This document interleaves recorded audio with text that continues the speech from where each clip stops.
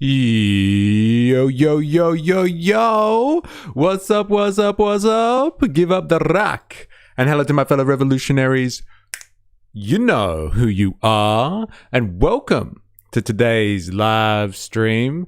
It is Wednesday, the 3rd of June. And I hope you all are doing very well. Very well indeed. Yo, yo, yo, says Hobo Joe. It's good to have you. Good news. We passed our inspection with no issues. No human hair found this time. Not we wait for the next. Now we wait for the next rent increase.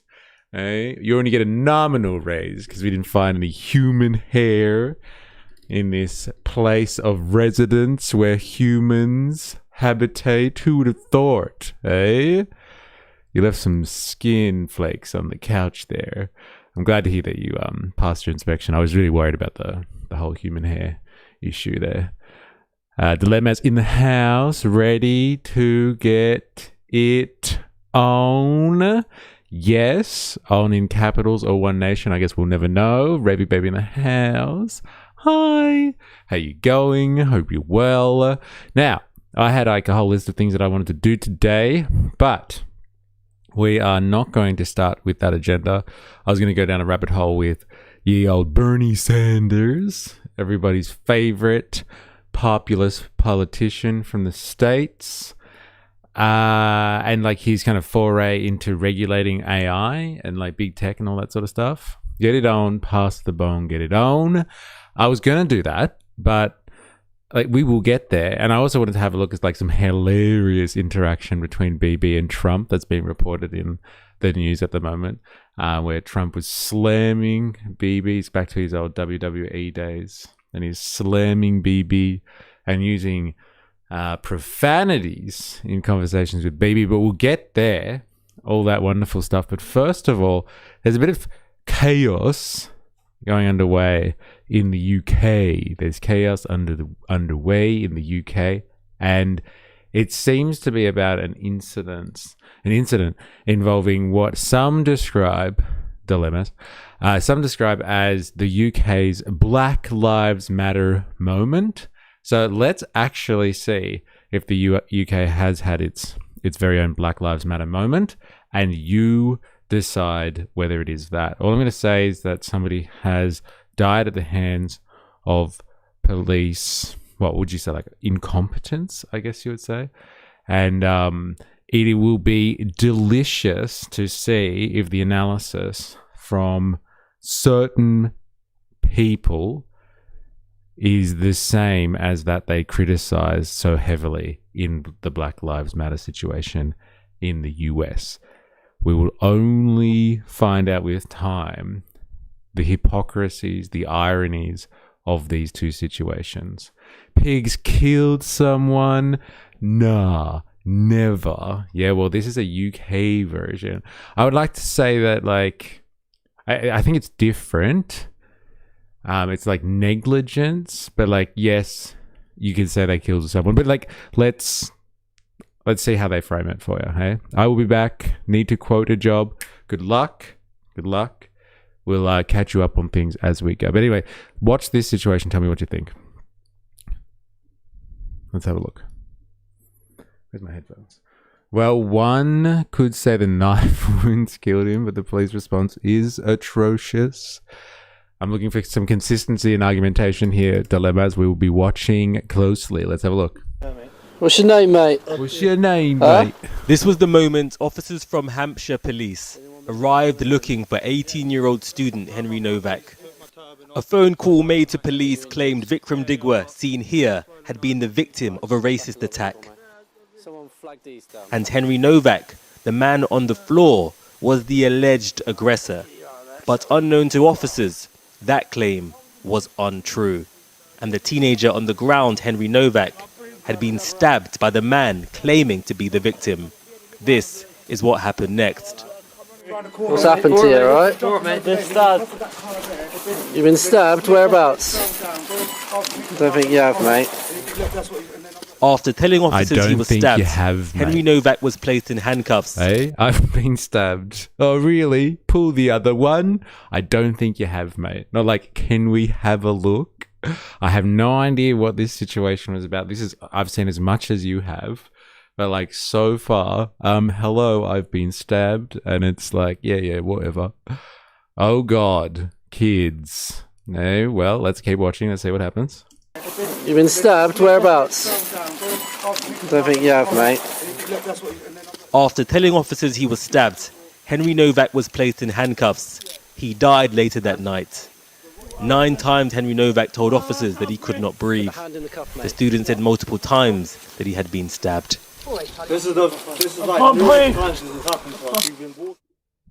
Henry's parents said their son died in an inhumane and degrading manner and called for the police to answer questions. This was their son the night of the attack. There is now an investigation into the officers who dismissed him and failed to recognize his distress. Henry's killer Vikram Digwa must now serve a minimum of 21 years behind bars for taking the life of a teenager with a Sikh ceremonial knife. And now, one man's action has had consequences for his community and been seized by politicians who declared this a scandal. It is absolutely right that the IOPC are looking at this. There are clearly serious questions that need to be addressed, not least how accusations of racism informed the decision-making in this case. But my thoughts, I'm sure the thoughts of everybody in the country, are with Henry's family. His life has been stolen. Speaking yesterday, Henry So Novak... this happened last year, from what I understand. This happened in December last year. This is like, I'll be back. Yeah, this is not like kind of a like something that's just happened overnight. But what's happened is that the body cam, like the footage that we just saw, that's just been released. I'm assuming it's part of some trial or investigation into what happened.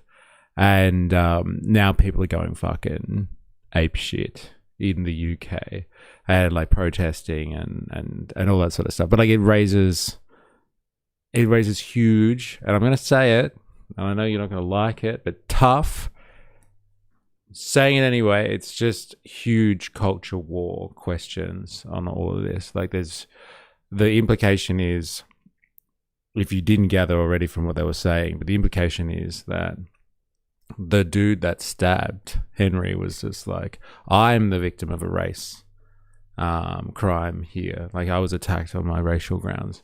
And so like all they were focusing on was getting Henry in cuffs and out of there because of, potential, I don't know, hate crime or like whatever they've chosen to focus on here. And obviously they haven't focused on him saying that he can't breathe. The cops are tolerant. They let someone bleed out. Interesting theory there. Hey, so much for the so tolerant. Right, got it. So tolerant. They let someone bleed out. Yes. Using the ceremonial knife, is that kosher?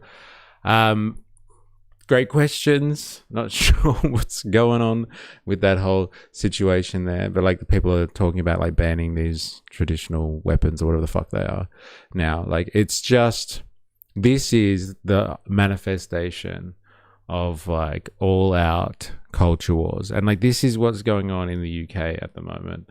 Like we're seeing the culture wars play out like on a huge scale. Working class people tearing each other apart. And like, just ask yourself when you watch this, is this how you want to see Australia soon? Like this level of street rabble and warfare. This is the question you have to ask yourself. Are you comfortable with this type of stuff? Are you happy with the division that's going on here? Do you think this is fair? Etc., etc., etc. All this sort of stuff while young people are dying. Being stabbed is less a priority than an allegedly racist slur. 2-tier in full display. Silks? or Sikhs maybe. Sikhs have special dispensations in our laws as well to carry their religious knives. Yeah. Who is protesting? The Chuds or the Colours? The Chuds, I think. I think it's like an all-out Chud warfare at the moment. They're like fighting cops and stuff like that. So like everybody, can we just take a moment to realize an earlier comment here? Just like, and this is something that could be more of a unifier than anything, but like it's not going to happen. But like the pigs killed someone? Nah, never. And there it is. That's what you need to know. Sikhs pretty based generally. So then is this version Black Lives Matter, Chud Lives Matter acceptable?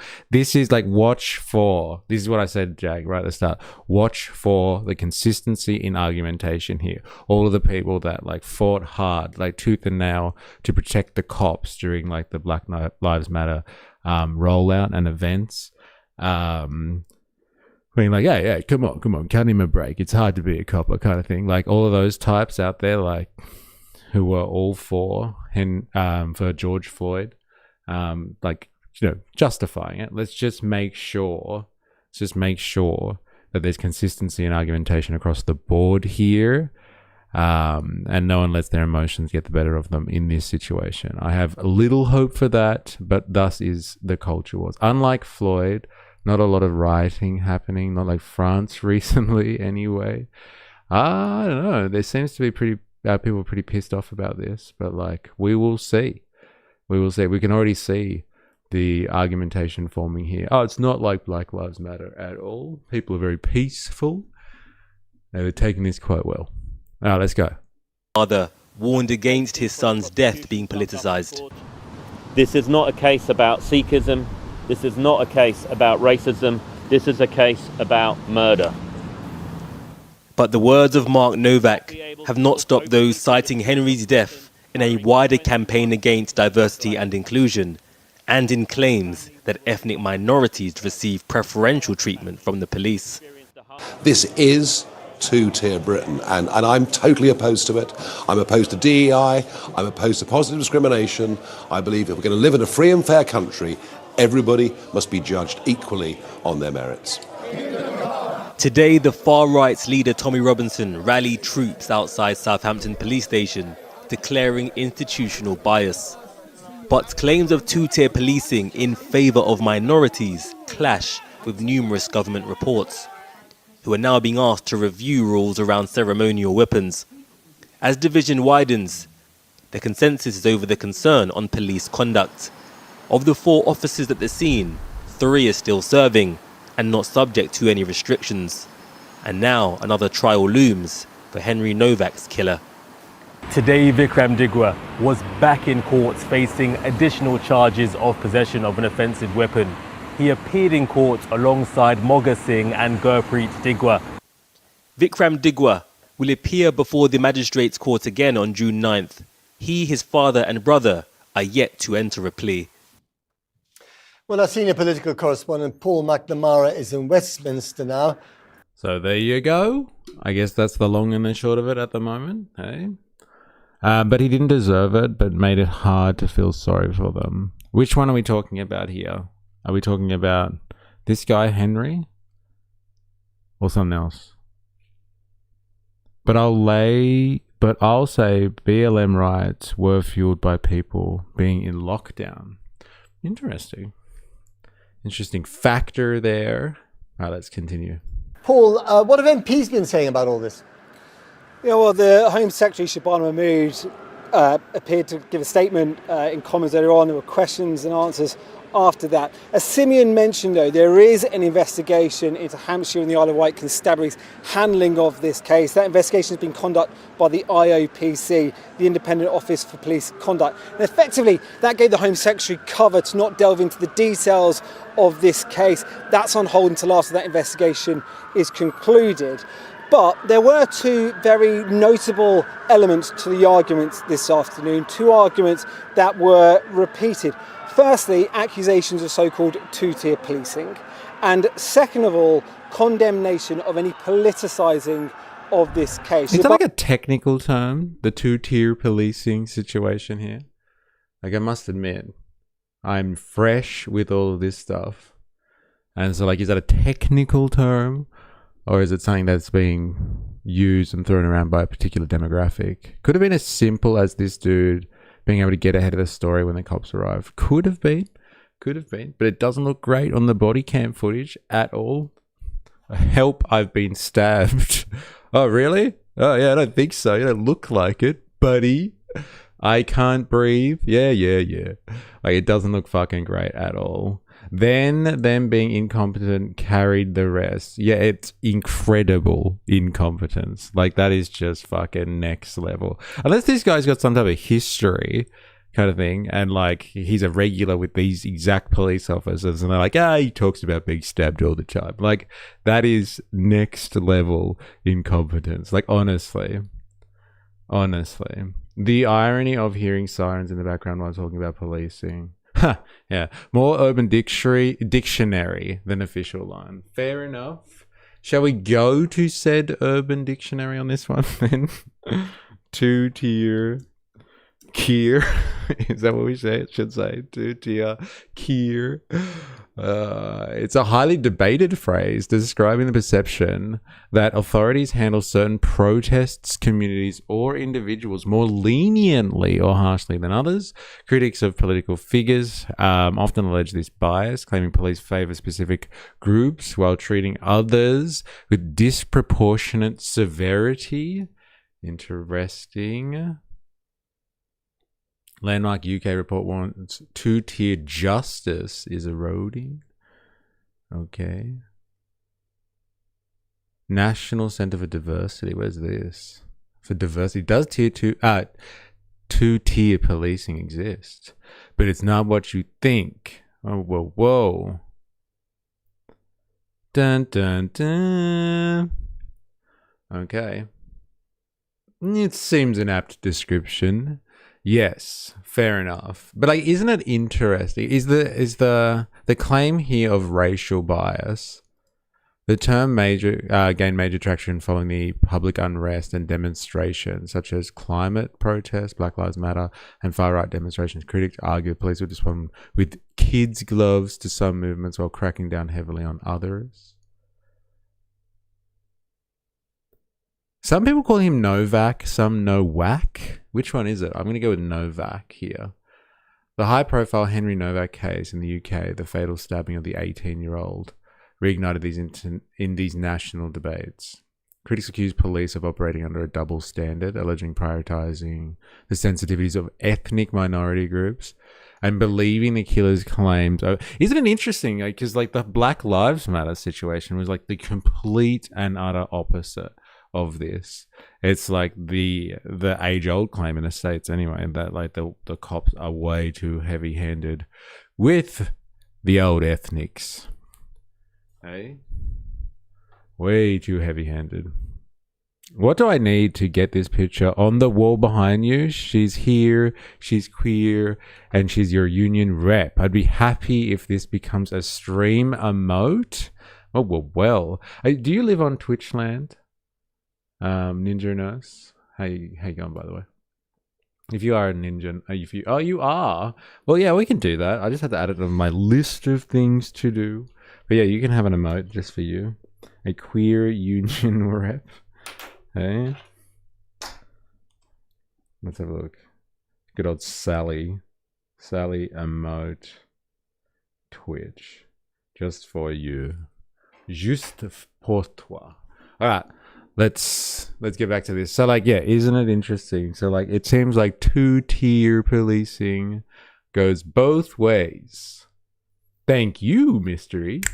No worries. Mahmood saying, quote, "We must condemn those who seek personal political profit from a tragedy." That sentiment was echoed by the Lib Dems and from various others. On the issue of 2-tier policing, the Conservatives' Shadow Home Secretary Chris Philp brought up this document. It's guidance, it's the Police Anti-Racism Committee. This can be my birthday and Christmas gift, all in one, just for you. And under the section, our commitment to racial equity means, there's this line, it said, "It does not mean treating everyone the same or being colourblind.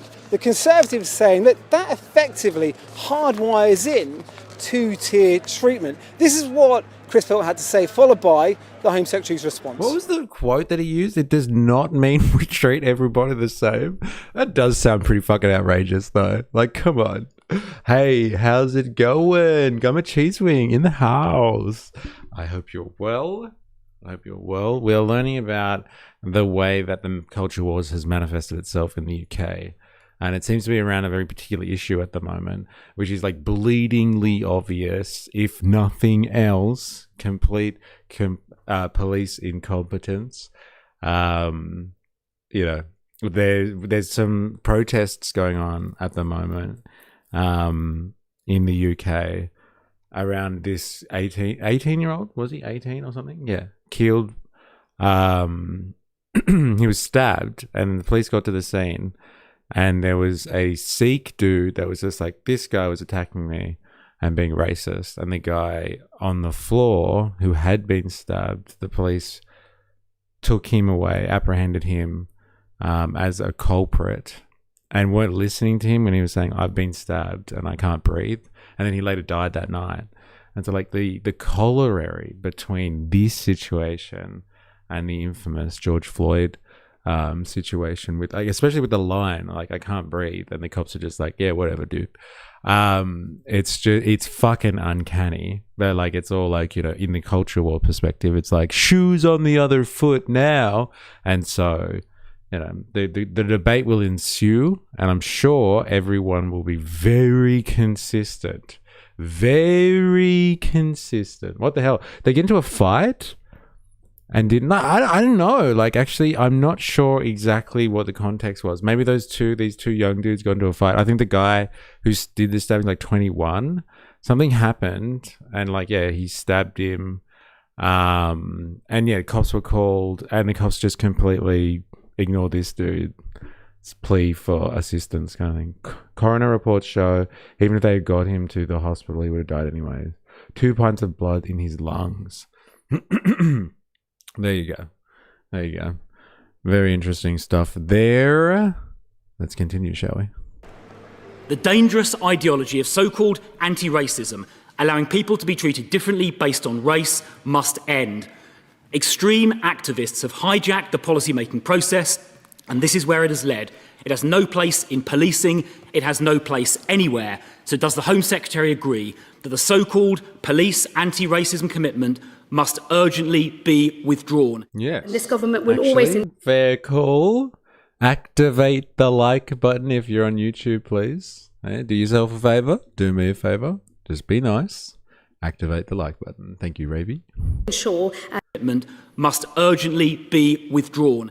And this government will always ensure that in fulfilling their sacred duties to keep our communities safe, that the police always act without fear and favour, and always ensure that every citizen is treated equally. But I'm sure he wouldn't want to do down or ignore historic and legitimate concerns that there have been from some communities about institutional racism as well as differential treatment.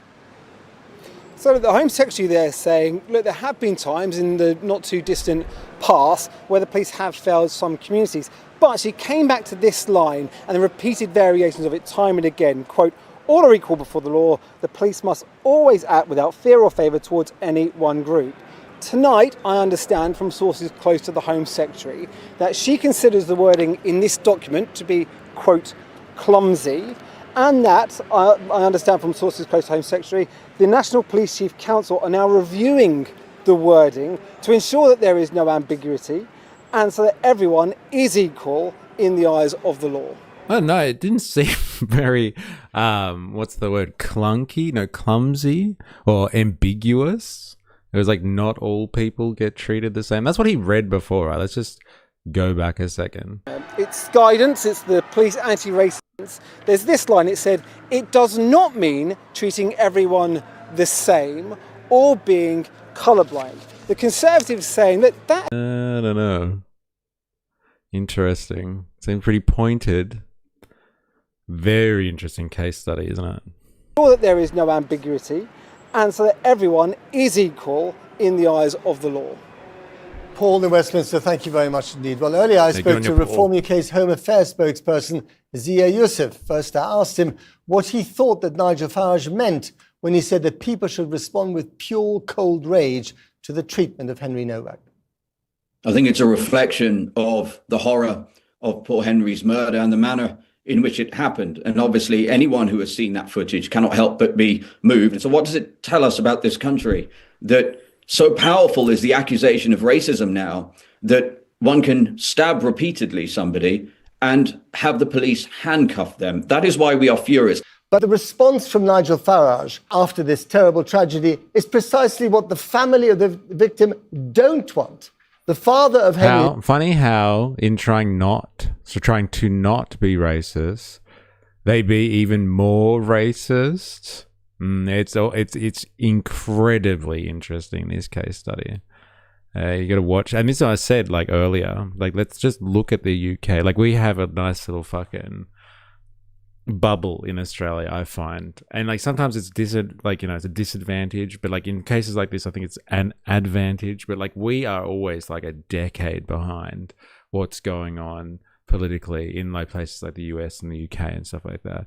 Like it's common. Like this sort of stuff is common, but like we seem to be further like insulated somewhat, and so like I wonder if we're all ready for the full manifestation of the culture wars.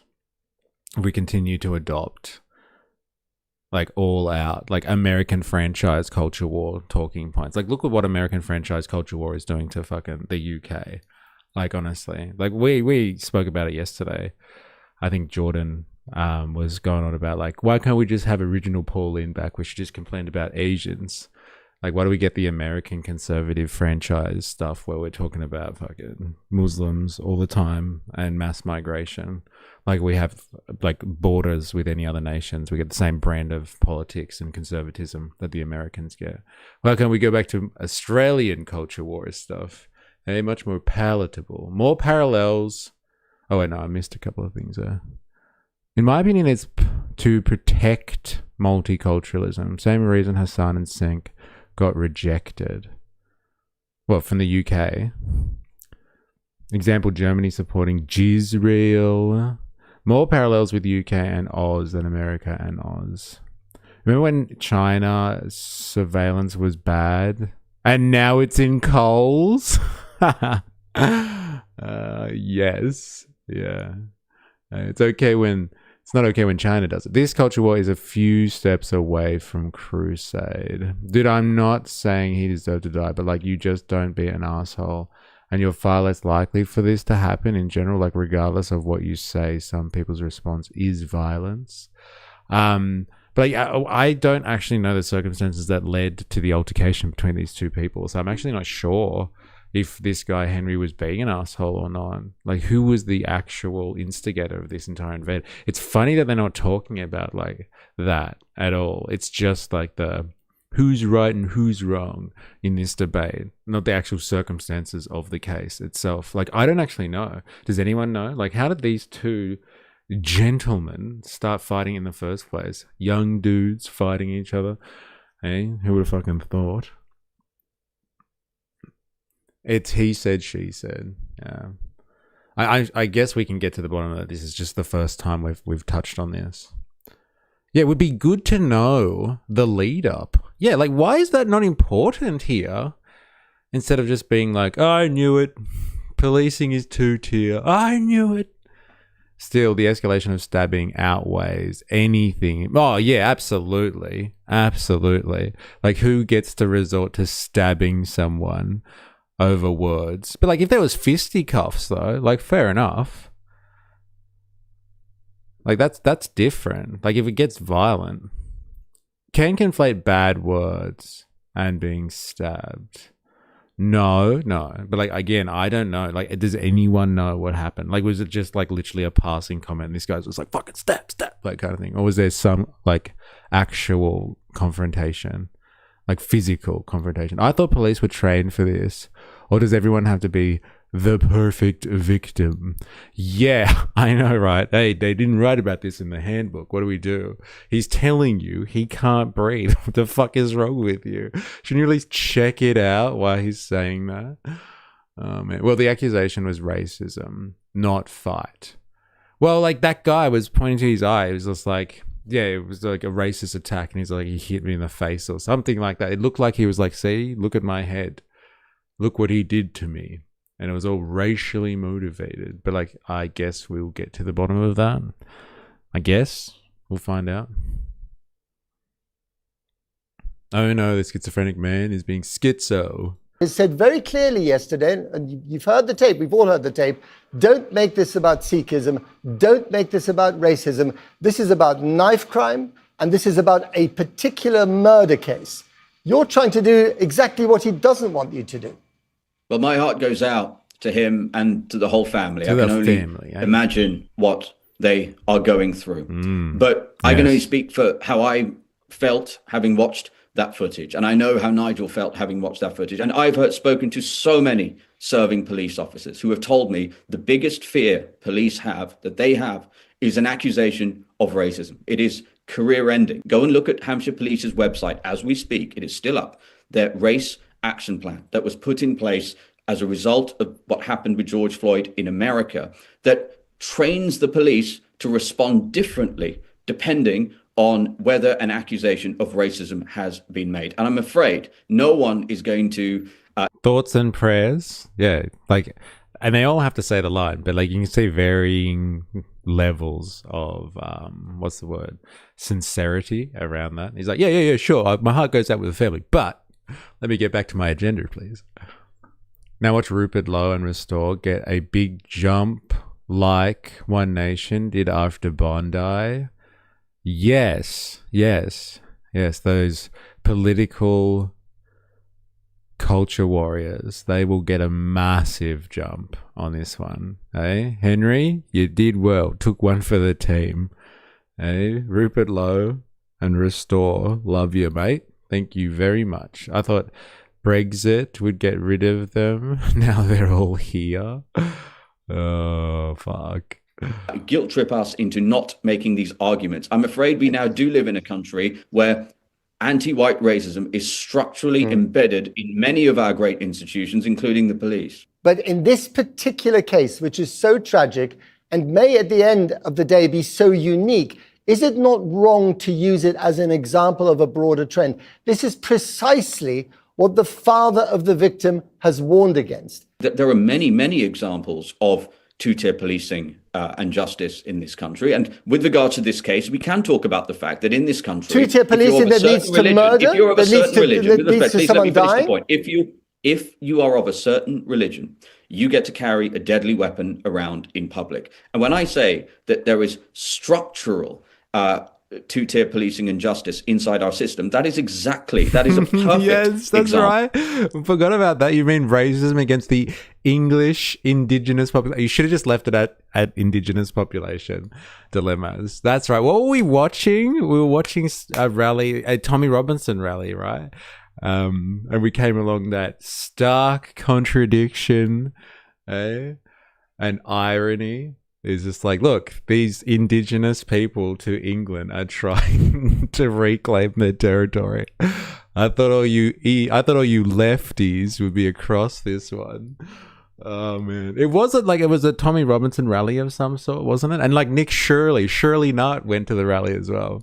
What? When did anti-white racism become a thing? Stop trying to make fetch happen. Trying way too hard to manufacture this one. Yeah, well, like it's in the writing. He saw it. That guy pointed to it before. It says, we are not colorblind and we do not treat all people equally or the same or something. And it's not hard for people to make that extrapolation. Unite the right rally. Thank you very much. That's right. This is the danger of the culture wars. This is the danger of it. Like you focus on race, which is a dish served up I don't want to be like too conspiratorial about this. It's not like there's like capitalists orchestrating everything, but like the racial divide is an old discussion delivered to us via the capitalist class to divide the working class into fighting factions. And there's plenty of contradictions in it. Like, you have to admit that, like, if what he's talking about is true, then they have institutionalized anti-white racism. No, is it anti-white racism or is it just racism, but now directed at white people? I think there's too many double negatives in there. But like, whatever.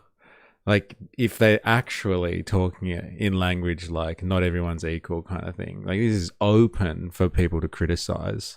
So open for criticism. The manufacturing is so real. They're about to open a factory in Pakistan and exploit child labor. Oh my God. Now that's a stark way of representing it. What was the statistics again? 47,000 stabbings in the UK. But they focused on who? Is it OWO? Am I allowed to say it like that? I don't like the UWU version. Interesting. And it is unacceptable. I don't care what religion you are. You should have, but you must not be allowed to carry a deadly weapon in public. Okay. There are some people, and call them cynics if you like, who say that this is actually also, in terms of your response, about domestic politics. You have Rupert Lowe from Restore UK, with all the support that he gets from Elon Musk, who's been jumping on this case since the beginning, breathing down your neck. Is that what this is about, really? Domestic politics? Nigel has been making these points in this country in politics for decades. I've only been in politics about a couple of years. I've been talking about anti-white racism almost on a weekly basis. We are responding to a horrific and brutal murder. And I know the judge says that, you know, there's no chance that anything could have been done had the police reacted differently. I'm afraid I find that an extraordinary thing to say, because I don't know how the judge could possibly know that. But what did the judge I'm afraid say? Says that, you know, there's no chance that anything could have been done had the police reacted differently. I'm afraid I find that an extraordinary thing to say, because I don't know how the judge could possibly know that. But what anyone would see watching that footage is one of the most egregious and horrific catastrophes with regards to British policing in this country. If Brexit had worked, I wouldn't have to sit here listening to this. Yes, it was almost like people getting fleeced again. It's so gross. This is a culture war, even without the full context. Yeah, the context. Am I right? It's the Ho Chi Minh's defense. Culture war is the only lever they can pull. I think that's to do with what Dill was saying before about how it was already too late. Yeah, that's what, like, he was like, how could the judge have known that if they hadn't policed better or handled the situation better? How could they have, you know, like, they have not made a difference in whether this young man survived. Like, that's the real crime here. That, like, everyone will lose in this massive debate that will ensue. There's like there's an 18-year-old that just died. Let's not pick over his carcass too soon for political points. And that's basically what the father said. Like, he's got a point, ye old interviewer here. Let's not dance on this guy's grave too quickly. I agree with him on that, but the rest is pretty silly. So white people treat immigrants like crap for generations. I know you're surprised that they have animosity toward white people. Who could have seen this coming? Yes, I get that. I understand that fully. But like, it's at the same time, like, you know, you got to set the standard that you want to see. So like, yeah, two wrongs don't make a right, but generations of the reverse. So like racism in policing, and like now we're talking about a situation where that's possibly flipped into another form of racism in policing, and everyone's crying blue murder on that. Like, it's rather hypocritical in view of the long march of history. It's incredibly hypocritical. But again, like, you don't move forward with like tit for tat rubbish. You gotta move beyond it, and be like, none of this is acceptable moving forward.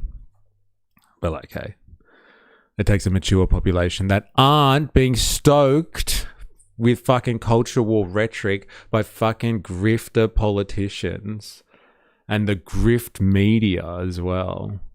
So that they can control us so we don't organize for anything substantial. Yeah, that's the long game. Let us fight each other and debate each other on these issues. That I'm not saying they're not serious, but like they do keep our energy on something else. That's for sure. So they didn't do their duty, the police officers. Oh no, my white policy backfired. It won't let me comment. He could have passed with pain relief instead of drowning in his own blood. Yeah, that's a fair point. That wouldn't let you comment that? I guess it's too violent, isn't it? Talking about death and blood and stuff. Jews suffered. Does that justify Israel? Question mark. Not sure if I understand the question, but fair enough. Was he actually using a Sikh knife? I mean, the guy died, so it's pretty much possible. But at least in Australia, Sikh knives are blunted. Yeah, I don't know. It's a very good question. Like, apparently he did. Like, I don't know why they would lie about that detail. It'd be pretty easy to dismiss. Really easy to dismiss that, right? So where does it end?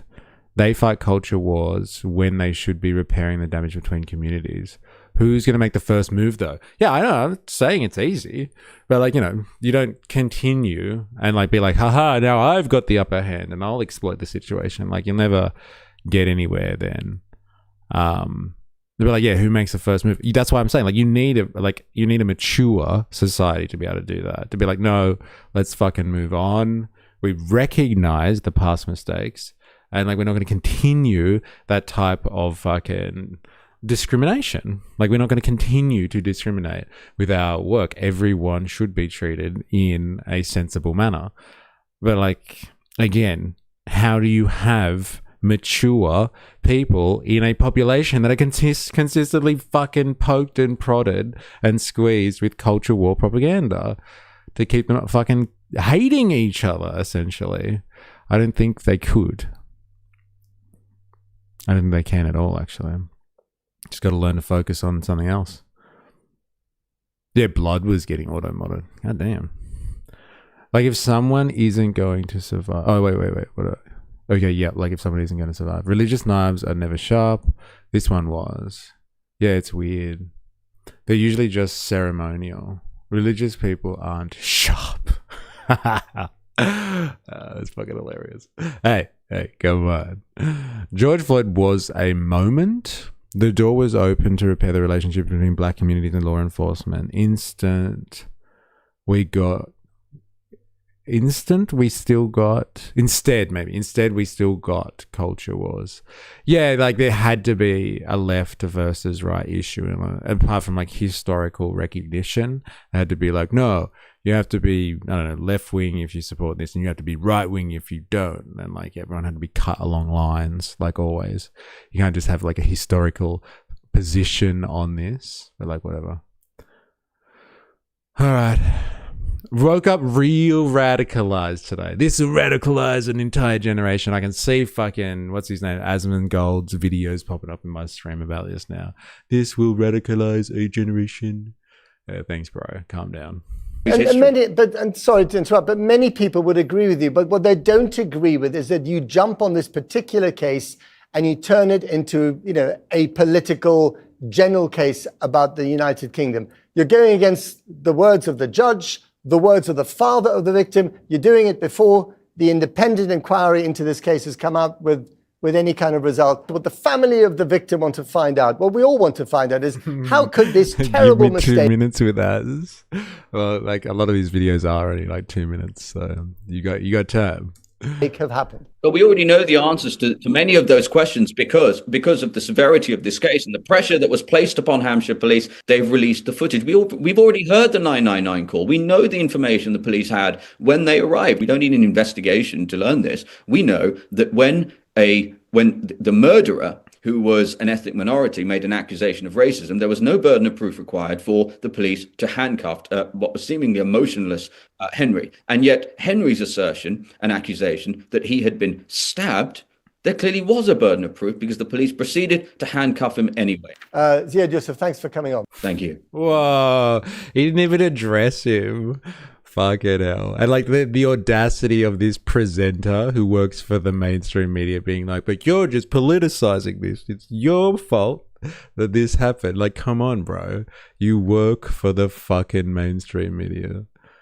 2 minutes? It's okay. It happens. Hey, that's the Asmongold special right there. 2 minute slap for his viewers.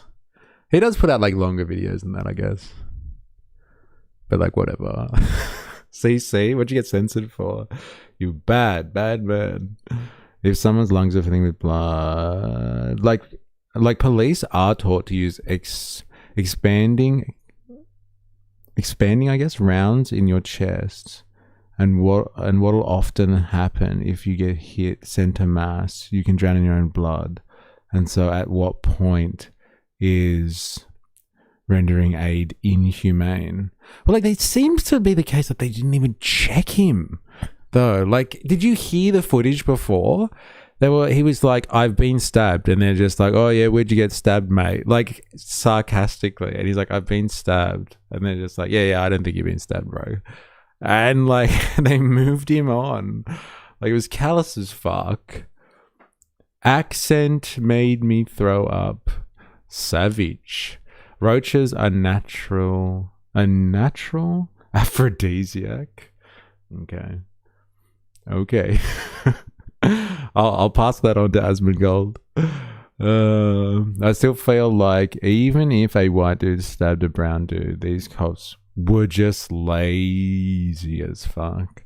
Do you want crusades? Because this is how you get crusades. No, like, I'm the only one who's advocating against this dilemmas. I'm like, no, this is culture war rubbish.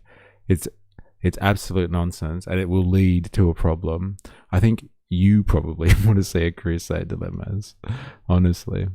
I have returned.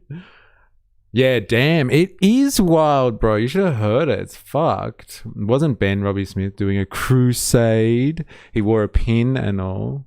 No, not you, just in general. Yeah, fair enough.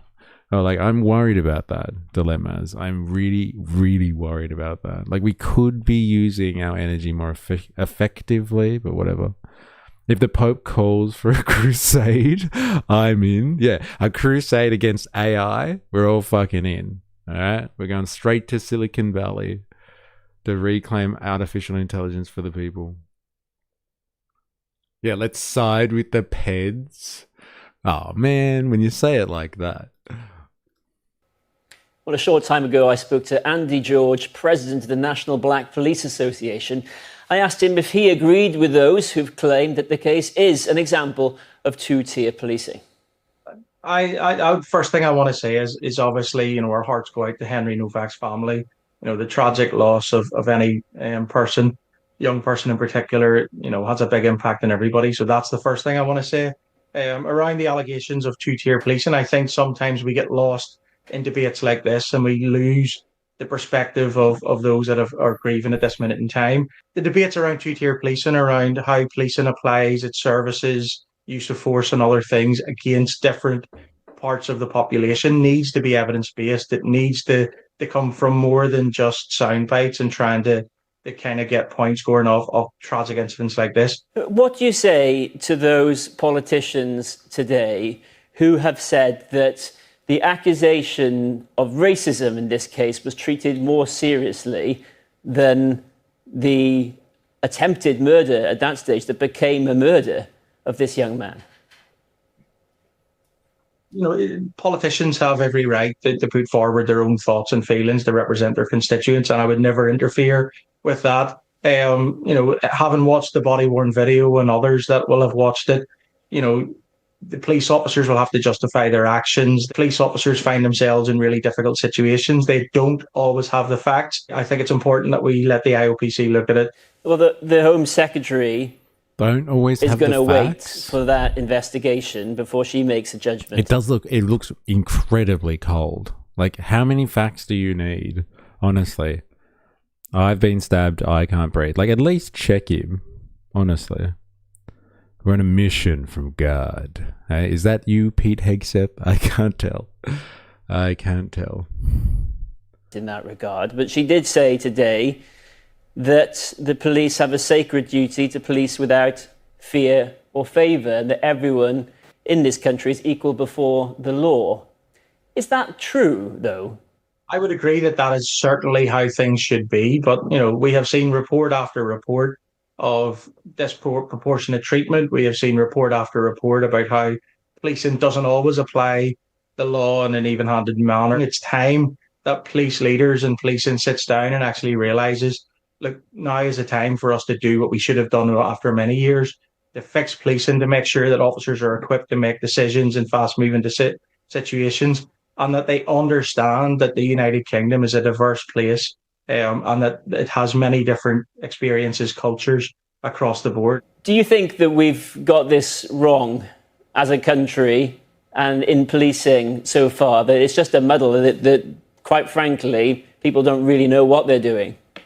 I would say policing is a really difficult profession. There is no doubt that policing needs to improve, that it actually learns the lessons that have been laid before them in the past. You know, the overuse of handcuffs, not coming in and using force inconsistently, using powers like stop and search. All of these different things come together, and the impact ends up coming across no matter what your background is. If policing doesn't get it right, the consequences are catastrophic. So it's really important that we accept that we need to be held to a higher responsibility than others in society. Andy George. Yeah, why? Because you have fucking powers. You have the monopoly over the use of violence. So yes, you have to carry yourself with an air of caution above other professions and other persons in society, because you can use violence. And you seem to be able to control situations where violence is undertaken that leads to grave consequences. So like basically what I'm hearing here, let's just going to go let all my white rage out at a show. Catch you later if you're still streaming. Well, good luck to you. Let your rage out. Go have fun. Enjoy. We probably will be back when you're finished. What up, conspiracy theorists? Bandsaw Bandit, how you going? Hope you are well. All right, so here it is. What we've got here is a situation where you have somebody who's been murdered, and the cops have been completely and egregiously negligent. And that has led to someone's death, it would seem. Although people are saying that it didn't lead, he was going to die anyway, but whatever. It's led to somebody's death. And people are calling it a racist, an anti-white incident. It's a racist, it's a case of racism.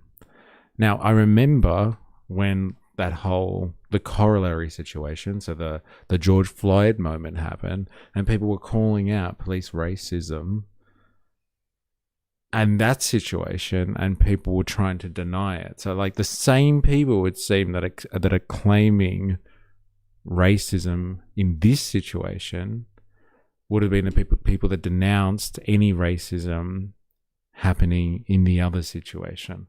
So like tell me if that's an unfair assessment of this. But like I said, when we start watching this, look for consistencies in argumentation. But like these people are claiming that this death is the result of racism, which was the exact position that happened with the George Floyd moment in the US, where it's like, this is a result of racism. They were treating George Floyd differently based on the color of his skin, and they treated this guy differently based on the color of his skin. It seems like fucking swings and roundabouts, ladies and gentlemen, but like it's okay, or it's bad when it happens to us over here, or it's bad if it happens to us over here. It doesn't seem like anyone's learned anything, and like they're both upset about the same fucking problem. Racism caused his death is a stretch. Which one's the stretch? You need to clarify which one you're talking about. Are you talking about this Henry situation? Because that's exactly what we've just heard for the last like 10 minutes, basically. 15 minutes is like people being like, he died because the cops were enacting racist policy. And like people using the exact argument with the George Floyd case, they were just like, he died because cops treat black people differently. Have you talked about the Trump call? No, not yet. We haven't even got there because this started coming up after I had finished like organizing myself for the stream. Is that like, have I taken this out of context? Is that what we're hearing here? Anyone want to like push back on that one?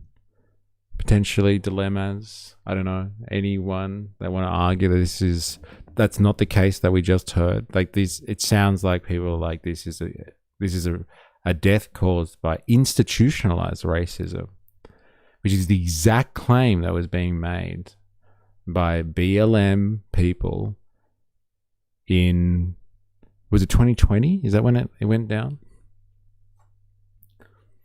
I can't remember the year, but like a pot calling the kettle black kind of situation going on here. Everyone is brings a bias. It would seem that is the case, and nothing different here. But no politics. All right, so let's see if they're handling it with decorum as the claim has been made so far. Everyone's taken it well.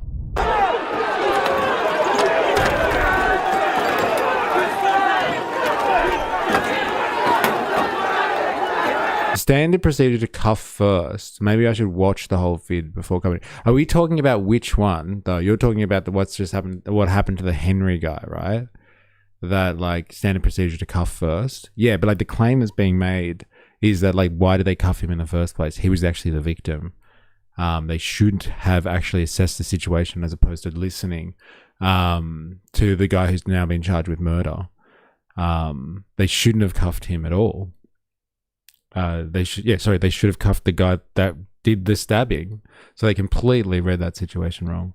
I heard Thomas Sowell's name mentioned so often yesterday that I thought I was going to have a seizure. You're going to have to get over Thomas Sowell, okay? It's not the one you're thinking about. Actually, have you got any good videos of your Thomas Sowell for us to watch? I'd like to see his theory. This guy was a victim.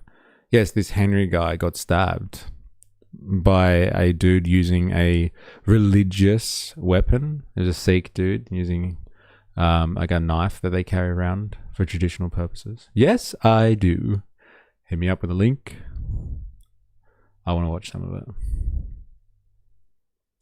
You guys see the man bite the police dog? No, I haven't seen that. Yeah, the stabber was at the gate and said, that's the guy first, right? Yeah, it's something like that. That's the situation. Oh, my bad. Came in late. I'll shut up. No, but like it is a fucking confusing situation. It's really confusing. And I think that's actually the point of this is like this is so confusing. Why the fuck was it handled like this? It looks really bad. So the stabber was doing a bit of social hacking, I see. Pretty much. Yeah, read that situation well. Maybe they knew. All right, let's do this.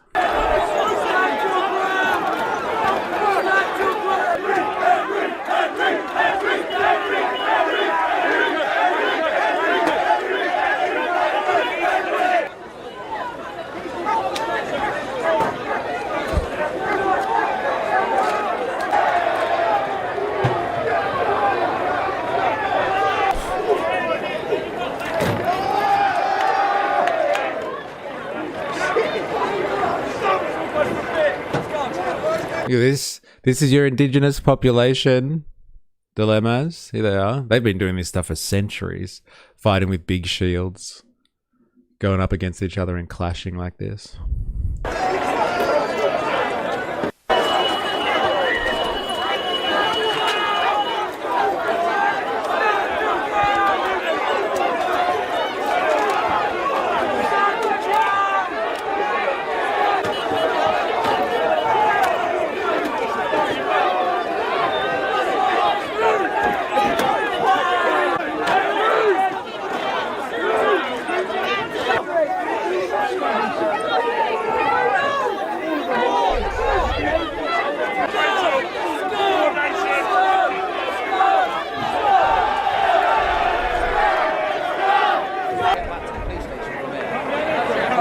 Where do Europeans get flares from? Like, all the time Europeans have these things.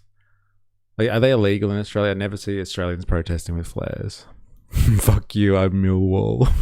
Yeah, this is just regular. This isn't actually a clash about Henry Novak. This is just at a soccer game, right? Central police station. I parked and gone out.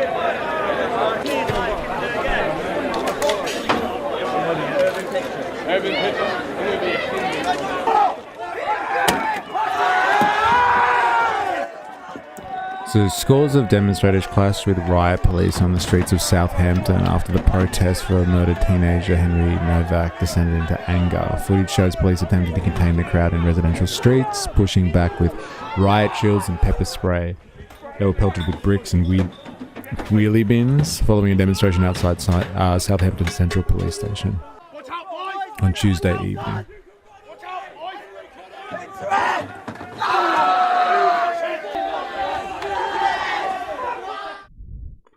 I wonder if these are the same type of like blue line type people who are like, you can't hurt the police. But when I do it, when I throw bricks at them, it's acceptable. All right, let's listen. This is the future Prime Minister of It's England. a moment to take a... Let's see what he has to say about this situation. Thomas Sowell has been dealing with idiot white liberals for over 50 years. I picked a short video. Thank you very much. I'm adding this to my list. I'm not going to watch it now. But it's something to think about. Maybe even a Far Right Friday. I know it's not far right, but it's definitely pipeline worthy. Am I right, Harn? Eh? Got to convert people to the right wing somehow. Thomas Sowell will be the one to do it. But he's black, and he's saying it. So it's acceptable. All right, I got it. Thank you, Han. Yeah, just regular soccer flair. Buy them at a candy store. Goddamn. Cops suck, but it's hard to root for the roided up racist dudes. Yeah, interesting. There was a lot of fucking anger there. The worst people you know are having an argument. Let's do this. See how he handles this situation. Long, hard look at ourselves. He's done the restore thing. Does he usually stand in front of a farm when he talks? Is anyone who's a frequenter of Nigel Farage, does he usually stand in front of a farm when he talks? Or is that just since Robert Lowe started doing it? I dropped a vid in Discord for y'all. Okay. On what? Exactly. And where did you put it? Just so we know. Farage is a pussy. So much they would not have him in the restore party. They made their own party with blackjack and hookers. It's a moment to take a long, hard look at ourselves as a country and what we've become. The murder of 18-year-old student Henry Novak was bad enough of itself, but compounded in the most extraordinary way by the behaviour of the police officers. Many of us have asked for the footage to be released, and finally, last night it was. Let me show you just 30 seconds of what happened on that fateful evening in Southampton. Oh, recommendations and reactions. Oh, is this the one with Senator David Shoebridge and like Herzog? Is that the one? Yeah, I watched half of that. What do you think about that? It seemed a bit lame, to be honest, like the way that he was pushing that. It was like, look, we cannot talk. We've told you like 7 times. We can't talk about that. Like, obviously he's making a point about like, oh, so you can't disclose what Herzog was doing, and if there was Mossad agents running through ASIO. But like, it was lame. Need to know, yeah. Yeah, it's an interesting one nonetheless, isn't it? Farage is just cashing in on Rupert's rise. Rupert, who actually lives on a farm. Yeah, so like, this is not his usual shtick, is it? He's just trying to ride Lowe's image. I bet that's not a farm. It's filmed on his manor, his London manor. Yeah, it's a green screen. Under advisement, need to know. Yeah, I know, right? I'll take that on notice. I can't tell you that. A cotton farm? Oh, savage. Hey, could you imagine if there were people in the background? And yeah, he had immigrants in the background and they're like foraging or picking cotton or something like that. Like, hey, Nigel, who are they? Oh, they're just people I've hired to work on the farm. God love immigrant labor. Oh my God, that would be hilarious. See, this is what AI is for, bro. Taggart, I'm telling you. You can have this speech and then get AI to put like, yeah, migrants working on his farm in the background. My God. That's one of his policies. Savage. All right, back to it. Let's hear what he has to say. Farage is over the top English. To me, he seems like a parody of an Englishman. He just needs a top hat and a monocle. Yeah. Be good if he had a cane and a bowler hat for sure. I like my leaders with speech impediments. A elbow. That's Chairman elbow to you. Free labor for me, not for thee. Farage. All right. Anyway, back to the next president, Prime Minister of England, ladies and gentlemen. I'm going to speed him up there. Sorry. Love you. Okay, start. Right, let's get you out of there, shall we? I was in bed asleep. Grab his other arm. What's happened to you, right? You've been stabbed? Whereabouts? You hear it? Don't think you have, mate. Here it is. I've been stabbed. Yeah, whereabouts? I don't think you have, mate. Hey, you smart ass. Like, it's pretty fucking cold if you haven't seen this already. Just think of it. An 18-year-old lad. Whoa, it's really fast all of a sudden. Non-propaganda stream today. How you going, Hyder Sausage? Hope you're well. What do you mean non-propaganda stream? We're always in the propaganda here. We're looking at UK culture wars. And like, this is it is culminating right now. In a reverse George Floyd style moment. It's actually fascinating when the shoe's on the other foot. How quickly everyone's just like, racism, I knew it. I knew it was a problem. I've always said it. I've always hated racism. A student, been out with some friends for the evening, on the way home, and victim of a sustained attack. Stabbed several times, chased down the street. Stabbed seriously 5 times. And what happens? Well, the assailant's brother rings the police to say, we've just been racially attacked and abused by a white guy. The sirens blare, they arrive. Young Henry must have thought that at last help was at hand, but far, far from it. The police act from the beginning to the end, and the end when he dies, lying on a pavement, having been stabbed, in handcuffs. The last thing he heard on this earth was him being read his rights by the police. He was actually treated in a way that meant an accusation of a racial slur was treated more seriously than an act of murder. What does he say? I can't breathe. Familiar words? Remember career criminal George Floyd, who died in appalling circumstances in Midwest America a few years ago. Remember the reaction to that and the way the police behaved. Within a few days, Keir Starmer was taking the knee. Black Lives Matter exploded all over the country. All right, it's in the house. Hey, go on. Yo. I can't believe he's bringing it up. I really want to see how he ties all this together. Han, well, to be honest, if they even got him to the hospital, the government-run healthcare would not do much anyway.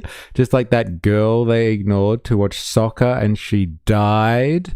Yeah, there we go. We got to the bottom of it. It doesn't matter what happened because, yes, the NHS is horrible and a government-run hospital would have finished him off. Hey, that's the real lesson here, isn't it, Han? Hey, that's what you get for having socialized healthcare, you goddamn commies. Gang, hi to the sausage. Spandog, whoopsie. They'll all lose their jobs and maybe prison time. Well, apparently not.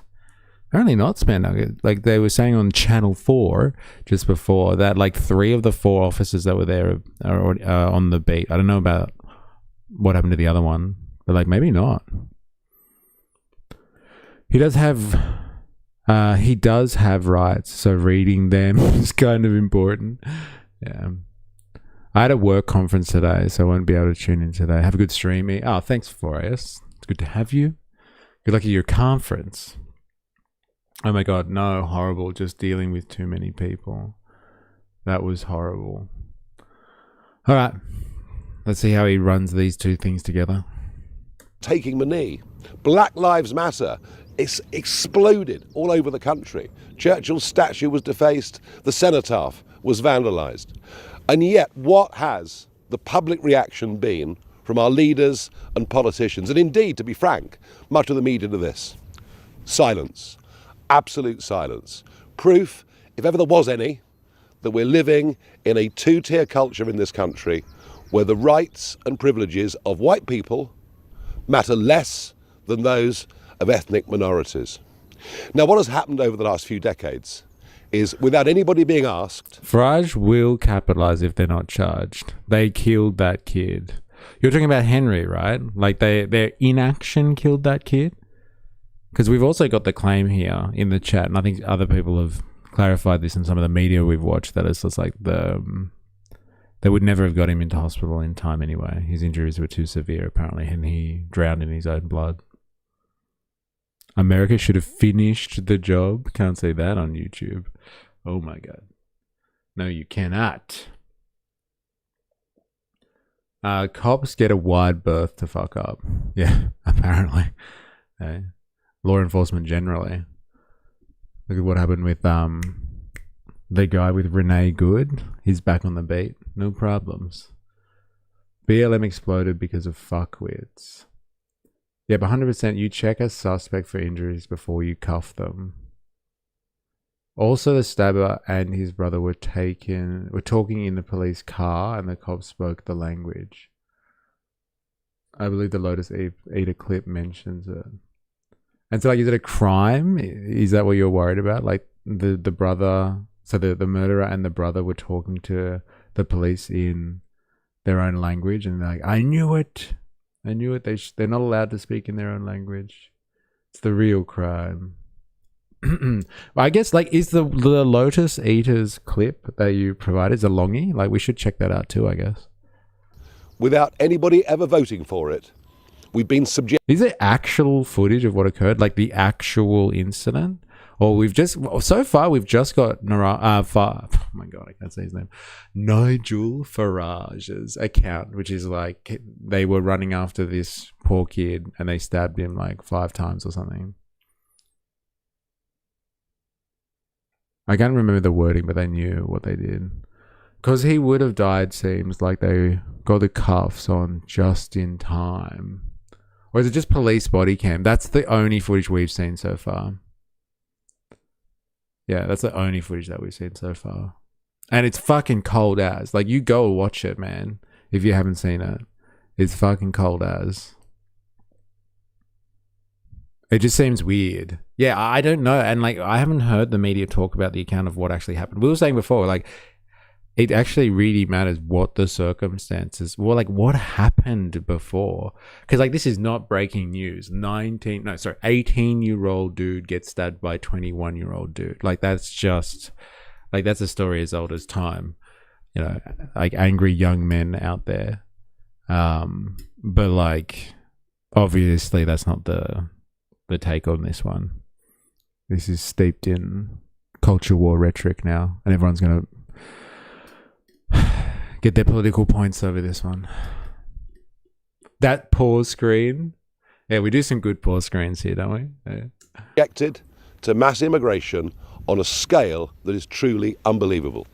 At least 10 million new people have come to Britain in the last 20 years. And let's be clear, many of them are great people who work hard, have integrated and made their lives here. But far too many that have come have refused to integrate, are leading parallel lives, and leaving many of our cities almost culturally unrecognisable from what they've always been. But to stop any criticism of this, we brought in hate speech laws. We brought in a DEI agenda. We brought in what is called positive discrimination in favour of ethnic minorities over those of white people whose families have lived in Britain in many cases for centuries. That is the mess that we've got into. And that is why, in some ways, what happened, and despite the appalling behaviour of those police officers, but in some ways, what happened on that night in Southampton perhaps shouldn't be a surprise in two-tier Britain. Yes, Alison Pearson, journalist. Yes, so good. He said the thing. DEI. Yes, he said the thing. DEI. I knew it. I knew it. It still works, man. It still works. This is not the time to bring up your politics, you dick. A human just died. Yeah.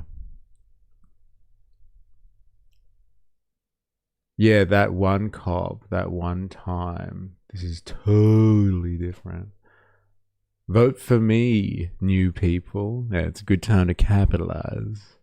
On the Daily Telegraph, received yesterday an email from an experienced, long-serving Hampshire police officer.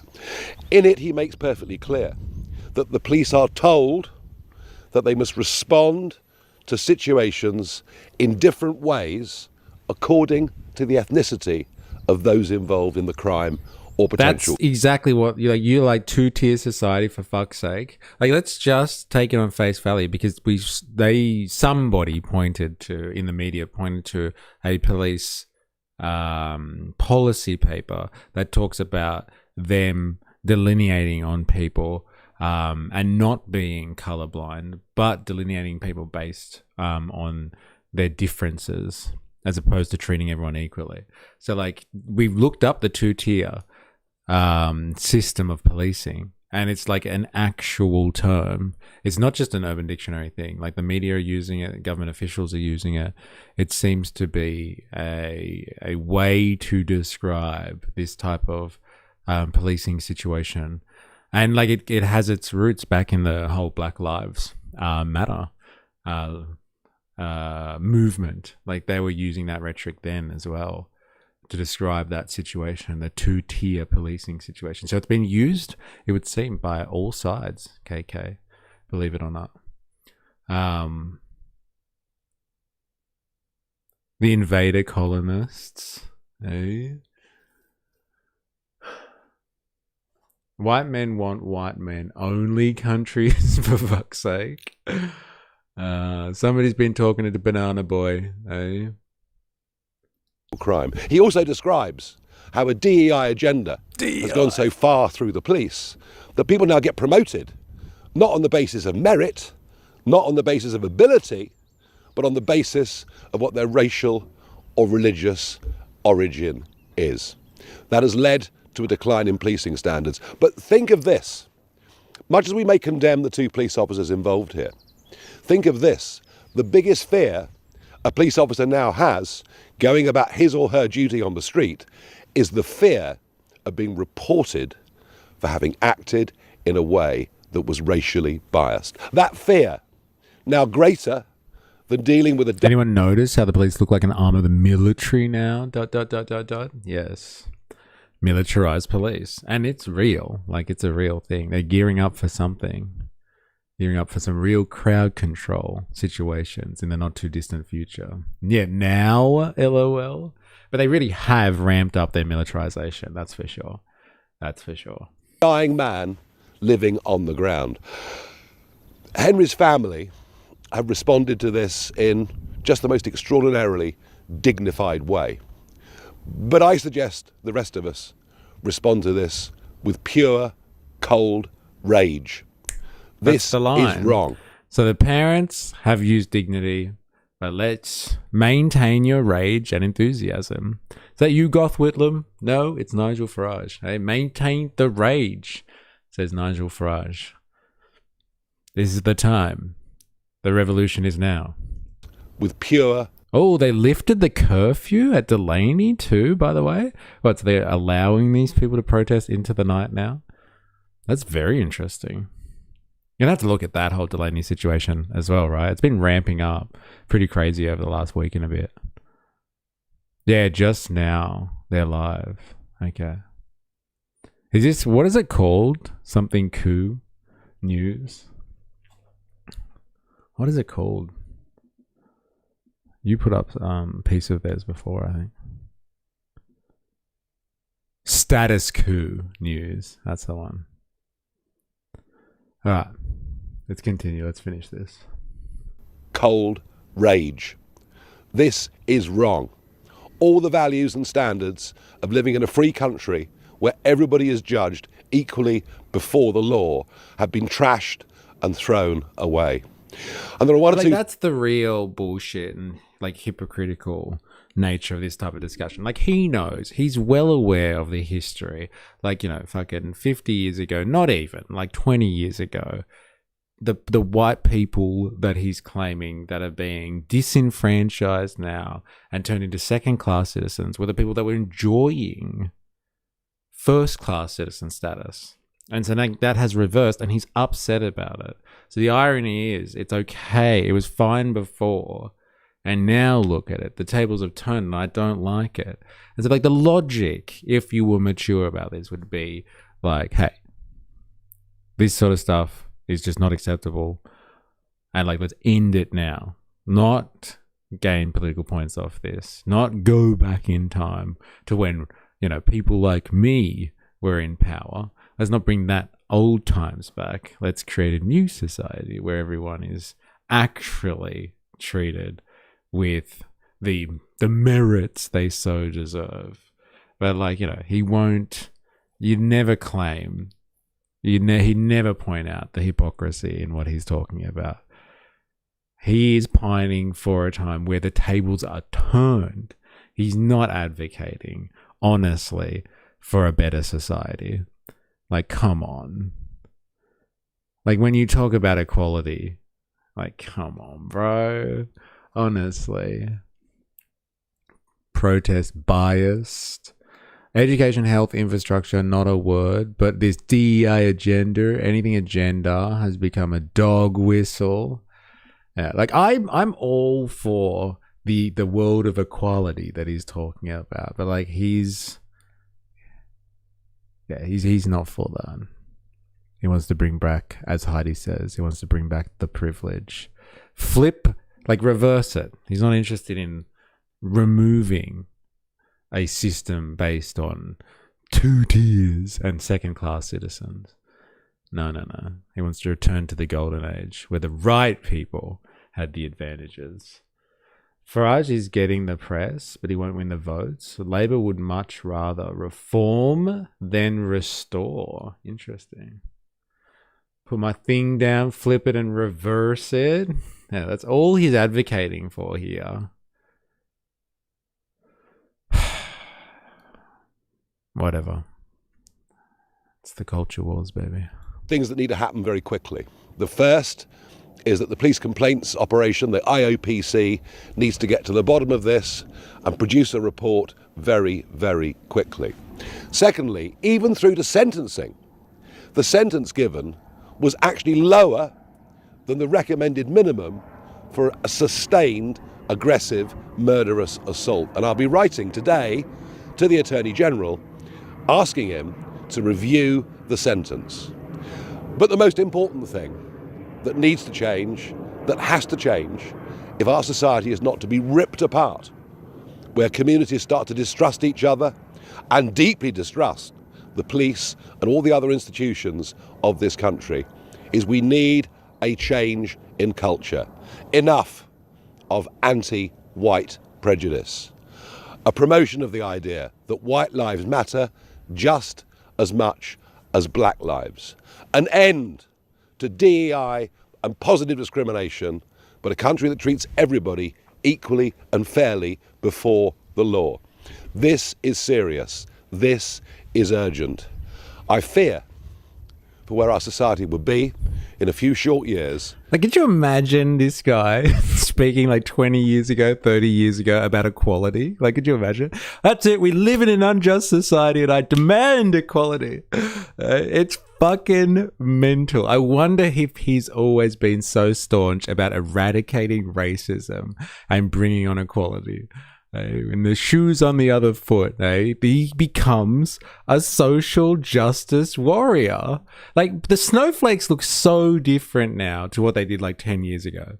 Like, snowflakes now, social justice warriors, look like this. They look like this. What happened to like the liberal chick that was crying when Trump got elected in her high vis and like crying when Trump gets elected? Now social justice warriors look like him. Hey? He's just, all he wants is a world where we can all hold hands under the rainbow. He wants to end racism and bring in an egalitarian utopia. God, I would never have guessed this, that he would be the staunch anti-racist type. He's going to make that. He's going to make society truly equitable. It's fucking incredible, man. Like, we have literally moved into another timeline, ladies and gentlemen. We are no longer where we thought we were. It's all changed. We've walked into an alternate dimension. I called it during woke. Make it a victim contest, and soon both sides will have a crying contest. Sir, please don't touch my hand. Oops, Cap, sorry. It's okay. Kumbaya. Could you imagine? If we don't grip this and do it very, very quickly, I want to send my sincerest condolences, the country's sincerest condolences to Henry's family. I hope this is the last time a British police force operates in this way. But the fish rots from the head down. It is up to government and police chiefs to change this culture and to start that process today. Thank you. There you go. And the last thing, I thought the last thing was going to be condolences to the family. No. Last thing is like, and it's the government's fault. And if I was in charge, this would never have happened. All right. You'll have a chance soon, brother. You'll have a chance soon. We'll see how you go. All right. Let's have a look. You had, what was it? Lotus Flower Eaters something. Is that, that, oh God, what's his name? Like that's Sargon the Great or whatever his name is. Akkad the Great. Where is it? Where did you put it? Maybe video topic suggestions. Yeah, here we go. Let's see if it's a longie.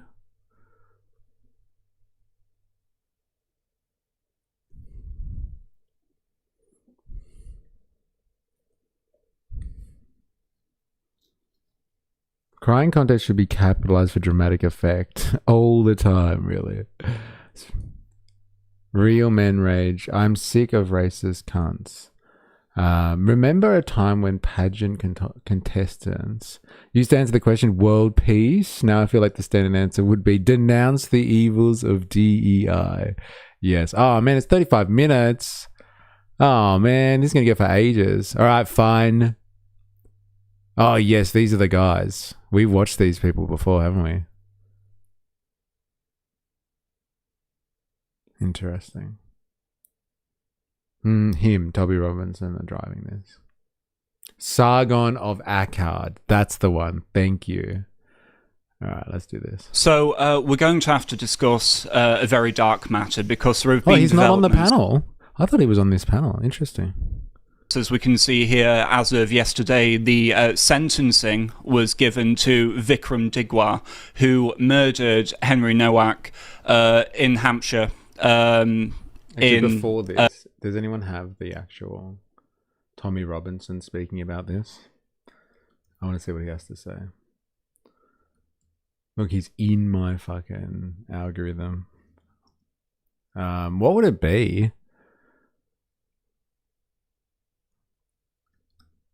Southampton, I reckon.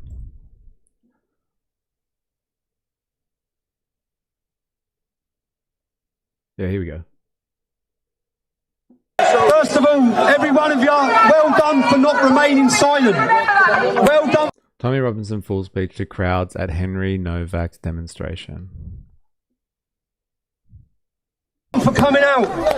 Henry's murder is that I've spoke about this for 20 years. I said you'll be a victim of a race gang, i.e. Pakistani Muslims, will be beating up a white kid.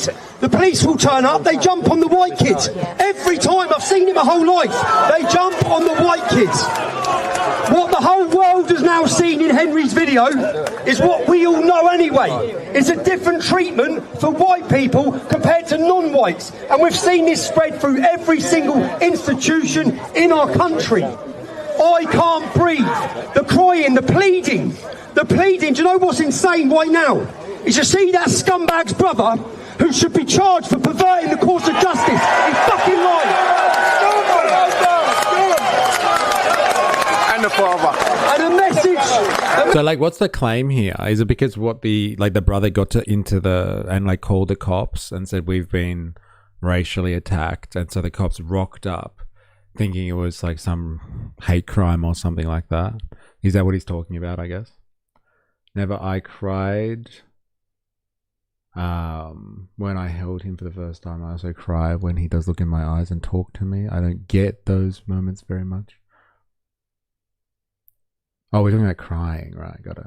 Wait, brother who put the false call isn't even charged. Well, I guess it depends what you mean by false call. See, we don't know the circumstances that happened before. Like, this guy, Henry, could have incited this entire situation. And it's like, it may be true, the call that was put in, but like, he didn't lead on all of the events that happened after that. So like, we don't know, actually. We just don't know. Yeah, why would they even call the police? This doesn't make sense. Fuck this Coke bumper. Look at the veins. Please pop. Message to anyone who wants to claim representative communities, get that fucking family out of Southampton. Yes,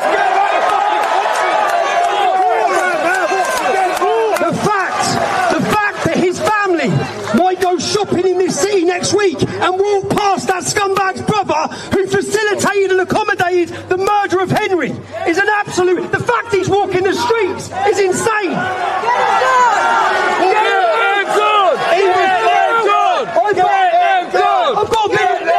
I've got a video of him walking the streets this morning. He's walking these streets this morning. That's the brother who facilitated. And when people talk about... Get them out. There it is. There it is. I've heard that chant before. All right, let's have a quick look here because I would like to know more about this situation. Let's see what our research assistant can tell us, shall we? In relation to the murder of Henry Novak, there is an accusation that the brother of the convicted murderer hindered police activity. Can you explain briefly why there is this allegation?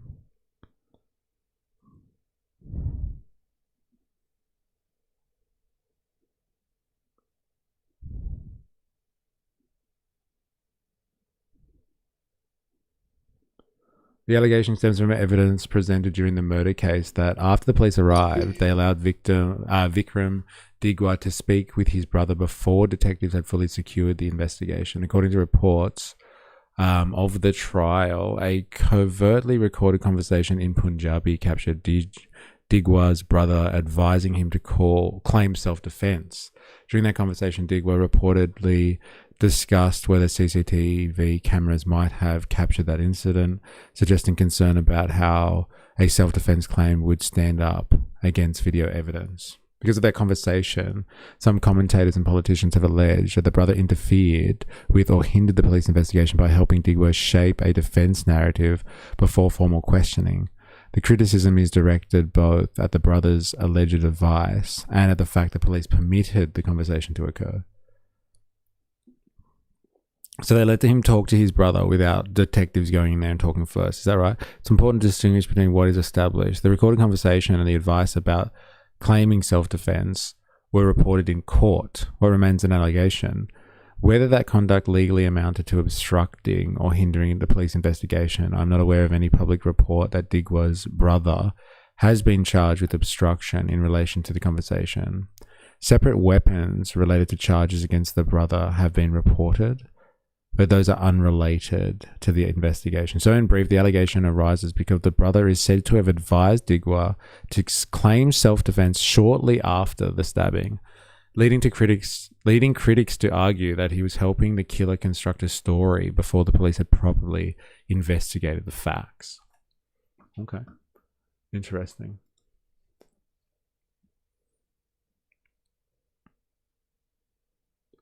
Very interesting. Okay. So it's like less about the call, exactly. And it's about like what he did with his brother afterwards. People talk about justice. Unless the police officers are prosecuted, unless they're prosecuted, which must happen. I heard what the arresting officers just resigned. We don't want him to resign. We want him in prison. We want him in prison for what he done. Prison. Lock him up. Lock him up. Not one single police officer. The cops have to go to prison. Hey, I've heard this rhetoric before. From the other side of the Atlantic, the similarities are fucking mental, aren't they? I wonder if these guys understand bottle of water. I wonder if they understand. Because I'm sure these people would have been heavily anti throwing the cops or reprimanding the cops for the actions with regards to George Floyd. Sorry. Me lord. Was prosecuted for allowing the rape of a generation of our daughters. Not one. None of them have faced prosecution. They've all left with their fucking pensions. Every one of them have left with their pensions. Exactly the same as this. He'll resign with full bloody pension. It's not good enough. We know, every one of you watching this know, if Henry wasn't white, he wouldn't have been handcuffed. So although I heard someone say this isn't about race, this is about race. He was murdered because he was white. He was handcuffed. Do you know the murderer? He didn't get handcuffed. Even after they found out he'd stabbed him 5 times, he still didn't get fucking handcuffed. They helped him. He still wasn't handcuffed. He wasn't handcuffed. He wasn't handcuffed in the police car. He wasn't handcuffed in the police station. They took him in the police station to choose what bloody meal he wanted. Exactly. That's what they done. That is the executive treatment given to non-whites. The white boy who done nothing was handcuffed. The murderer in possession of a knife who stabbed someone 5 times wasn't even handcuffed. It's there for the entire world to see. Now, also, if Henry hadn't eaten fentanyl before he was stabbed, he would have survived. Interesting. What are you suggesting there, Han? Just come out with it, bro. Hey, don't hide behind subtleties. Come out with it. I reckon Tommy has worn his cum shirt out in public more than once. I heard what one of the gentlemen said. This isn't just about Henry. Henry could have been your son. Henry could be your son. This has gone on for so fucking long in every town and city across our country, where as white people we're treated as second-rate citizens by our own government, by our own police force. And you have to look at the policing, at their policy and their teachings. This is indoctrination into the police force. It puts up here the accusation of racism. Henry could have been my lover, your lover. Like, if you transplant this rhetoric into what was being said, you know, what, fucking 60 years ago, like, it's fucking identical. Could have been my brother, could have been your brother, could have been your father, could have been my father, etc., etc., etc. Like, it's exact same language. I wonder if they understand. Or they even think about that. Aggressions, white privilege. This is all in Hampshire Police Training Guide. White privilege. Does Henry fucking Nowak look like he had white privilege on the floor? No, he fucking did it. Again, I wanted to. I just wanted to come here as a spectator in the demonstration. The lads have done a great job. They've been organising these demonstrations in this city for a very long time, yeah? Thank you, Tommy. Thank you, Tommy. Come on, Tommy. Be careful when you word, yeah? Be careful when you word. You're going to go for a walk. You're going to go for a walk. That's it. Don't mention.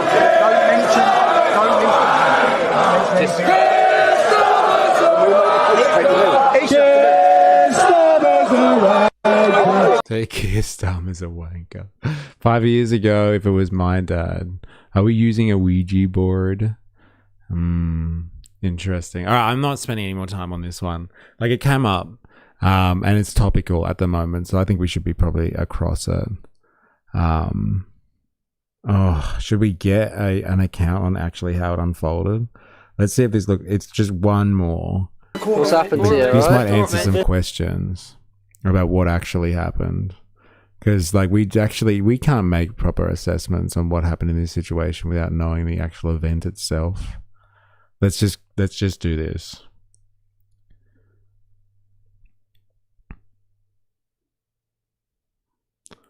Why can't I see a whole screen on this one? That sucks. All right. This might actually tell us how the event actually unfolded. Stabbed. You've been stabbed? Whereabouts? Don't think you have, mate.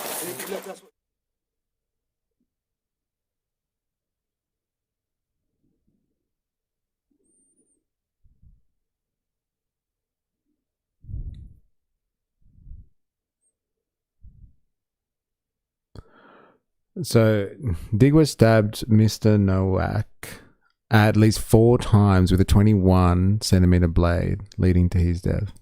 That's what it looks like, if you're wondering.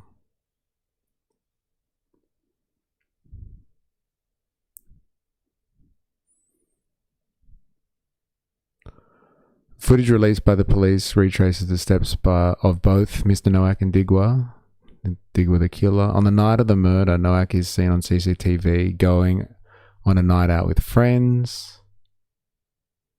Henry Nowak enters and then leaves the Hobbit pub on Beauvoir Valley Road. Mr. Nowak later was found to have drunk below the legal limit needed to drive.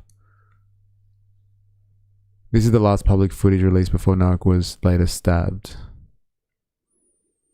Mr. Nowak is out. Killer Vikram Digwa leaves a car parked in Belmont Road. This places Digwa on the road the night took place of the stabbing. After Digwa had stabbed Mr. Nowak 4 times, Digwa's brother, how do you say that? Gurpreet calls 999. Police emergency. Yeah, we just been attacked by someone racially. Yeah, this. Right. He just attacked it, took it to start off. Sorry? Huh? Sorry, we just got attacked racially by some white person. Right, okay. Whereabouts are you? We're on Belmont Road. Just out in the street, are you? Sorry? You're just in the street? Yeah, literally, I just parked up my car to come home and he's attacked my brother. Are you talking about verbally or physically? No, he physically attacked my brother. We're Sikhs, we wear turban and he's just attacked my brother. Have any weapons been involved? No. Ooh, there it is. That's fucking mental. We were talking about that before. Any weapons involved? No, of course. Okay, Leave him 1 second. I'm calling the police. Leave him.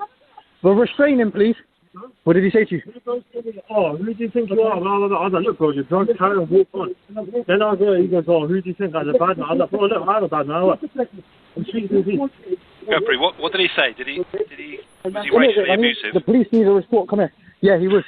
So basically, he stumbled into my brother. Yeah. So do you want to speak to my brother? No, you carry on. He stumbled into him, and then what did he do? Okay. So he stumbled into you, and then what? Yeah, so he's walked into him and stumbled. He's drunk. I clearly said to him, look, mate, you're drunk. Carry on about your day. Do what you need to do. And then what? Then he goes to me, who do you think you are? Who do you think you are? He goes, who do you think you are? Who do you think you are to my brother? And then what? And then he goes, oh, oh, you're this, you're that, who you think you're a bad man? I was like, yeah, I'm a bad man, what? Then he starts recording me. Right. As he's recording me, I snatched his phone. He's then laid a punch onto me. He's pushed me back and my turban's come off. He started then grabbing my head, so I then grabbed him and then he started pushing me, attacking me even further and everything like that. At the minute now he's lying on the floor. Skipping ahead again, we hear that Mr. Nowak tried to escape. He was trying to get away. He jumped over some bins and stuff on the other neighbour side. He jumped over the bins and tried to leave through the bin way. He's left a shoe here as well. So he doesn't have any injuries?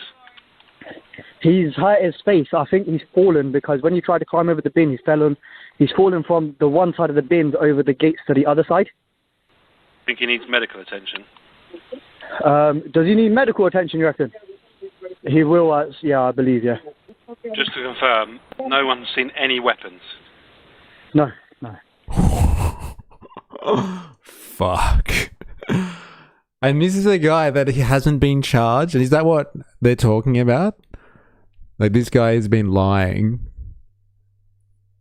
Yeah, has he got any injuries? Yeah, he's only been stabbed 5 times. He fell onto a knife and it like drove itself into him 4 times. Jail. Yeah, what a fuckwit. He's lying. Yeah, he's got like he fell on his face trying to jump over some bins. I see why people are chanting, send them home. That's blatant 2-tier policing. I don't know, man. I don't think that calls for... Like, what if these guys are born there? Where are you going to send them home to? But, like, this guy's a fuckwit. What a douchebag. Why would you even call the police if you're just going to lie to them? Like, what an idiot. See, he admits he didn't stab him. No crime here. Maybe you might want to check. We can't find the ice pick. I don't know what weapons it would be. This is my car key, yeah? Okay.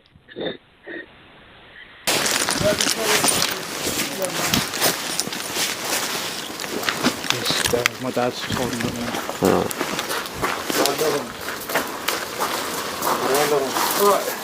He keeps dropping side to side, so I'm just trying to keep him set up. Alright. He's got a mouthful of blood, I don't want him... I can't breathe. He was on the bin on the You other can side. hear him He's saying jumped as over. well, I can't breathe, I can't breathe. These fences and stuff like that. And he's up Move here. away, mate. He's obviously... He's fallen Right. from there and he slipped from there. There's other shoes left over there, mate. What's your name, mate? Huh? Has anyone been hurt other than him? Yeah, me. He's grabbed my brother, he's took my turban off, started grabbing my head. Are you like injured? that. Yeah, I've got swollen eye, little bruises. Alright, just step back a little bit for me. Someone flag these down. Got this stabbed. Right, let's get you out of there, shall we? I was in bed asleep. My neighbour just found me up there, look, someone's attacked me. I can't breathe. Grab his other arm.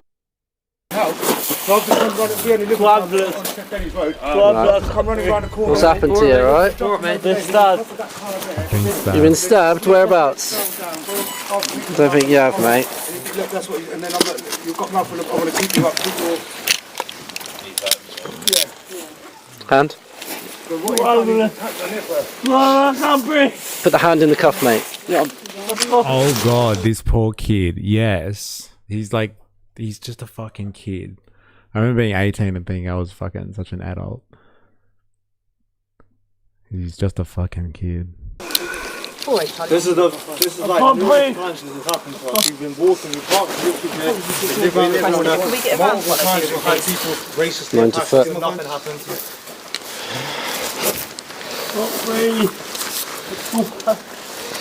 He's saying he's been stabbed, so Where let's is it just you check think you've him. been stabbed? In the face? Oh no, but we have to check, don't we? Right. In the face?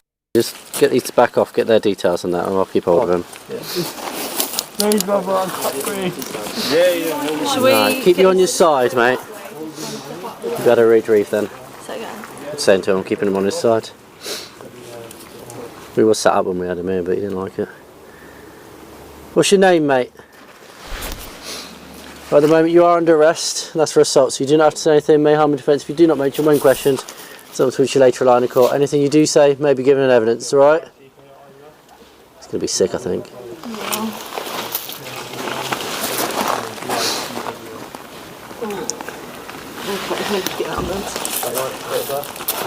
What's his name? I just want you to call it. Yeah, You hear them say he hasn't been stabbed, like the other people in the background. Yeah, I heard that. I heard that as well. we've got this male, he's just been beat up. Are we able to get an ambulance, please? These pupils aren't even reacting.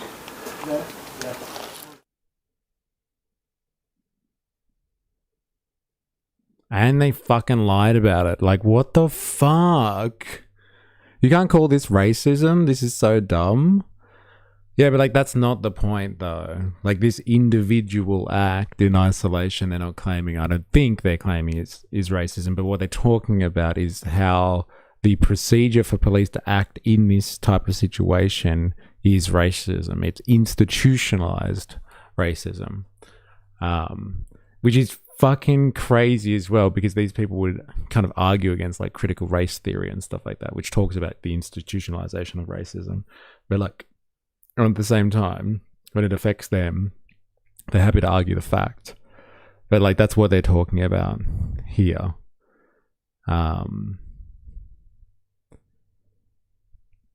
This is clear stupidity. The police are behaving off the fact that he was accused of assaulting them. They're only so dismissive because they were called out for a hate crime. The racist part is just additional nonsense for culture wars. Fair enough. We've already watched you, mate. We don't need to watch you again. Okay, now. All right. I don't actually understand what the fuck happened. It seems like, according to their phone call, that they ran into each other. And then one thing led to another. I wonder what actually fucking happened. I guess we're never going to know, right? No, but if there was just assault, they would have checked both of them over. They rushed to put cuffs in him. Fuck me. All right. That's enough on this issue. Topical as it is, though.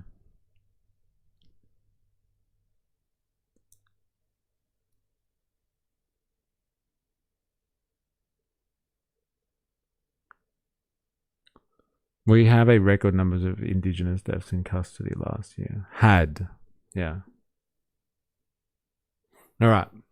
Shall we move on? I actually do want to cover this because I think this is different. And it's like way lighter. And it's something that I think we can all enjoy. Let's have a look at this.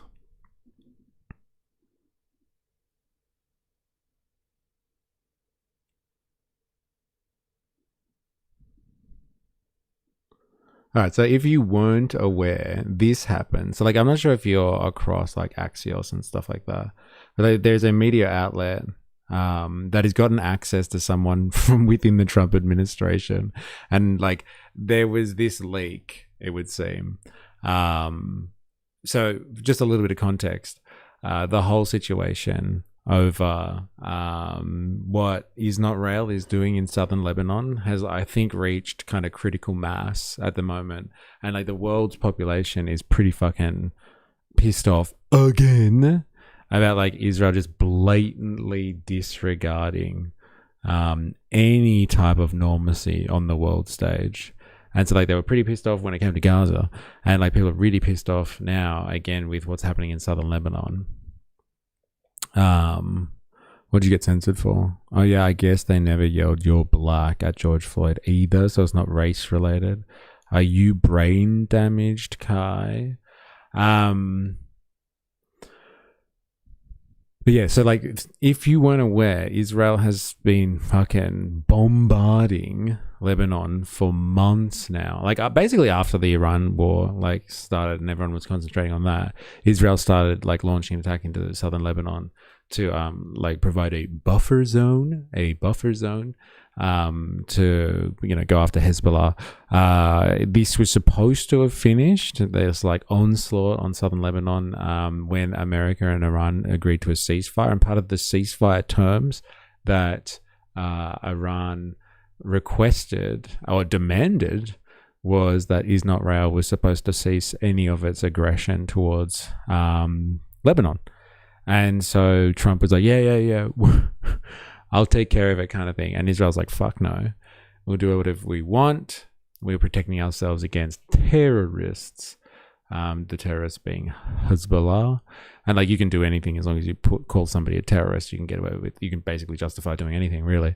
It's such an important word in today's political scene. But anyway, long story short there. Israel has been ramping up its attack in southern Lebanon, and it's basically just claiming their territory now. And like, the world is kind of like, hey, we dealt with this like fucking in the 80s, didn't we? And like, Israel was supposed to be like, it was supposed to leave Lebanon the fuck alone, but they've used, again, like I said, they've used the big T word as a justification to go in and take what they really wanted to, and do whatever the fuck they wanted to do over there. Whether you believe that they're doing this actually to clear out Hezbollah, or if they're just land grabbing, like they seem to have a bit of a track record on. And Benjamin Netanyahu is like constantly coming out and saying and justifying his actions, or Israel's actions in Lebanon. And like I said before, the world is kind of over it. They're sick of watching this, and like, they want something done. And so like, Trump apparently had a fiery conversation with Benjamin Netanyahu just like, less than 24 hours ago, maybe half a day ago. Lebanon, that's a funny name for Greater Israel. Yes, I know.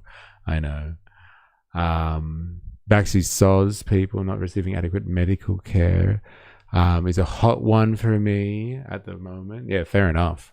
I thought you might appreciate this though, if you hadn't heard about it, Ravi. I often think about you when I hear these endless reports about what is going on in southern Lebanon. And like, it would seem that Benjamin Netanyahu had recently put out the call to say, all right, let's actually start attacking Beirut. And like, I think that's where the international, Chud in chief. Yeah, well, the Chud in chief is, like, there's two Chuds in chief here. So we'll figure out who's making the calls in a second. But I think once they made the claim that they were actually going to start like full on attacking Beirut, I think this is when the international pressure kind of really hit hard, and Trump's involved. Now, I'm not sure why Trump is really getting involved here. Like, they protect everything that Israel does. They fully support it in any of its aberrations. And so, like, I'm not sure why Trump is particularly picking up on this one, but I feel like Trump wants to tell people that he's come to some type of new deal on the whole Iran situation. And so, like flagrant atrocities, like flagrant ones, not the usual type of atrocities, but flagrant atrocities conducted by Israel and directed by Bibi is not helping Trump's situation when it comes to making it look like he's getting some headway with an Iranian negotiation. So I'm assuming maybe that's why he's clashed with Bibi. And so like, he had a fiery exchange apparently with Bibi, and like, someone leaked it, and it's kind of fucking hilarious. Mystery, international pressure, really? Like, well, what else is it? Like, I don't even know how to describe it. Like, honestly, like, what would you say? What has caused this? Like, I know people have been fucking up in arms about it, or like, up in arms. They've been like, no, you shouldn't do that. So, like, I don't know, like, how else to describe this? Like, what has led to this point where they've leaked this conversation? But anyway, it's hilarious. So let's have a look at what Trump said. Senator Netanyahu basically said, give me the entire southern Lebanon or I'll attack Beirut. Like, and like, he's being, it would seem, roped into this somehow, Trump. Anyway, here's the fucking allegation that is made. President Trump lashed out at Israeli Prime Minister Benjamin Netanyahu over Israel's escalation in Lebanon in an expletive-laden call on Monday to U.S. officials, and a third source briefed on the call told Axios why it matters. Earlier on Monday, Iran threatened to abandon negotiations with the US over Israel's actions in Lebanon. On the call, Trump called Netanyahu crazy and accused him of ingratitude. We've seen Trump do stuff like that before. Remember that stuff that happened with Zelensky in the office with between Trump, Zelensky, and I can't believe I've forgotten his name. Who's the vice president? I can see his face now. The little boy king. Oh my God. You know who I'm talking about. They were like berating Zelensky and calling him ungrateful for American support. So they often do stuff like this. They get upset and they call it being ungrateful. According to two of the sources, he also put the brakes on Israel's plan to strike. Vance, thank you. God. I can't believe I forgot that. Behind the scenes, one US official told Trump, said Trump told Netanyahu the following Trump told Netanyahu that following through on his threats to bomb the Lebanese capital would further isolate Israel from the world. Two of the sources said Trump claimed that he helped Netanyahu out of jail, a reference to his support of Netanyahu's corruption trial. Summarizing Trump's remarks to Netanyahu, the US official said, so this is Trump to Benjamin Netanyahu, to BB. You're fucking crazy. You'd be in prison if it weren't for me. I'm saving your ass. Everybody hates you now. Everybody hates Israel because of this. The second source briefed on the call said Trump was pissed at one point yelled at Netanyahu, "What the fuck are you doing?" Like, to be a fly on the wall for this conversation would have been absolutely wonderful, right? To actually see this. Like, it would seem that Trump loses his shit every now and again. Remember, like last year with the 12-day, it was this time last year, Trump was losing his shit about the 12-day war, and he was pissed off that Israel was attacking Iran, even though the US or Trump had plans about how that situation should have been carried out, and like those reporters were asking him about it, and he was like, they both don't know what they're fucking doing. They've been doing this for too long, and they both don't know what they're. And he lost it, and everyone was like, "Whoa, Trump swore." Like, could you imagine being a fly on the wall for this one, listening to Trump talk to BB? You're fucking crazy. You'd be in prison if it weren't for me. I'm saving your ass. Everybody hates you now. Everybody hates Israel because of this. Like this is the thing why people hate Benjamin Netanyahu, and like why everybody hates Israel because of this. Just this. I don't know, but fair enough. Driving the news, the US official said Trump knew Hezbollah had been shooting at Israel and that Israel needed to defend itself, but felt in recent days that Netanyahu was escalating in a disproportionate way. In addition to the threats on Beirut, Israel has been expanding its ground operation in southern Lebanon. Another US official said that Trump was concerned by the fact that Israel had killed so many civilians in Lebanon and objected to Israelis knocking down buildings to take out a single Hezbollah commander. Like, it's so rich for Trump to be like, I don't know, man, should you really level an entire area just to take out one Hezbollah commander? Meanwhile, they do the exact same thing in Iran, try to take out the IRGC, but whatever. Israel no longer plans to strike Hezbollah targets in Beirut, an Israeli official told Axios. Between the lines, Trump and Netanyahu have had several tense calls in the past, but have still coordinated closely on Iran and other issues. Yeah, I know. Like, don't think too much into it. But, like, the point of all of this is just to be like, hey, imagine being a fly on the wall for that conversation. Nobody likes you. Everybody fucking hates you, Netanyahu, and you'd be in prison if it wasn't for me. Like, Trump's that powerful even. The second US official claimed that in reality Trump had steamrolled Netanyahu on the call. BB said, okay, just make sure everything is taken care of, a second official said. Interesting. Very interesting. LOL, do you really need to be so destructive? Well, yeah, that's how kinetics works, sir. Gavir is calling for it's time to ignore Trump. Eh? Yeah, it's very interesting, isn't it? I'll bring the popcorn. Yeah, that would be a juicy time to be in that room. Absolutely. It would have been nice. Lovely to have seen that. Again, not that it's going to amount to anything and it's completely meaningless, but it would have been nice to be a fly on the wall for that one. That's for sure.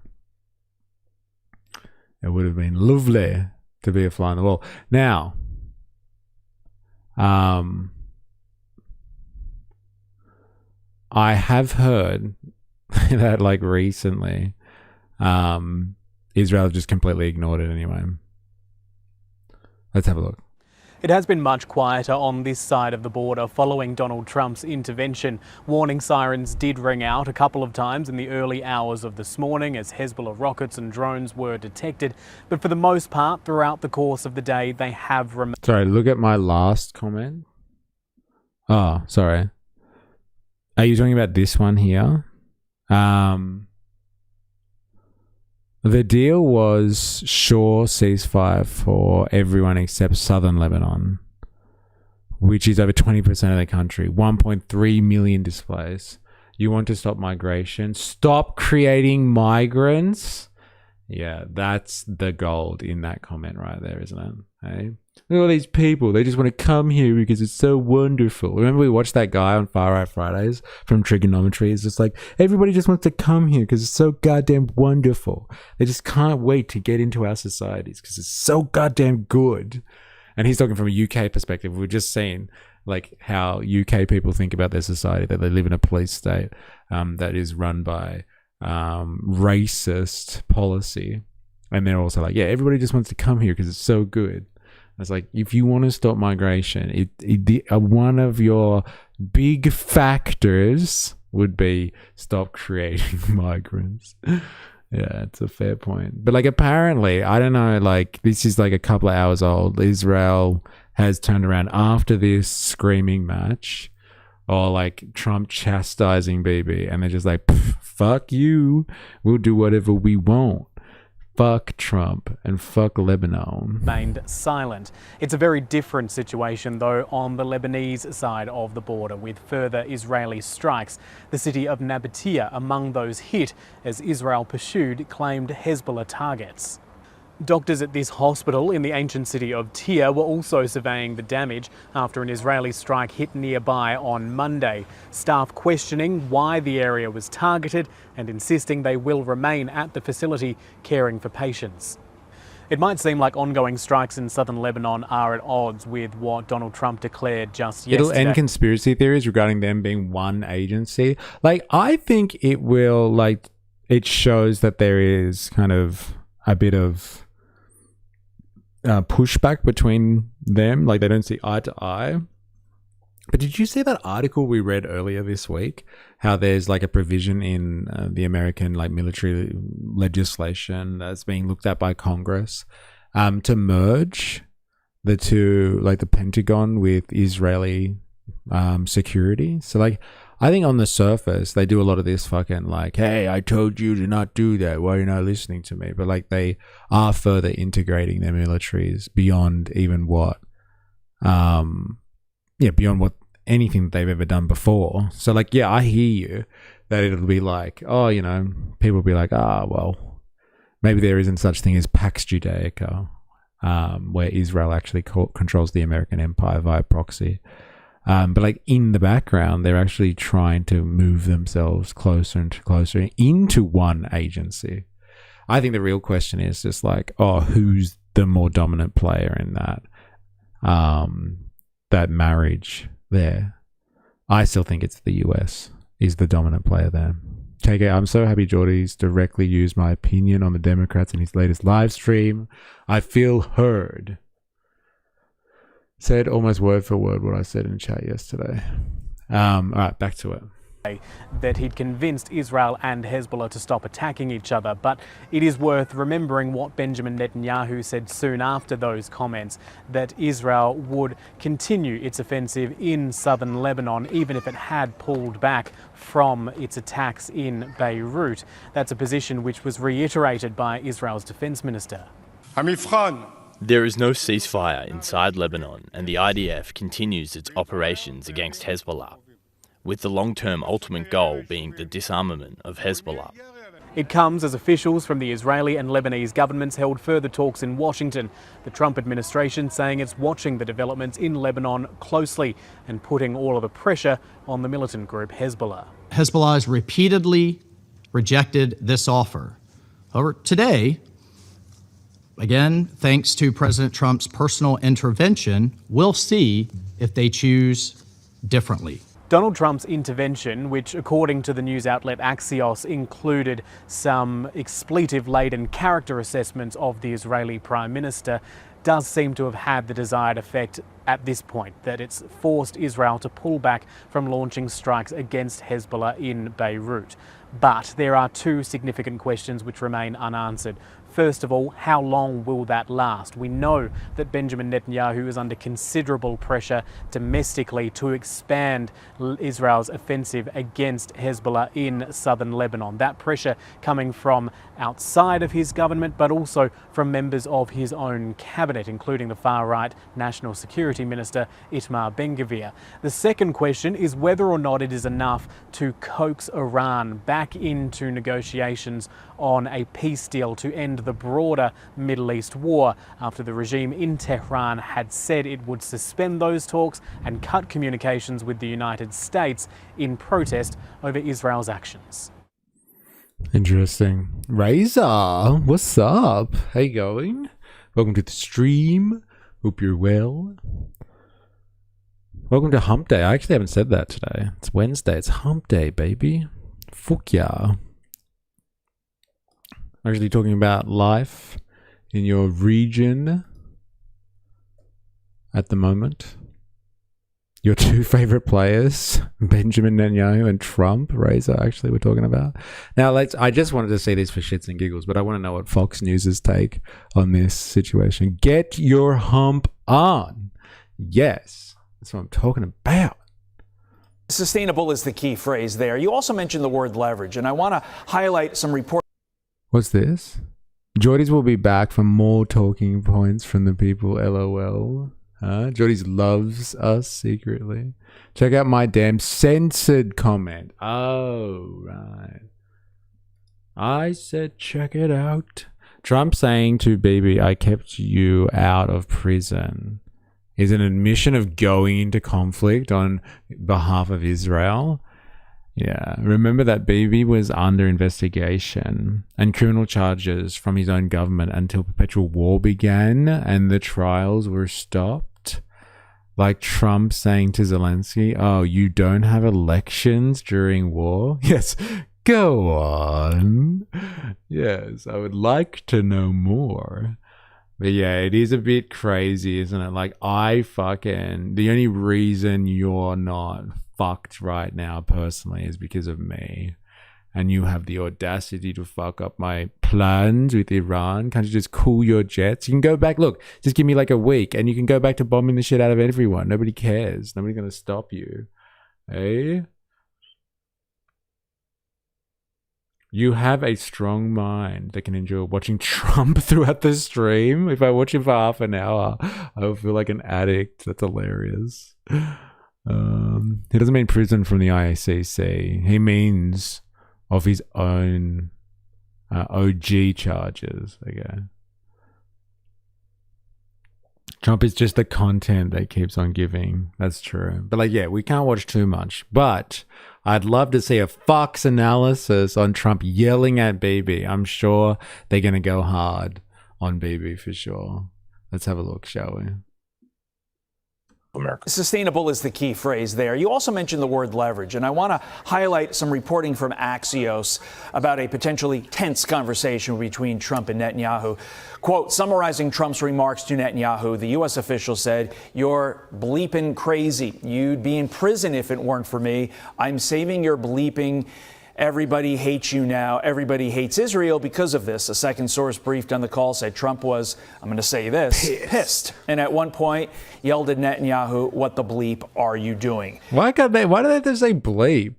They bleeped out ass. Like, is that really that bad? Eh? Can't say ass. Is that legit or is that AI? You have to ask now, don't you, right? The Iran war seems to be going great. I see. Definitely doctored footage. Hilarious, though. If you're wondering what we're looking at here and you haven't been around, actually, if you're on YouTube, make sure you activate the like button. But like, if you're wondering what's going on, yeah, over there, that's our Discord chat. And so like, that's where we go and share propaganda and memes. But like, it's supposed to be for propaganda purposes. But like, memes are a vehicle of propaganda. Here's the invite anyway to Discord if you're interested. Yanks have bleeped ass forever. But like, come on. It's 2021. Do we still need to bleep ass? You can't say ass. Kids watch this propaganda. Yeah, like, yeah, what are they worried about? Kids watching Fox News are gonna get fucking gonna get upset. Hey? All those kids out there watching Fox News. It's not us. It's ass. Less on the back and forth between Netanyahu and Trump, because let's face it, they're one of our greatest allies. That relationship is strong. But how can the Trump administration... See, it's so good. They actually tell you the real story. Fox, like, this is what I'm finding here. Like, all the liberal bullshit media out there actually lies to you. But like, the Fox News people, Fox Business, they tell you the truth. Like, he's just like, look, they might have had some fiery conversation. Maybe that happened. But they're our fucking greatest ally. This is not going to amount to anything. Don't worry about it. Like, they actually say, like, who cares? Trump got a bit angry and yelled at Bibi. This means nothing. This means nothing. Now let's get on to what we can do to assist Israel and vice versa.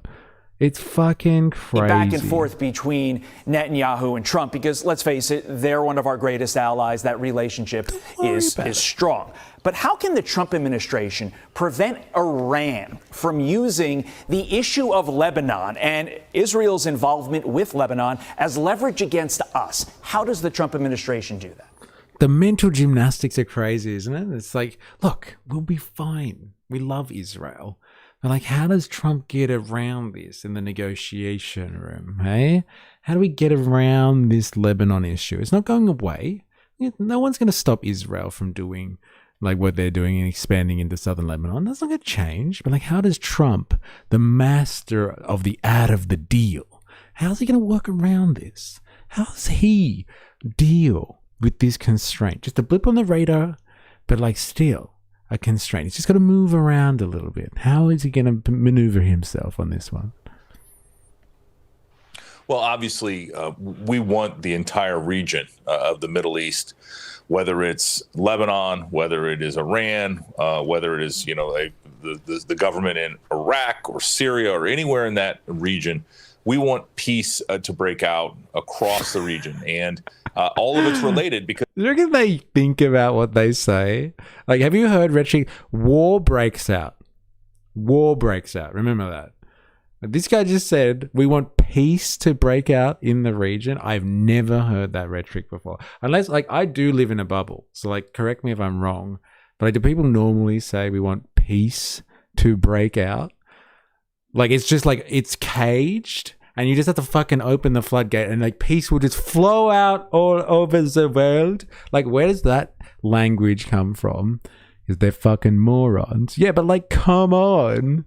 Come on. Where do they get this from? Like, everyone starts dancing, yes. We want peace to break out across the region. And all of it's related because Hezbollah is a proxy group for Iran. Hamas is a proxy group for Iran. The Houthis are a proxy group for Iran. And so, you know, Iran's... They actually want peace to break out. Of course. Yeah, exactly. They're rogue. That's right. They just need to wait for peace to break out and all the Jews will be hugging the Muslims. Everyone will be living under broken out peace. Sorry. And is in all of these conflicts and they are related. But again, President Trump, is unafraid to talk to anybody at any time and tell him how it should be and how it must be. And that's the thing that the United States, because of his leadership and because of the awesome Dude, power look at that of our footage. military. So sexual. So good. Yeah, missiles. All right. It's the thing that the United States, because of his leadership and because of the awesome power of our military, we can stand behind those requests, and we aren't afraid, and we're coming from a position of power, and that's where we will always be, and that's where the American people want us. But you know, the situation between Hezbollah and Israel is, you know, again, it's and they put it slowly as well. It would have been so good if they reversed the footage and then played it back again. So good, man. Oh, fucking hell. And they start handing out Coke Zeros. Yes. And Pepsi. It's so big. Put it in slow. Oh my god. Razor, a picture that brings together the most evil people. As I said, we will know that he's in a relationship with Netanyahu even before we find any disagreement between him and Netanyahu. Yeah, he's just frustrated. Poor guy. It's not easy being the president of the leader of the free world. He's just a bit angry. She busted us and said all we had to do was ask. BB equals Bubba. Existential for Israel. Ultimately, they have received rockets. You know this, Todd. They have received rockets for years from territory in Lebanon, and you know they are, I think, once and for all, trying to root that out. Now, could they go too far? Is that a concern? Maybe. Yes, the free world. You heard me right. America is the leader of the free world. How dare you question it? You're looking to get a bit of freedom yourself. It looks like they're going to bring some democracy to you, bandsaw bandit. Certainly, if they get all the way to Beirut and start, attacking the capital city of Lebanon. But you know, President Trump understands how it all fits together and is negotiating a comprehensive deal. If the Iranians want to include the Hezbollah issue in that, and it can be negotiated, then I'm sure President Trump will find a way to include that. But again, he holds all the cards, and he's going to decide the deal that is going to be on the table and accepted. As the U.S. ambassador to NATO, we would be remiss if we did not ask you about this quickly. President Trump reportedly telling Turkey and its president Erdogan that he plans to visit their country for a NATO summit in July. This is a big NATO summit. What would President Trump... What a crazy NATO summit that's going to be. And if we're going to cover that, I'm sure we will. I'm sure we will. The free world for criminals. Don't forget, hey, yes, I didn't stipulate what type of free world it is. It's definitely a free world for criminals. Hey, and the Epstein class, as we know, hey, as we know peace has been achieved when the UFC octagon's being installed in the White House and no fatties allowed. Someone called it before. Let's see Trump and Bieber in the octagon. I'd love that. That'd be great. There is just so much fucking brown nosing. They're all terrified of Trump. It's so gross. It's so gross. It's politics, baby. It's politics. Look at this. Even here, they get fucking slammed in their own comment sections. Fox. It's fascinating. America must stop accepting money from all special interest groups, not just AIPAC. Interesting. Trump just lies to his supporters and they take it. Like, where are these people coming from watching Fox News and not fucking drinking the Kool-Aid? Kind of like the sign behind the bars that says free beer tomorrow. Promise the world deliver nothing, blame others. 13 weeks later, a deal could happen in the next week. Look at all these people. Like, I didn't expect the Fox News comment section to be so critical. I'm surprised again by the commentators on Fox, the commenters on Fox. A little excursion turned out to be a huge problem. It's funny seeing all these Fox hosts squirm for their checks. It's fucking, like, who are these people that are commenting? It's crazy. No, it's got to be RFK and Hegseth. I'd watch that. They're both pretty jacked. Iran war has a 30% approval. Yeah, fair enough. I want Trump and Netanyahu to fight. I just want to get Trump's scandals so he can be ousted from the presidency. He's immune. Apparently, like, there's plenty of scandals. But he's fucking immune from that. Netanyahu has blackmail on Trump. Yeah, and vice versa, I'm sure. That's how that world works up the top there. They all have dirt in each other. President for life. Yeah, it's fucking the scary realization, isn't it? Very scary realization. All right, that's all I wanted to do on that one. I do want to have a look at this, actually. I want to get onto fucking something that I really enjoy. I'm not sure if everybody else is down with this as much as I am. But like, I really want to have a look at Bernie Sanders, actually, and what Bernie Sanders has to say about AI. So like, you would know here on this channel, I spend a lot of time looking at AI. I think it's a technology that, for better or for worse, is going to make huge changes, or have huge effects anyway on the human race. And when I say for better or for worse, I mean, like, whether we like it or not, there's a whole bunch of billionaires out there that have invested a lot in this technology, and they want to push it on the human race, regardless of whether it's even effective or not, to be honest. And they're going to integrate it more and more into the economy to see, to see how far they can push it and eradicate human labor. Like, this is just a feature of capitalism itself. Capitalism develops technology in order to reduce the cost of labor power. So like, to reduce how necessary it is in the process.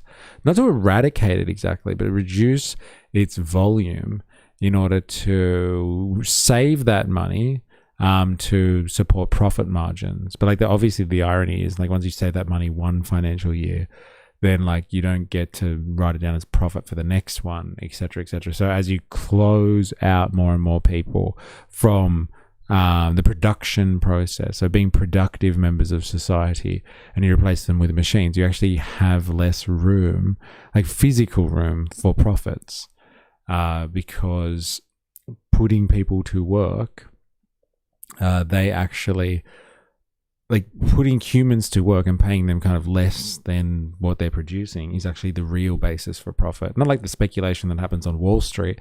That's all just like playing numbers. And like, when the Fed or your Reserve Bank or whoever your central banking system is prints money, like, there's, like, just because they put more money into circulation doesn't mean that there's real profit being made in the economy. That's just people like moving money around and stuff like that, trading on money. Like, real profit, the basis for real profit is actually when you employ labor and like, you get it to make something that wasn't there before, and then you produce new value that really wasn't there before. And that's the basis for the entire profit system under capitalism. And so like, the AI debate is fascinating for a lot of reasons, but like, I really do think the tech bros believe that they have founded, like, you know, they found the holy grail. And like, they will be able to systematically cut humans out of the productive process altogether. This is like the holy grail of like industrial capitalists everywhere, is to have a technology that can just do what humans do. So you just pay for the technology and like, never have to worry about labor costs ever again.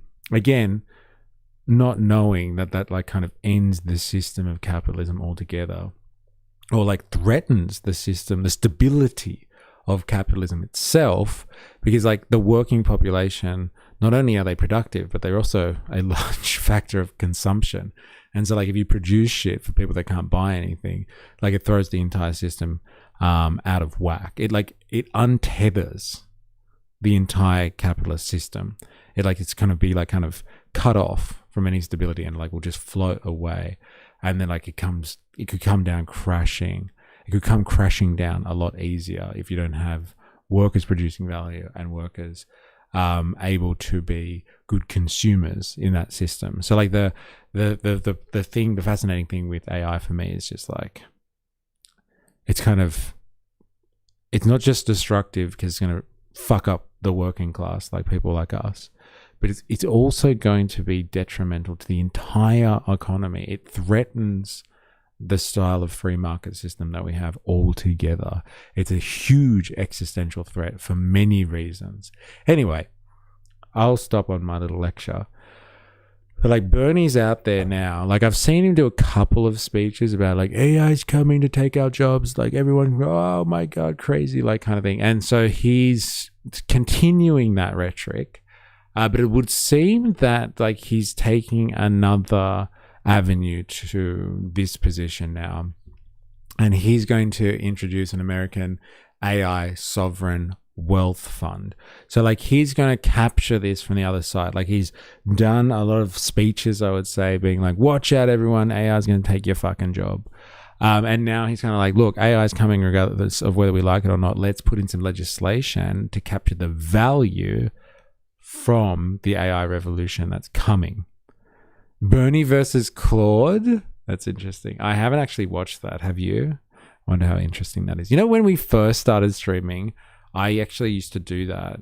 Like when we first started streaming, my first like handful of streams, I would debate ChatGPT about like political issues, like political philosophy and like communism and all that sort of stuff. And we'd like ask it questions and then try and be like reason with it and be like, no, that's wrong. But it's so sycophantic that it's like hard to get a good response out of it because like it just wants to please you and stuff.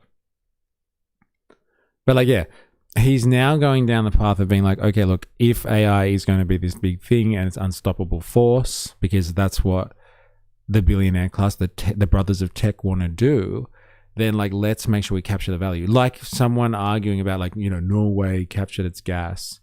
Like, let's make sure that the money, the profits that are generated by artificial intelligence in the economy, it like acts as a sovereign wealth fund, obviously for the American people, not everyone else, like us in vassal states and stuff like that. Have you watched Bernie interview Claude? No, I haven't. But yeah, I respect that they are now making censorship obvious, Reevy. But yeah, Bernie is interesting on AI. He is. And like this is where he touches his class warfare roots the best with stuff like this, I find. Because like he's directly advocating or like polemicizing, like fighting against an assault on working people from a technology. And so like he's trying to fight for, like he's fighting against the force of a Silicon Valley based capitalist class who just wants to eradicate working people. And so like, I think this is where he is most effective. Not getting involved in culture war stuff and like the politics of the day. Because we've seen his record on things like, you know, Palestine and Israel.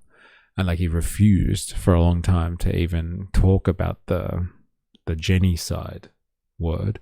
And then he was kind of forced into that. So he's just a politician when it comes to like culture war stuff. But like when it comes to the class war stuff, he's still got it in him. He's still got it in him. And that's where he needs to stay, in my opinion. AI is like guns, a useful tool at times. Yeah, like if used well, incredibly important technology. But like, you know, who's it really benefiting at the end of the day? I think Anthropic is doing the rounds behind the scenes. They definitely captured the Pope. Yes, Anthropic. And Anthropic is going public. I wonder if they've already gone public, but they're just about to or something like that. And like, yeah, they position themselves as like the nice AI guys in the room, but like they're the people that are the most suspicious now, if you ask me. I'm not all that concerned with AI taking over call centers. Yeah, well, like once AI does all of that type of stuff, customer service work, we will be completely fucked. Because like, have you ever tried to get around AI? Like with people, you can work on them. You can be like, look, you can relate human to human. Like I've got a problem. Can you help me or not? And like they'll sometimes sympathize with you or empathize with you, but like there's no getting around AI. If anything, I know customer service is like the easiest thing to do, like call centers, responding to customer inquiries, like all that sort of stuff is the easiest thing to automate. But like that's, in my opinion, that's where you need the most humanism, the most humanity. But like it's not going to happen. All right, let's have a listen to what he has to say. Our country, and in fact, throughout the world. It will bring and it Yeah, is just press star. Just press hash. Press it again. Press it again. And just go in an infinite loop with AI who never gets tired. already bringing unimaginable changes to our economy, to our democracy and political system, to our emotional well-being, to the health of our children, to our environment, and to how we educate and raise our kids. Further, there is a very real fear that as AI becomes smarter than humans, it could eventually function independent of human control with potentially catastrophic consequences. That's not me. That is what Nobel Prize scientists and experts are saying. Madam President, the question then is not whether AI will change the world. It will. The question is... They like the framing of the conversation now. Like when you heard him talking about this a year ago, it was all like, oh my God, AI is going to fucking replace the working class. We need to stop it. Like it's more like, and now the conversation is like, it's not a question of if. It's just a question of when. And like, what do we do about it? How do we manage this? The amount of AI already implemented in customer service, yeah, it's fucking awful. And you don't win against AI. It never gets tired. Like you can wear down customer service people to get what you want, but like not AI, man. Who will own and control the future? Who will benefit from AI and who will be hurt by it? Will AI be used to make life better for working families? Will it enrich our quality of life? Will it help us eliminate poverty, extend life expectancies, and help us solve the climate crisis? Or will the future of humanity be determined by a handful of some of the wealthiest people on the planet who have promoted and developed AI with no democratic input in order for them to become even richer and more powerful than they are today? That is the choice before us.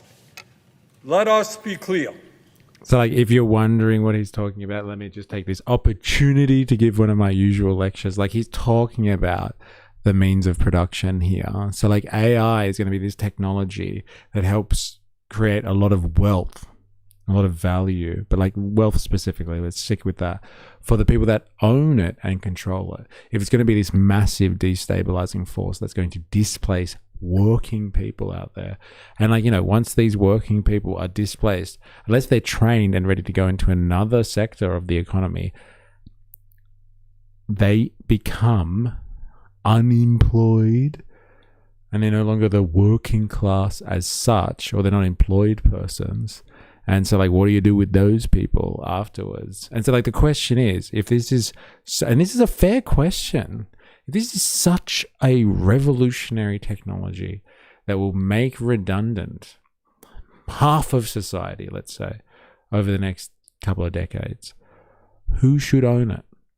It's a fair question. Like, I know there's a lot of people out there that are just like, they believe in the institution of private property and they will die for private property. And like, you know, I believe in personal property. I believe you should own your house. I should believe you own things on a personal level, but private property goes beyond personal effects. It goes beyond the stuff that you actually use on a daily basis, or even not on a daily basis, you use it. Personal prosperity is something that you use to supplement your existence, right? Even luxuries, okay? But like, what we're talking about here for private property is this idea that there are assets that you can own, like things that you can own that you just control because it gives you power in the economy. It generates you such wealth that you have control over the economy. And like we all know that if you have massive amounts of wealth and control over the economy, you basically control politics too. The economy and politics are one and the same, even though we have different words for them now. We never used to. We used to call that a joint word, political economy. It was one thing. Politics and economics were one thing because they are the same thing essentially. And so like it's a fair question. If society is going to be ruptured and like people won't be working much anymore potentially over the next couple of decades, who should have control of this technology? The American people?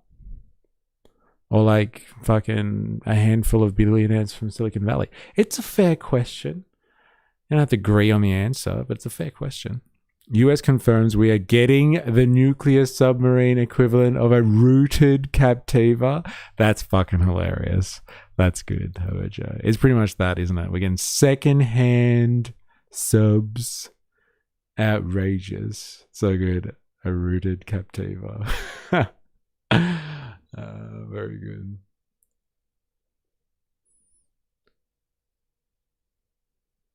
I didn't just waste AI to make memes of Chris Hansen playing a trading card game. I can see why we prioritize reliable power for AI and not people. People just waste it. The people could shovel the coal. Yeah, I guess we could just go back to basics, right? I had a bloke come out to fix my dishwasher. Was all AI till he rocked up. Interesting, eh? Very interesting. AI was not created out of thin air. It was not a brilliant idea that just popped into Mark Zuckerberg's head or Elon Musk's imagination. Ooh. The foundation of AI is our collective human intelligence. Let me repeat that. The foundation of AI is based on our collective human intelligence. Our books, songs, artwork, journalism, computer code, scientific research, videos, conversations, images, and ideas spanning generations. This is really kind of like this is what I'm saying. He's back to his roots here. Like this is real socialist talking point stuff. It's like Musk doesn't own the stuff that he uses to make himself wealthy. Like he has rights over it, private property rights, but like think of all the things that go into like Mark Zuckerberg's operations or OpenAI's operations. Someone invented all of the technology that they now use to turn into artificial intelligence. They didn't invent all of that technology from scratch. They didn't invent all of this stuff. They use technology that other people have made, knowledge, information, experience that people have had for generations of building this tech, and now they benefit off it. So like if they didn't make AI from scratch, like should they have complete ownership over AI? It's a fair point. Like think of all of the people and all of their labor for generations, hundreds of years of scientific development since the industrial age, before the industrial age, that culminated in now artificial intelligence. Should they, like one person or a handful of people, have full control over that if they didn't make it from scratch? Because they rely on society to get them to this point. Should they have full control? It's a fair question. It is our tweets, our Facebook posts, our TikTok videos, our Reddit comments. It is everything that human beings produce and that is absorbed into the digital world. That's not just my opinion. According to Sam Altman, the head of OpenAI, AI models were trained on our, quote, collective experience. 100%. Did Coke invent water? Hey? Knowledge and learnings of humanity. That is Mr. Altman, the head of OpenAI. The reality is that big tech oligarchs have fed this knowledge into their AI models without permission, without acknowledgement, and without compensation. And now Altman is being sued by Florida. Yes, I want to look at that too, actually. Crazy. For the effect of AI on children, actually. In other words, the creative work of many millions of people, writers, artists, musicians, journalists, teachers, scientists, and ordinary people, has been stolen by the wealthiest people in the world. Madam President, the time has come for us to reclaim what was stolen from us. Since AI is built on the collective knowledge of humanity, the wealth it generates must benefit humanity, not just Elon Musk. Like, this is the basis of this idea of socializing things. Socializing things is like a recognition that at this point in time in the industrial age, value, or someone who has, deals with like producing something, for instance, like producing artificial intelligence or producing a car or producing a computer, like whatever, producing an orange, like whatever the fuck it is that they're producing and trying to sell to you for a profit. Like, is socialism and like the basis of this type of understanding is an acknowledgement that like there are so many people that go into making something or producing something in this world today, that like you can't just have one person that sits at the top of a pyramid and says, well, I get to control everything about this product, because there were so many people that have come together. And like, you might argue that like, oh yeah, well, those people were paid, like workers get paid and stuff. Yeah, but there's also people that didn't get paid, that like, offered their information, their knowledge, their expertise freely, or offered their services freely over, generations, over decades prior to this product being made. And so like that collective labor, that collective effort from generations, and the slow progression of society, like it's because of the fact that we have society that these people, through like basically a legal system, really, private property relations, like the idea, the concept of private property, and be able to control something like intellectual property, for instance. It's like this idea that it takes an entire society's efforts, and these people just get to, because of some legal structure or legal trick, get to lay claim to all of the wealth and the power that comes from controlling an entire industry. Like, that is wrong. Like, fundamentally, that is not okay. Okay, they might pay their workers, but like the entire society comes together and has costs associated with allowing these people to sit at the head of an industry and take all of the profits from that industry, get all of the benefits from that. Like, even workers, for instance, you might say, hey, yeah, but like if you pay someone for their labor, then it's fully justified if you profit off them. But like, who paid to create the worker in the first place? They just pay for their labor, like for them to work that day, that month, that week, that year, let's say. But like, who made the worker? Well, probably someone's parents.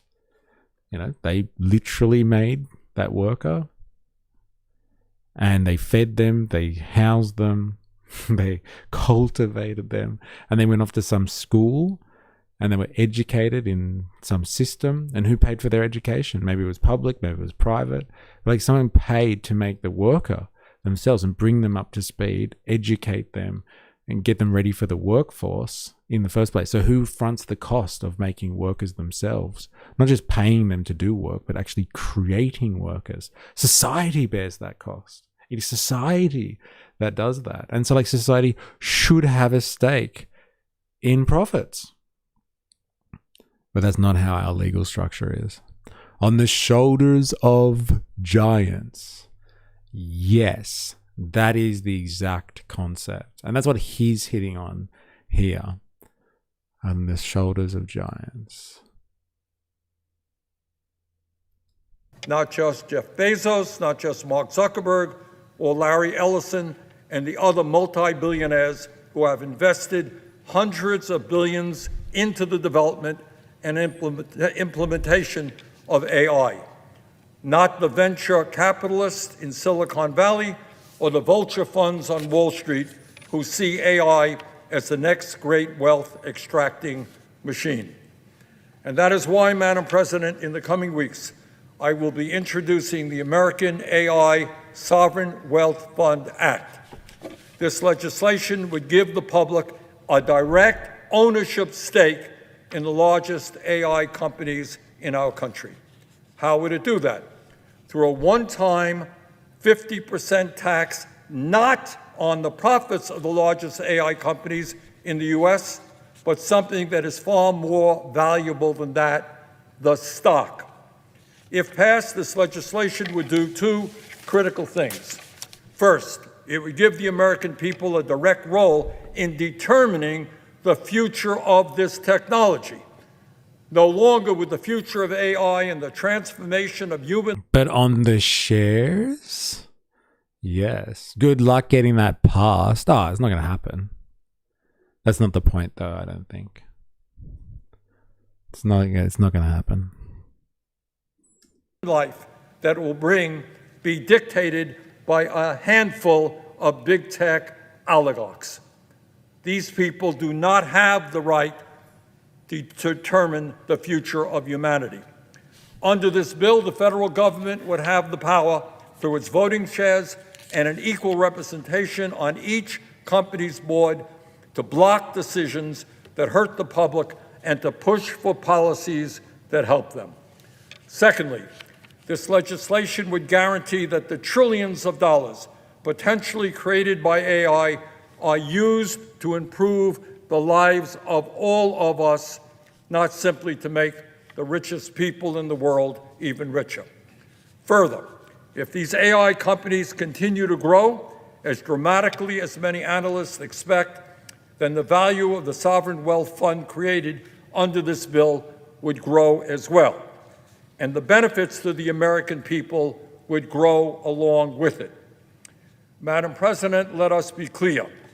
This is not an original idea. In fact, it is an idea that has been endorsed by some of the leading AI companies in America. For example, OpenAI recently proposed creating a, quote, public wealth fund that provides every citizen, including those not invested in financial markets, with a stake in AI-driven economic growth. Anthropic also proposed the creation of, quote, national sovereign wealth funds with stakes in AI, end quote. Elon Musk, the owner of XAI, went further and said that, quote, universal high income via checks issued by the federal government is the best way to deal with unemployment caused by AI, end of quote.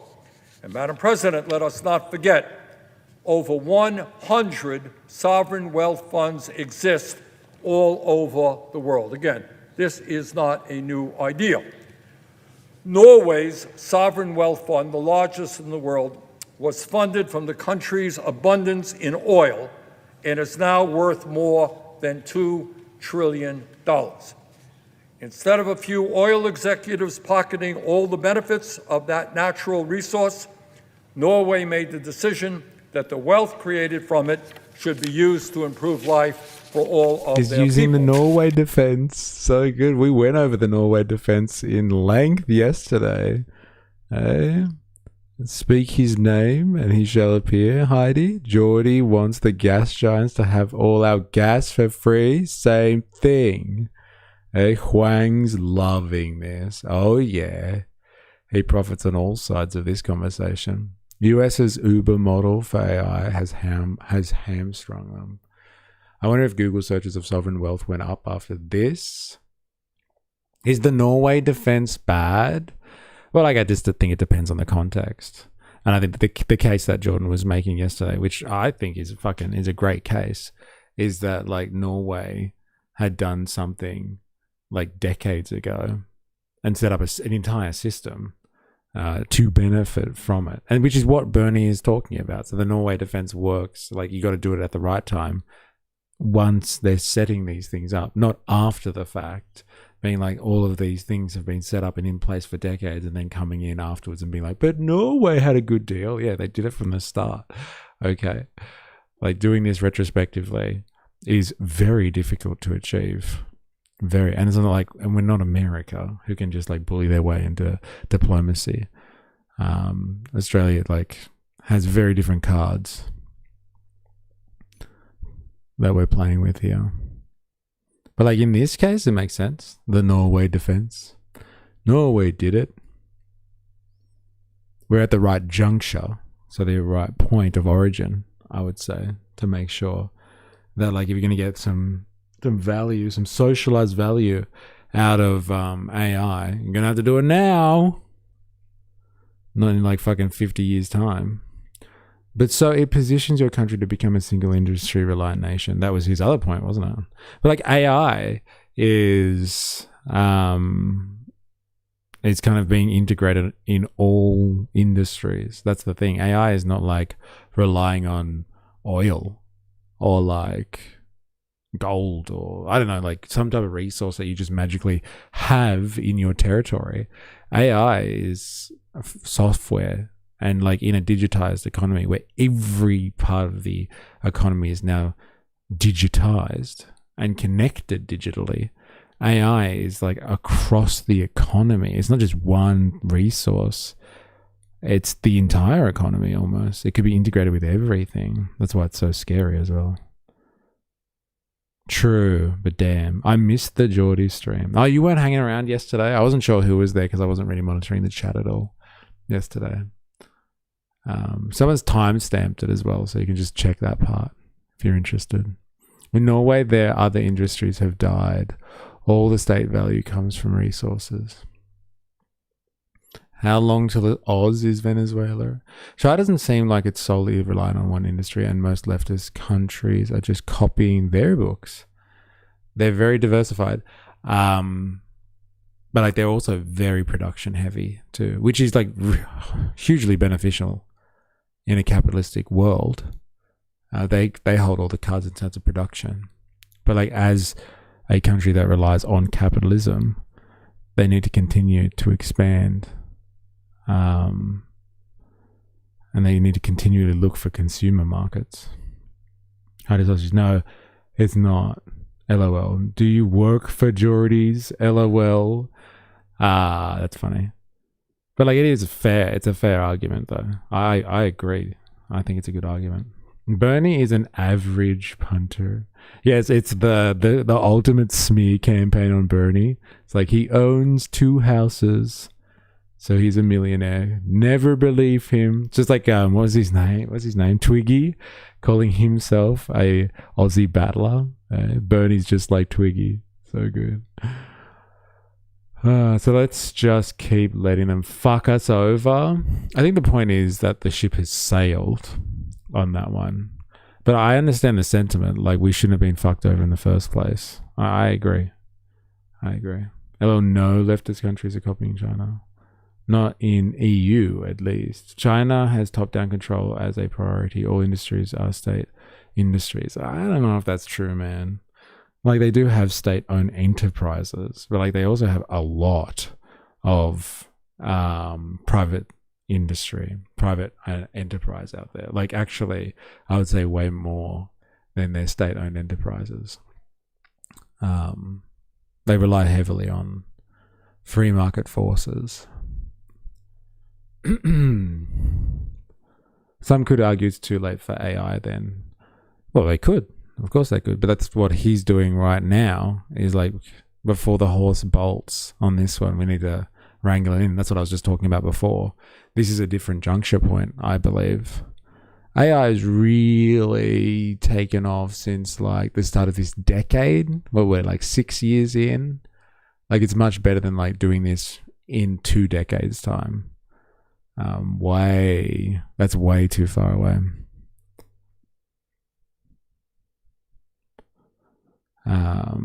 Just seems like a poor argument, but the right argument isn't being had. Too late for any breaks. They've got a couple of trillion to back them up. Yeah. Yeah, LOL, yeah, but they're state controlled, not owned, but controlled. It's not a free market. Like yes and no. Like in the same way that we have regulation in the free market, and so like they're controlled because they're regulated. I think regulation is pretty fucking important. Particularly like if you like eating food and not dying. But like they also have special economic zones which are like the free market on steroids. So like I guess it depends on what part of China we're talking about. Dilemmas. The government lets them do their thing till they don't, and there's no legal recourse for business owner. That's China. Like one side's argument is stupid, so the other one is just as dumb. How the fuck is AUKUS deal 1 out of 3 of our national debt, 1/3 of our national debt, and climbing? Just arguing for argument's sake, instead of actually going how we can improve the taxation and ownership of the industry without breaking the system too much. Should we tax them more or less, blah, blah, blah, blah, blah. Yes, and yes, the regulations aren't regulations. It should be based on what makes a country economically strong for long-term success. There's strict state control from the CCP, not any parliament. Well, it is democratically organized, though, the CCP. So it's like effectively the same type of system as a parliament. Like people have to be elected into those positions. But like it's scary because it's different. I guess that's why people make it out to be like so like evil by comparison. Jeffrey Denton.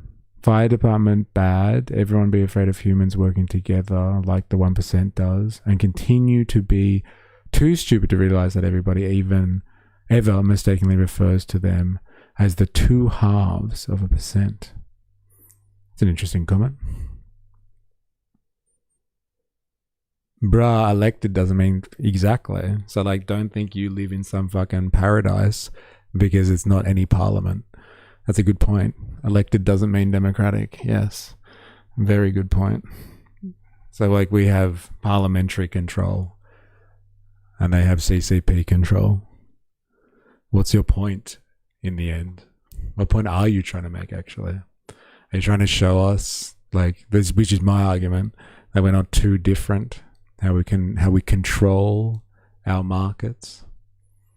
All right, let's do this. Let's let him finish. This concept also exists right here in the United States.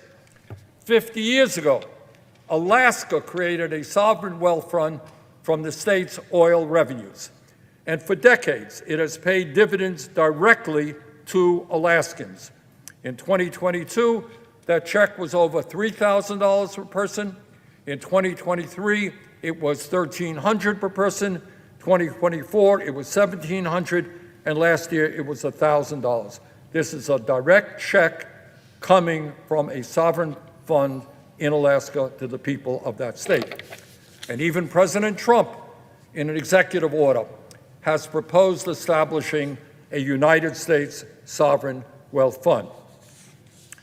Madam President, the billions, if not trillions of dollars generated by this legislation would provide direct payments to the American people. Further, as the fund generates more and more wealth, the proceeds would be used to ensure that every man, woman, and child in our country has a decent and dignified standard of living, including health care, education, and housing. The principle behind this legislation is simple. When a public resource generates wealth, the public should share in that wealth. In this case, artificial intelligence is being built on a public resource far more valuable than oil: the accumulated knowledge, creativity, and labor of humanity throughout history. That is what AI is all about. Bottom line, the future of AI and the fate of humanity must not be decided behind closed doors in Silicon Valley by the wealthiest people in the world. It must not be dictated by billionaires seeking to maximize their power and their profit. It must be decided by workers, parents, teachers, artists, scientists, communities, and the American people. It is our future. We must decide it. Let's get it done. Thank you very much. Let's get it done.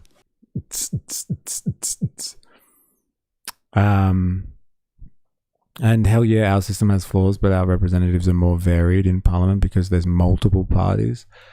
At very least, that's my only point. One party leads to authoritarianism, and we're tending towards that here. China just won the race. They're at the finish line. Fair enough. Fair enough. I guess we just have different perceptions on our current system. Like we have bourgeois politics and they have party politics. They have a communist party politic. And our bourgeois system gives the illusion of freedom. And it's not authoritarian.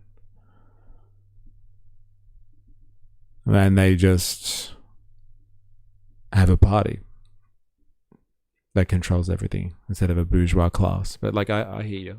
I hear. Yeah, I guess I see there's one party as the bourgeois also.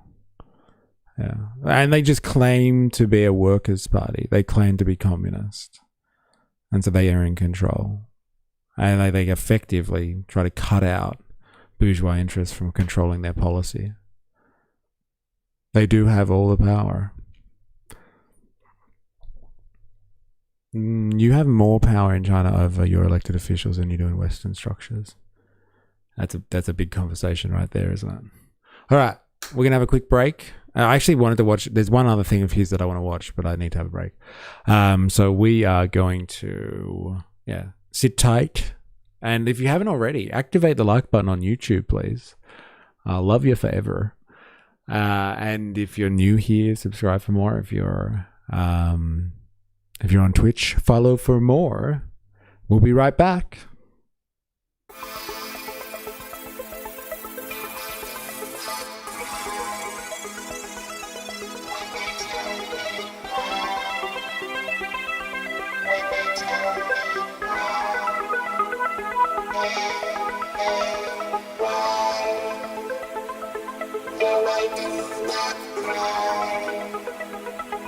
When they tell me why, when they tell me why,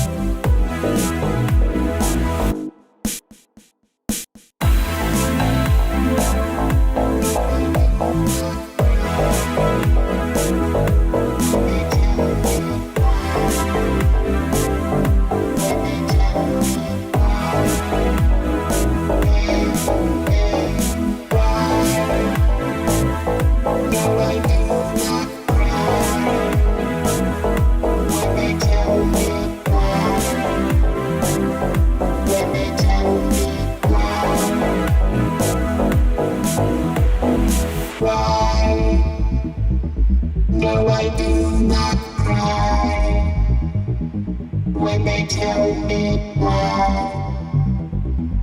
When they tell me why.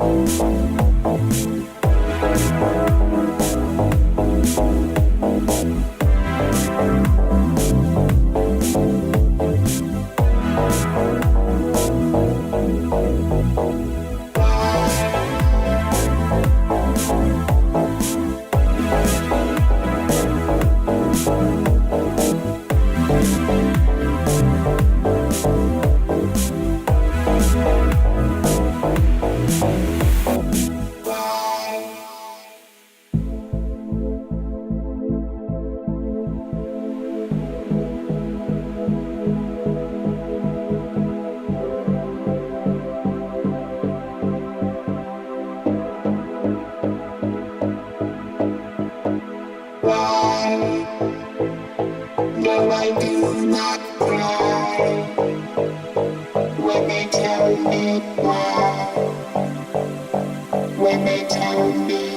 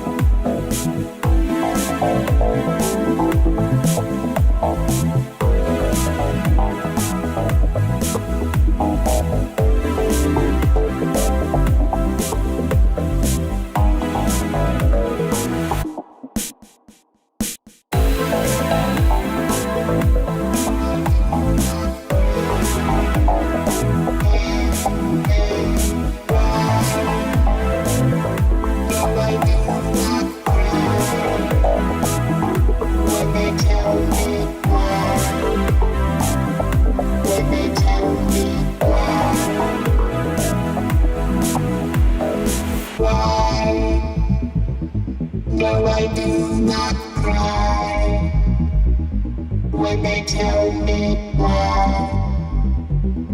When they tell me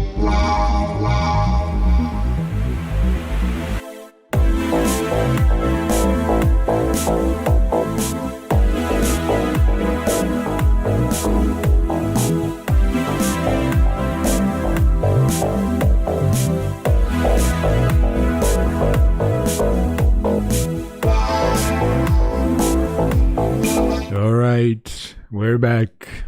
We're back. Though I do admit authoritarianism or any complete state control is extremely efficient, easy to organize things properly when everyone's on the same page. Or else, LOL. Yeah, I'd like to think of it like if you take away the authoritarianism and the state control stuff, like, because you can have this in free market societies. I think a good word for it is like planned economics. Like you can have people that plan economics, and that makes it all extremely efficient. And like I think there is an illusion in free market societies or Western societies and democracies that there is no planned economics. If you look at like massive corporations, like look at Woolworths or Coles, for instance, like they aren't working in a competitive environment where like all of their stores compete with each other for business. They're basically planning the Australian economy. They know what the Australian population needs at all times in order to survive. And they service the entire Australian population with like convenience items and everyday goods. And they plan that. There's no competition or speculation in how they do business. They really do plan how they provide goods to everybody. A lot of infrastructure could have been planned better, could have better planned economics for it with simple bipartisan support. Interesting. I'm advocating for freedom of choice. I do see the downsides of division. I'm sure there's a sweet spot. All right, there's one other video of his that I wanted to check out.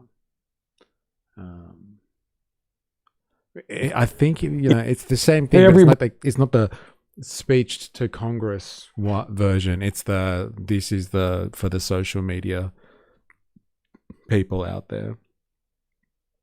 And so he's talking to a slightly different audience, I guess. Not talking to politicians. He's talking to the average American. See what he has to say. Buddy, thanks very much for joining me. I probably don't need to tell you. This is again about that sovereign wealth fund for AI.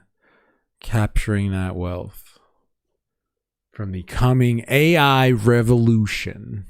That artificial intelligence will almost certainly be the most transformational technology in the history of the world. It will profoundly affect the lives of every man, woman, and child in our country and, in fact, throughout the world. It is already bringing significant changes to our... Yes, I know, right? Hello, punters. Then I'd take him seriously. Economy, our democracy, our emotional well-being, our environment, and how we educate and raise our kids. There is also a very real fear that as AI becomes smarter than human beings, it could eventually function independent of human control with potentially catastrophic consequences. The question is not whether AI will change the world. It will. I don't know. Good question. Any of our local US citizens in today? I don't think so. I don't think we have any Americans in the house today. They have, Jag came in before, but he's gone. And haven't heard from others. The question is not potentially catastrophic consequences. The question is not whether AI will change the world. It will. The question is who will own and control that future, who will benefit from it, and who will be hurt by it. Will AI be used to make life better for working families? Will it help us eliminate poverty, extend life expectancies, and help us solve the climate crisis? These are all separate issues. Okay, AI could do all of those things, help with the climate crisis, help, fix all of our ailments and our health issues and all that sort of stuff. And it can still do that and be controlled by private individuals. But what he said at the start of that phrase there was it really matters who it's controlled by. I agree. But just making sure, you can get really good results, all of these wonderful results from AI, and it still be controlled by a small group of people. You could have a miracle situation where they just use it for the benefit of society, but you never know. You never know if that's what they're going to use it for. So I think they're separate things. Saying that AI could do all of these wonderful things if we manage it properly, and collect a sovereign wealth fund from it is different to the conversation about who should control AI, who should have ownership of AI. I think those are two completely different conversations. And I feel like he's confusing the two, to be honest. Dang timing. We'd love to hear some opinions on the ground. Yeah, about what this guy has to say. Because it is technically the American people that would benefit from this, right? Even though the profits from AI would be extracted from all over the world, it's the Americans who would get a sovereign wealth fund out of it. Or will the future of humanity be determined by a handful of billionaires who have developed AI? Again, having a sovereign wealth fund is not going to stop them determining the future of the world. It's just going to make sure that some of the money they make while they control the future of humanity is siphoned off to the public purse. That's it. To become even richer and more powerful than they are. That is the fundamental choice before us. And let us be clear. AI was not created out of thin air. The foundation of AI is our collective human intelligence. Let me repeat that. The foundation of AI is our collective human... Oh, Tallpine. Speaking of Americans, and they appear Tulpine, tell us, what do you think of this? Have you heard of this suggestion to create a sovereign wealth fund around the AI revolution to funnel some of those proceeds towards the public purse? How could anyone support this clown? He calls Trump a Nazi while he endorses a Nazi. Savage, bro. Savage. I'm assuming you're talking about like the Nazi that he endorses. I'm assuming that you're talking about a certain group of Nazis that are running the operations of the Israeli regime. Make sure I say the right thing. Intelligence, our books, songs, artwork, journalism, computer code, scientific research, videos, conversations, images, and ideas spanning generations. As Sam Altman himself acknowledged, AI models were trained on our, quote, collective experience, knowledge, and learnings of humanity, end quote. The reality is that big tech oligarchs have fed this knowledge into their AI models without permission, acknowledgement, or compensation. In other words, the creative work of millions and hundreds of millions of people has been stolen by the wealthiest people in the world. The time has come to reclaim what was stolen from us. Since AI is built on the collective knowledge of humanity, the wealth it generates must benefit humanity, not just Elon Musk, Jeff Bezos, Mark Zuckerberg, Larry Ellison, and other billionaires. Maine Democratic Senate candidate Graham Plattner, who faced immense scrutiny after revealing he had spent 18 years with a chest tattoo that strongly resembled a Nazi symbol. Okay. I think we've had this discussion on the chat before. People have brought up Plattner before. And his interesting tattoo selection. He makes a good argument. He does. Like, again, like, this is important to, I guess, funnel off some of that wealth so it's not completely concentrated by the billionaire class. But like, he's also using the word like control. Like, he's like, the future of humanity will be determined by people who control this technology. Like, fucking siphoning off a fraction of the wealth they will extract from this is not control. It's just another, it's like a tax. It's just a tax. It's different. Like, I think his language is misleading here. Like, he identifies the issue. These people will dictate the course of humanity potentially if this technology is as revolutionary as everyone is saying. These people will dictate the course of human history. So let's just like take a bit of their money. Like that's not going to fucking control the decisions that they make and how they use this technology.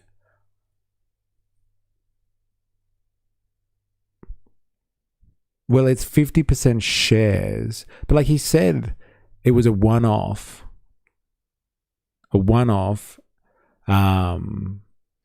extraction on the value of their shares. He was saying they'd sit on the boards, right? I don't know if he's taking share control of it. Let's get that clarified, because I thought he was talking about like a one-off. This would be a one-off tax, not on profits, but on shares. Do I have my research assistant open yet? I thought I did. Oh, there it is.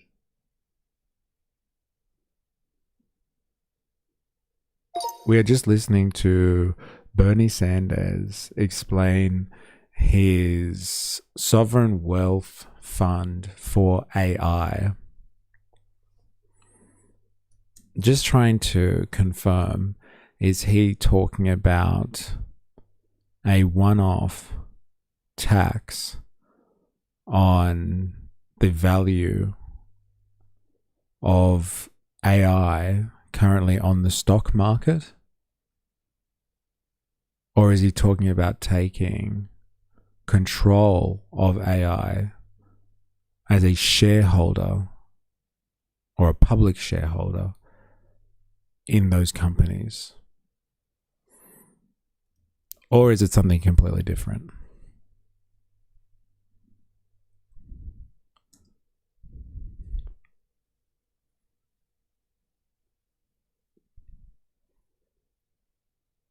From what has been reported so far, Bernie Sanders is not primarily talking about a normal one-off tax on the market value of AI companies, nor is he talking about outright nationalization. His proposal is closer to public ownership through a sovereign wealth fund. Specifically, Sanders says he wants a one-time 50% tax paid in company stock by the largest AI firms, with those shares transferred into publicly owned sovereign wealth fund.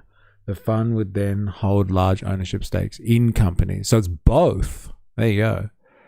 The fund would hold large ownership stakes in OpenAI, Anthropic, xAI, and major AI firms. The government would not directly run the companies. The public fund would own a substantial share of them. Americans would effectively become beneficiaries of that ownership, though the sovereign, through the sovereign wealth fund. The fund could receive dividends, benefits from rising share values, and potentially exercise shareholder voting rights. The key point is Sanders is arguing that AI is built using humanity's accumulated knowledge, data, research, art, writing, and code. So wealth generated by AI should be shared broadly.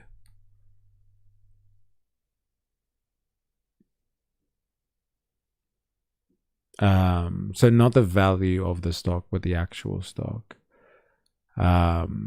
Sanders just comes off as a hypocrite after calling out Keith Hegseth over his Crusader cross tattoo. Yep. No, yet has no issue with the guy with the Nazi tattoo. Yeah. Yes, he is riddled with problems we have seen over time. Ye old Sanders. America is cooked. The elections are showing up red. Who manages that public fund and how it becomes the queue? So how does this differ from Pauline's gas plan? Kind of sounds the same. A quality and wealth fund. She's talking about equity share, but like in her proposal, there is complete control over the entire of that system by people from gas corporations with no government oversight. So like, yeah, there's an equity share, so the government will front costs and get a dividend, but it'll have no control over that process. It kind of sounds similar here in the sense that like the government would not directly run the companies, but they might have some potentially have some shareholder voting rights. But it seems to be more about extracting wealth than any type of control over those companies. It would seem.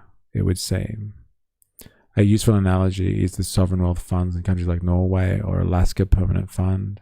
Except Sanders is proposing to fund it by acquiring ownership stakes in the AI companies rather than using oil revenues. He's talking about creating a public shareholder in the major AI companies financed by a one-time transfer of stock into a sovereign wealth fund. So the stock is moved over. That ownership component appears to be the central feature of the proposal. So transferring actual stock to a public fund so they can generate wealth off it. The only reason the US is turning red is because the blue let us down. Yeah, Pauline was talking board control. Not just sitting. If done properly, both plans could work. They just need the right guardrails. Yeah. Like, I think this is about, extracting wealth. That's a sovereign wealth fund, right? They just want to extract wealth and make sure that they get their dividends. Like, the public gets its share. I would question over the control, though, that they would have over this, which is the point. Like, he talks a lot about control, but like how much control you have. It's a good question. Who owns the means of production? We'll find out. Or the venture capitalists and Wall Street firms who see AI as the next great wealth extracting machine. And that is why in the coming weeks, I will introduce the American AI Sovereign Wealth Fund Act. This legislation would give the public a direct ownership stake in the largest AI companies in America through a one-time 50% tax not on profits, but on stock. It would do two extremely critical things. First, it would give the American people a direct role in determining the future of this technology. No longer would the future of AI be dictated by a handful of big tech oligarchs while the rest of the world sits back and watches them do what they want.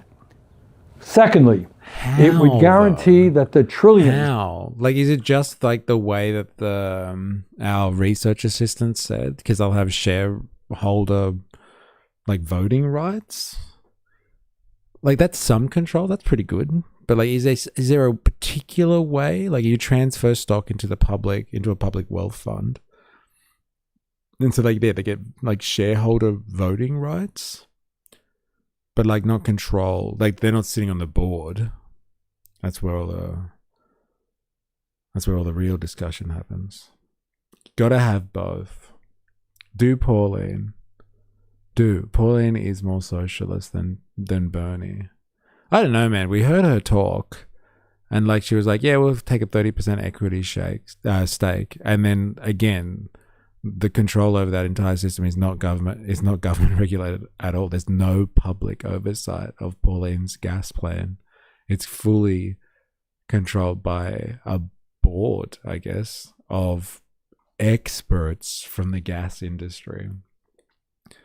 I would question that element largely in Pauline's proposal, especially when she's giving it to the Energy Producers Conference.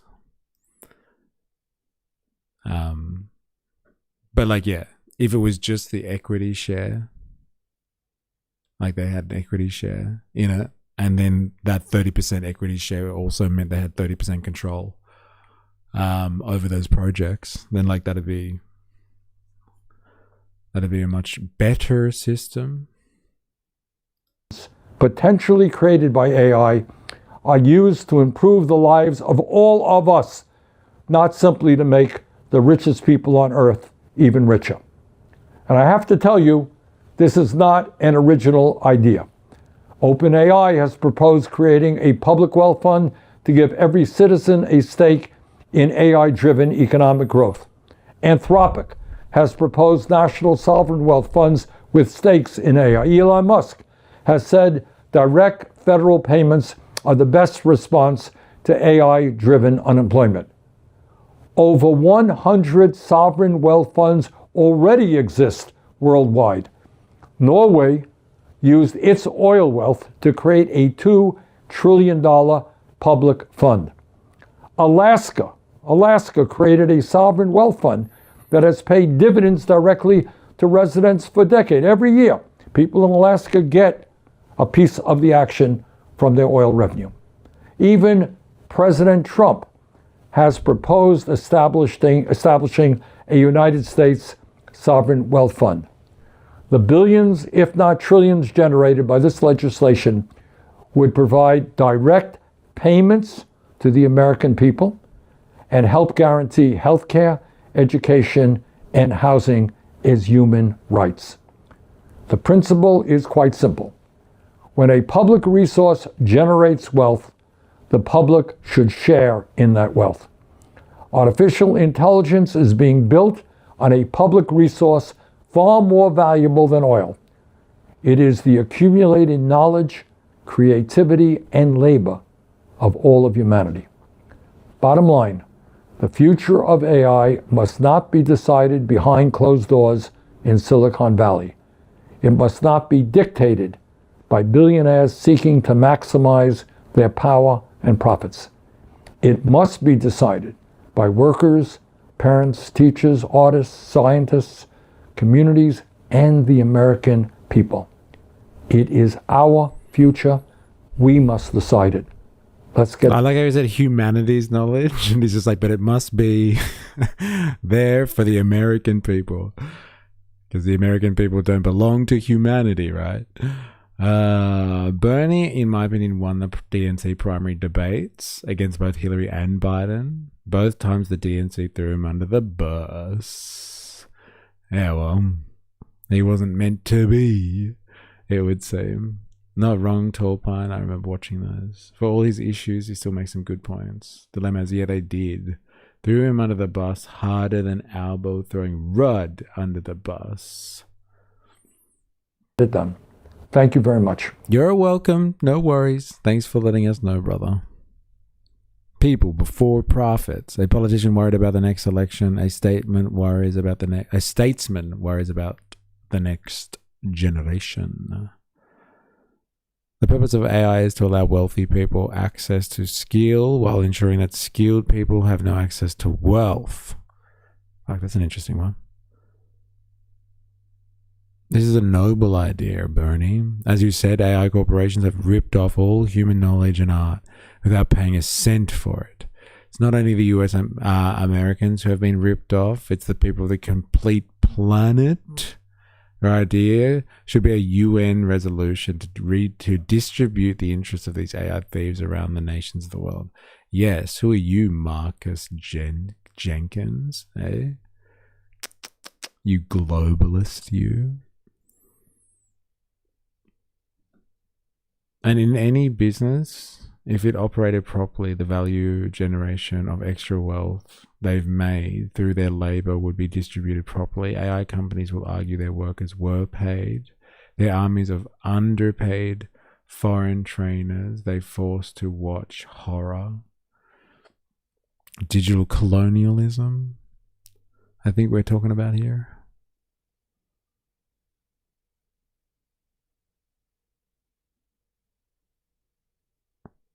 Thank you for always having our backs. Bernie out there doing the hard work for all of us. Interesting. The UN is a corpse. Yeah, it was an interesting comment in the sense that like, how will a UN resolution help? Like, we've seen how effective the UN has been in just the last couple of years. It doesn't really mean much. Some of the cases of psychological damage are now widespread. It's insane. Oh, from like people that are training AI and helping with algorithms and stuff.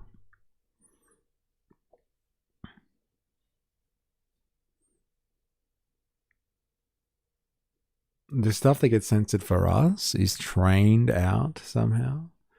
All right, we're gonna change topics massively. Violence, CP, etc. Yeah. Someone had to train. Someone had to take one for the team and help train that stuff. All right, this one. I wanted to do this yesterday, but I didn't get a chance. There is something known as the BHP files. And so like I actually wanted to get across that. So it seems like there's been an Australian broadcaster, ABC, I mean, not any other ABCs out there. And a Guardian investigation called the BHP files, something that I think Dilemma has actually shared like last week, potentially. And it seems to be like everything gets up files these days, everything that's like a big scandal.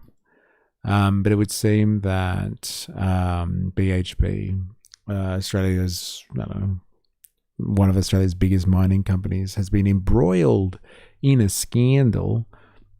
And it seems to be about what we've been researching recently with like Twiggy and Fortescue and all that sort of stuff.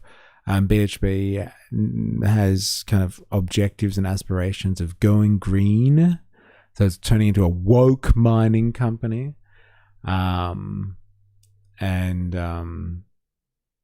It seems to have not hit its own targets, or maybe it's, I don't know, lying or cooking the books somehow, and is not meeting its obligations as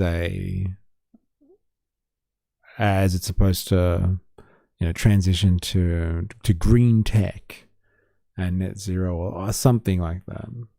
And so like I want to get behind, I want to understand what the BHP files are exactly.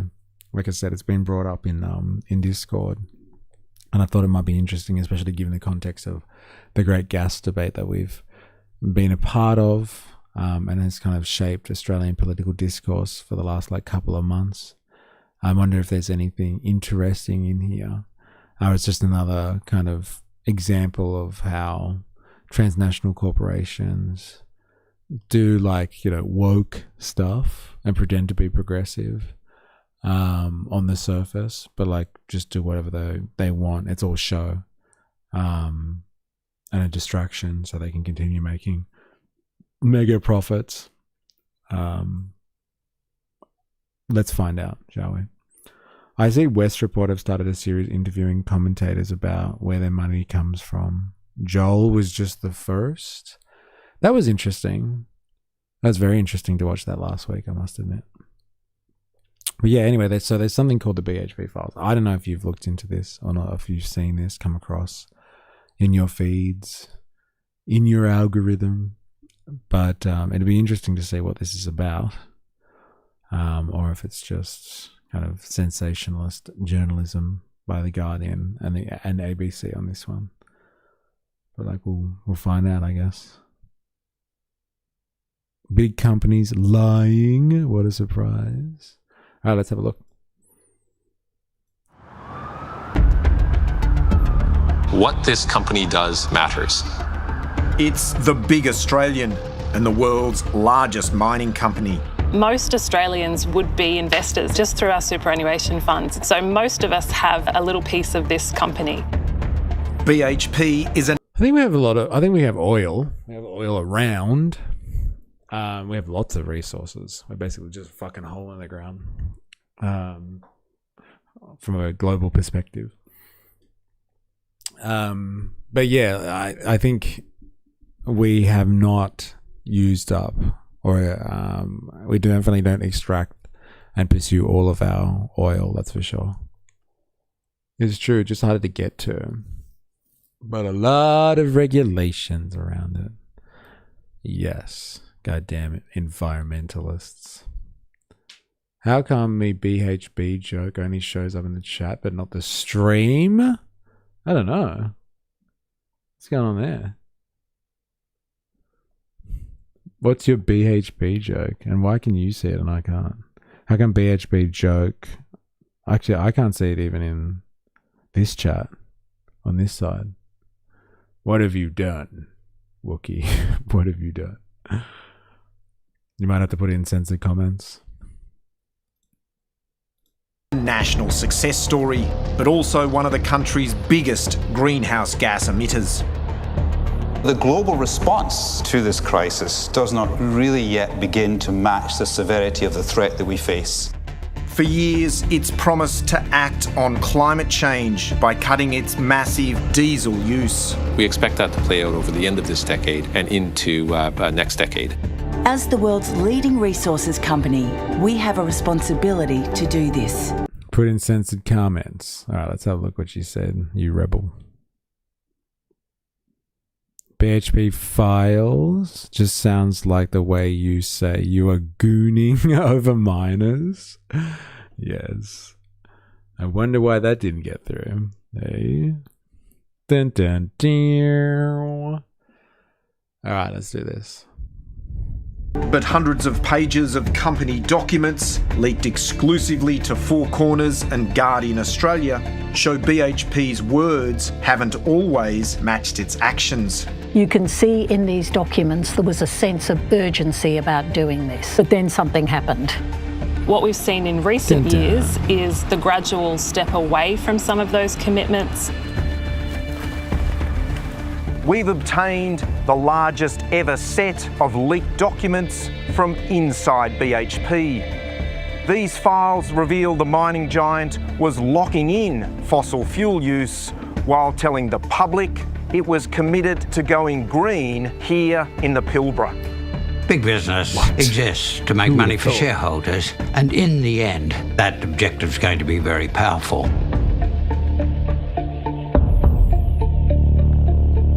Yeah, I know, right? A company's words don't match their actions. Color me shocked. It's very dramatic, despite not being a very dramatic topic. ABC at its best. Uncovering the lies of corporations. That's the ABC at its best. Well, it is better than the other drivel that comes out of the ABC, let's be honest.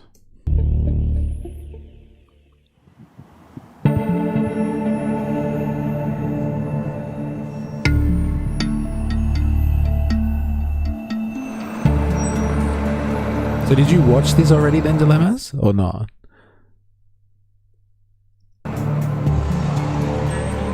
It's just before dawn in the Pilbara. Not as entertaining as Fox News, though. Yeah, fair enough. Yeah, I have. Okay, fair enough. I'm going to speed this up then, because this is 45 minutes. And usually that takes us a fucking long time to get through. As workers arrive for the day shift, the diesel trucks powering Australia's largest export industry keep on moving. See, I can't help but think that this is intertwined with the whole gas debate propaganda that's happening at the moment, which is like a fight between people that are in gas and people that are not in gas. And so you have someone like Twiggy, for instance, with Fortescue, who are set up for the green transition. They've got an electric fleet. They're ready to go. And lo and behold, he is funding, or as allegedly funding, the Australian Institute, and they start attacking gas to get everyone speaking about how the gas industry is not paying their share. So his competitors in mining are under attack. And then, remember the Fortescue ad that we saw about the diesel subsidy? He's using Fortescue money to go after the diesel subsidy. So if you're not sure about like the diesel subsidy, apparently there is like, I think Australia spends billions of dollars a year, like a few $1 billion a year, I think, or more, maybe like 4 or 5, giving out subsidies to like mining corporations to get their diesel like tax-free, I guess you would say, or like subsidized. Anyway, and like, yeah, we, the Australian taxpayer, spend like $5 billion a year subsidizing the diesel that goes into all the trucks and all the mining operations around the country. And BHP is like the biggest beneficiary of that. And lo and behold, the same time as the gas tax is coming up and Fortescue is funding an attack campaign against diesel consuming mining industry. We have an investigation coming out from The Guardian and the ABC. Like, all of this stuff is all of a sudden acceptable conversation. Hasn't been acceptable for a long time, shitting on the mining sector, because it's the core of Australia's values. Like, you know, mining is Australia, all that sort of stuff. And now, like, it's free reign. It's free reign. I stopped saying subsidies for both and see whether diesel or electric trucks come out on top. Fair enough. Well, let's have a battle, shall we? Let's have a battle. Turn off the subsidies, baby. This is Mount Whaleback, the iron ore deposit that's helped make BHP the world's richest miner.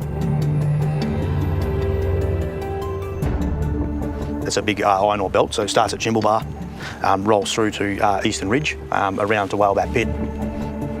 Anthony Middleton is the local Shire president.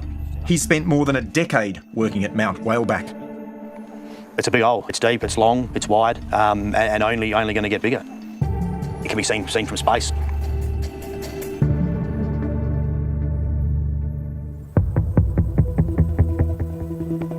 Daybreak reveals just how big this mine is.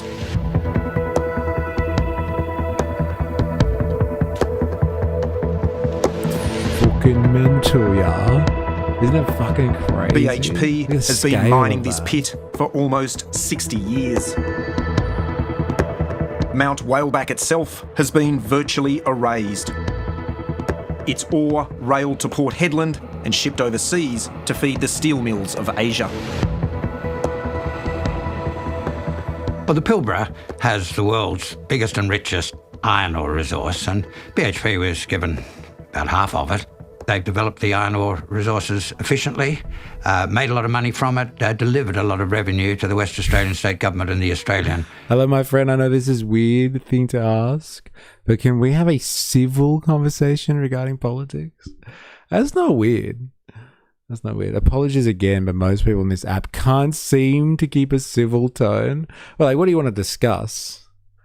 Like, if you're just going to say outrageous stuff, then, like, I can't promise you that it'll be civil. But, like, we generally do that here. Generally are quite civil, actually, you'll find. We have people from all political persuasions. I know, people here are often pretty civil. Thank God. Yeah, I don't know, chat, you tell me. Like, you can probably see the chat in the stream, like, just above me there. I'd say, like, you generally we're fucking gods, thank God. That's it, outrageous. Banned. Yeah, go on. What do you want to talk about? Like, what politics are we talking about here? I wonder if it's culture war or politics. We're about to find out. Are we talking about economics specifically? Rune surge? Some would argue you give the right-wing conspiracy theorists too much time. Bro, too much time. We have an entire day dedicated to right-wing propaganda. And it's everyone's favorite day of the week, all right? Just remember that. Just a bit. We have people from all spectrums. Some of those even political. Thanks, BHP. Yes, laugh, Jeff. You wouldn't exist, would you, if it wasn't for BHP? It's hilarious. But it's affectionately known as Banana Day. Vote for me. I'm an honest politician. I guess Rune Surge has disappeared, unless they're going to come back with a political conversation topic. I am fucking intrigued now. Okay, I don't know, honestly. I just had someone get really angry about him asking me my economic stance. And when I said national syndicalism, what did they get upset about when you said national syndicalism? And what do you even mean by national syndicalism? Are you some type of is that like an anarchist style of syndicalism that we're talking about here? You'll have to break it down for us a little bit. Look, you got me. I do really enjoy Far Right Fridays. Far Right Fridays is fucking fascinating. Can I just say? It is fascinating. I'm from the government. I'm here to help. I knew he'd pick lion. Bananas. The atheist's nightmare. If it was true Yahtzee, he'd have used cabbage over banana. Interesting. Please explain. Yes, I'm intrigued. Pen tester, I didn't even know you were here. Voltaire, am not a fascist to be said. Am a nationalist. Am far too non-violent to be a fascist. Oh, so this type of syndicalism is not the anarchist type of syndicalism. A little anarchism never hurt anyone. Yeah, but it's not the organized workers anarchism that we're talking about here, where they're like syndicalists and stuff. Nationalist syndicalist is like what? A national socialist. But without like the violent stuff that fascists do. They're like, you're for national what? Rune Surge. So you Googled it? Is that what you said? Voltaire? Let's do the same. What is a nationalist or national syndicalist? Let's go with national syndicalist first.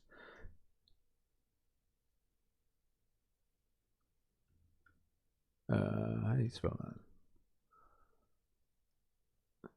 National syndicalism is an ideology that merges trade unionism with intense nationalism. Emerging in the early 20th century, it advocates for organizing society around a state-controlled or state integrated economic syndicates rather than class conflict or liberal capitalism, and heavily influenced 20th century fascist movements. Okay, fair enough. Feels like fascism, but with workers' rights, lol. Well, I think it's just like, his syndicalism is supposed to be about like the breaking up of the economy into the various industries and then workers' control over those various industries. So it's a form of socialism because it's workers' control, but it's like based on like industry divisions.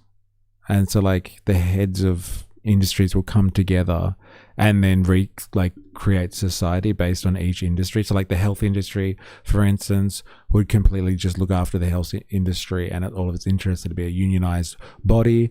And then like they'd send representatives to the government. So the health industry would be, the construction industry would have one, the mining industry would be like a completely unionized and separate entity in the economy. And they'd all send representatives off to the government, and then they like run society that way. But like this national syndicalism seems to be specifically about just looking at national affairs, which kind of makes sense, right? It's a corporation of the nation and the nation's people. But like it seems to be not based on class conflict, which is interesting, because like, I don't know how you have syndicalism and like trade unionism without an understanding of the importance of the class dynamic. If you're new here, follow in Twitch. Yeah, Rune Surge. Give us a follow. And activate the like button on YouTube. Class collaboration, unlike traditional syndicalism, which promotes working class struggle to abolish capitalism, national syndicalism seeks to unite workers and employers within the same industry to serve the nation's broader economic interests. Okay. So it's not about workers' control in particular industries. It's about like you still keep like corporate or capitalist control over those industries. It's just like mixed, I guess. Workers have more of a seat at the table, but corporations still run the industries, the separate industries. It's anti-Marxism, anti-liberalism. It strongly rejects Marxist internationalism, which emphasizes for a global working class, as well as liberal free market capitalism, which is viewed as divisive and exploitative. Interesting. So many different brands of ism. It's politics though, right? Everybody has their own ideas about how to run society. That's politics. What would the West talk about if we banned the letters ism? Farias, I feel like you can smell the new people in the chat and rush to post this. It's a great skill. Yeah, it is a great skill, actually. But yeah, if you're new here, subscribe for more on YouTube. Activate the like button if you're new on Twitch. Follow for more. And here's an invitation for Discord, just in case you want to share propaganda, like propaganda that is related to national syndicalism. It'd be interesting to research how that would actually work. It's a corporation of workers and owners within the nation. Oh yeah, that's pretty objective fascism right there, right? Like corporatism. Like that's where you get the original fascists from. You merge the corporation with the state and you kind of manage the affairs in the interest, but here's in the interest of the owners, so the capitalist class and the workers. But it's just done for the nation's prosperity. Fuck everybody else. What nation are you from, Rune Surge? What nationalistic interests are you looking to protect there with syndicalism?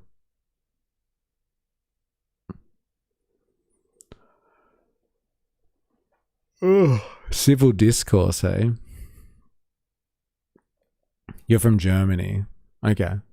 And so like you're looking for the nationalization of German industry? Or not nationalization, that's too far, isn't it? But like the syndicalism of Germany's economy broken up into various industries, and then you work out on industry level agreements between workers and the owners of the industry, all with a bent on making your nation stronger, right? Russia. Ha! I was close. Interesting. Yeah. And like, how did you come across? Yes, simply put, yes. But like, how did you come across this particular form of,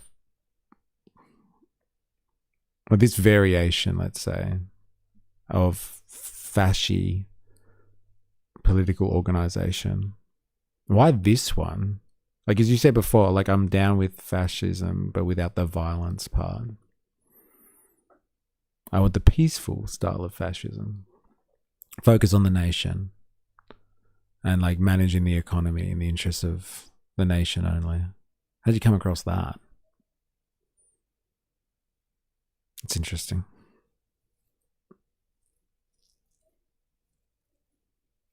Man, you get them all on Twitch. I'm seriously, like, some of the most interesting conversations we've had are people like have come in from the Twitch world.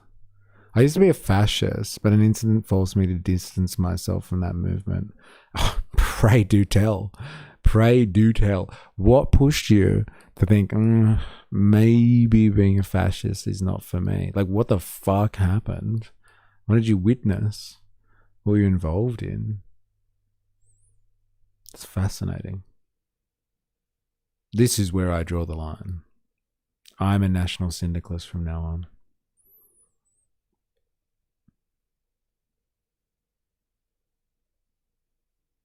Yeah, I would love to know.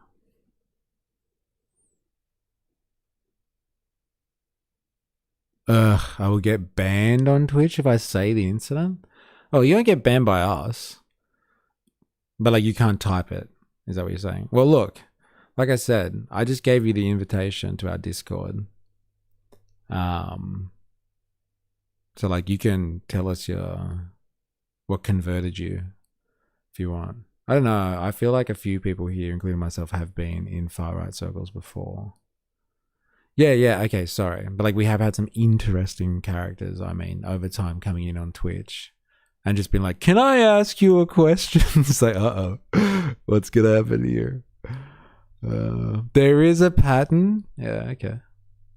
Oh, okay, is that what you mean? But like, it sounds like our friend Rune Surge over here is not like formally in far-right circles, like still very much the case, but like not liking the fascist style.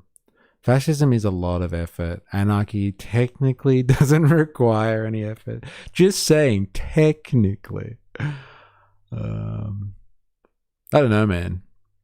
Tell that to the Spanish anarchists. They work pretty hard. He found us because he is like us. We can fix him. Oh, Jay's back in the house. Has it really been that long? You've been to a whole concert and back again. Can I ask you a question? Are you part of the Intersectional Coalition of Global South's Communist Jihadists? There it is. What a scary organization that is. I'm still in connection with my fascist friends and family, but I don't actively participate anymore, and I don't get for the violence. Okay.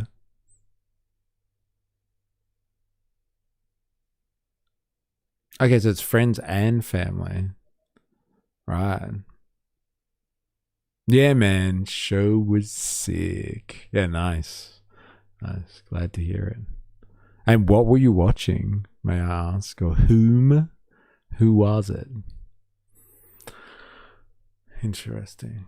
God, I really want to know what turned you away from like being outright fascist. Portrayal of guilt. Okay. What a fucking hardcore name. Interesting. All right, I'm going to get back to BHP for a second while Rune Surge here processes. I must admit, like, hasn't been very controversial, Rune Surge. I don't know why you're upsetting other people. Like, isn't that just saying outrageous stuff for the sake of it? I can get on Discord in an hour or so if you're still online then. Yeah, fair enough. Yeah, let us know your story. And maybe provide a video or something that explains what national syndicalism is for you. For you. That'd be interesting. Now we have a German correspondent. A few more. We got ourselves a news service. Yes. Yes, fucking oath. Absolutely. Oh, actually, Rune Surge. I don't know. Some people can't handle me being honest about my views on the world. Yeah, fair enough. It is pretty scary when people have different opinions. What do you think about the ADF, might I ask? Hey, Alternative for Deutschland. I don't know how to say that properly, but like, you know what I'm talking about. Because like we get a lot of propaganda in our Western media circles, in English-speaking media, that like the AfD is on the rise and it's gonna like take over and stuff like that. And like the usual sentiment that's attached to that is just like, hasn't Germany learned from this before? Do you really want another far-right party in control in Germany? They're all right. A bit more bark than bite. Interesting. Very interesting. Too much of this, not enough action for you. Okay. Fair enough. Very interesting. So they need more bite. That is the insinuation, I think. I personally voted Green myself. You are an enigma. I'm assuming in Germany the Greens are very similar to wherever else there are Greens. A Green voting nationalist syndicalist. Interesting. Mostly because of the ecological focus. And like, do the fascists that you used to associate with or still hang out with but don't claim to be one anymore, are they usually ecologically focused as well, or is it just you? You're welcome here. I'm a bigoted, lady-hating, Nazi racist. We're all welcome here. You would describe yourself as that, Dilemmas? Jesus. Can't believe you called yourself lady-hating. That can't be true. Mostly because of the ecological focus. Yes, they are ecologically focused as well. All right. So the fascists of the 21st century. They love the environment. Maybe that's why when we were watching Banana Boy the other day, he was talking so much about like how bees and cows go to heaven. No way Pauline hates herself. Huh. I'm officially a Green member here at the moment. LO joined up when I started uni. Oh, all right. And involved. Everybody needs a hobby. Most fascists care a lot about nature since it's part of our nation and its beauty. Okay. And so what do they think about climate change then? Is that some type of globalist hoax? If they care about nature, I'm assuming they must be worried about ecological destruction at the hands of, yeah, like what? Human intervention in the environment. Eco-fascism was the main terror, I think, in 2020, in 2012. Been a while. No, I'm using the adjectives others use. I'm just an Aussie, so it's half true. I was hoping for bacon double cheeseburgers in heaven. Yeah, and honey. You'll get it. Apparently, the bees and cows go to heaven. I'm not sure about pigs, though. I'll have to check that one if you're looking for the bacon part there. Absolutely horrid. A result of materialistic, greedy beliefs. I got called an eco-fascist before, LOL. Well deserved, I'm sure. Well deserved, I'm sure. Censored? What did you do again? Eco-fascism unionized the dolphins? Are these the same dolphins that have laser beams on their heads? Are they going to be used by Iran? Weaponized dolphins. And the Russians are training SEALs too. Go watch out. Teaching them how to shoot guns. Nobody's fucking safe. Nobody's safe. That's all I needed. Beef in heaven. That's heaven. I don't want useless dolphins, obviously. Only those drafted. But honestly, can't stand National Socialists. The idea of racial theory is idiotic to me. Interesting. So that's the distinction between National Socialism and National Syndicalism for you. Like, let's just do the national part, nationalist part, and running of the economy without the whole racial theory stuff. Okay. Radio. They might have dolphins, but we have platypus with lasers. What is the plural of platypus as well? Is it platypuses or platypi? Platypuses with lasers? Platypi with lasers? So the nationalist element has nothing to do with race for you, Rune Surge? It's a fair question, actually, yeah. Armed German Shepherds from the IDF is an oxymoron.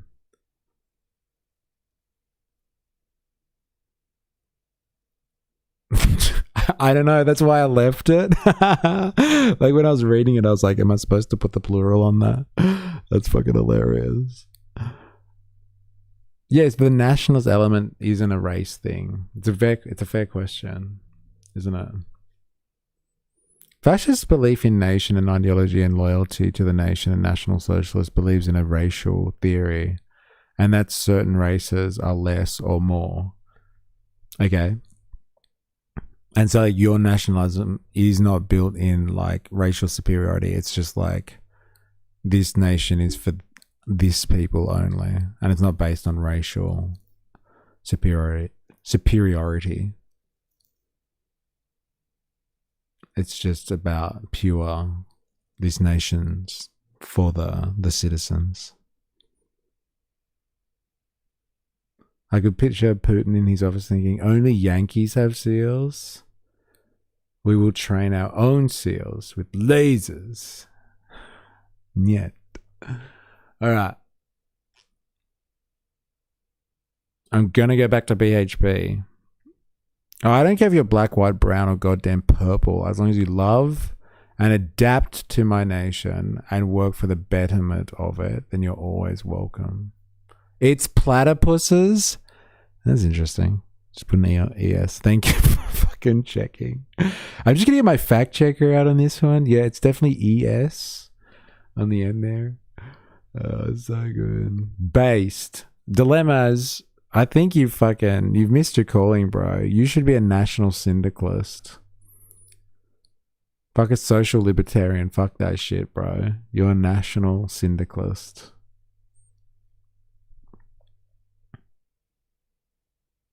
So America First ideology is fascism. It's a national syndicalism. Build up the American economy. And like you can come here, but you integrate and do it legally. Or you can get fucked. I didn't even know the word existed.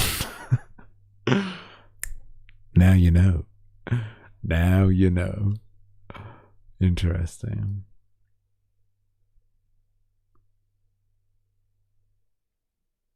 Very interesting. All right.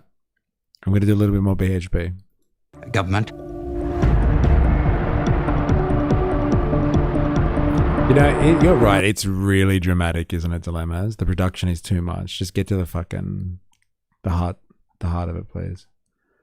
Question, where are you politically, my friend? Very interesting way of framing that question. It's like, where are you politically? Like your political journey is never over. You never land on one thing. You change politically over time.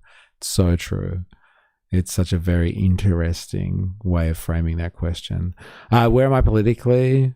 Like fundamentally, I'm anti-capitalist. Like fundamentally, I'm anti-capitalist. As in, like I understand that the capitalist system has produced what we have at this point in time, but it's reached a point where it's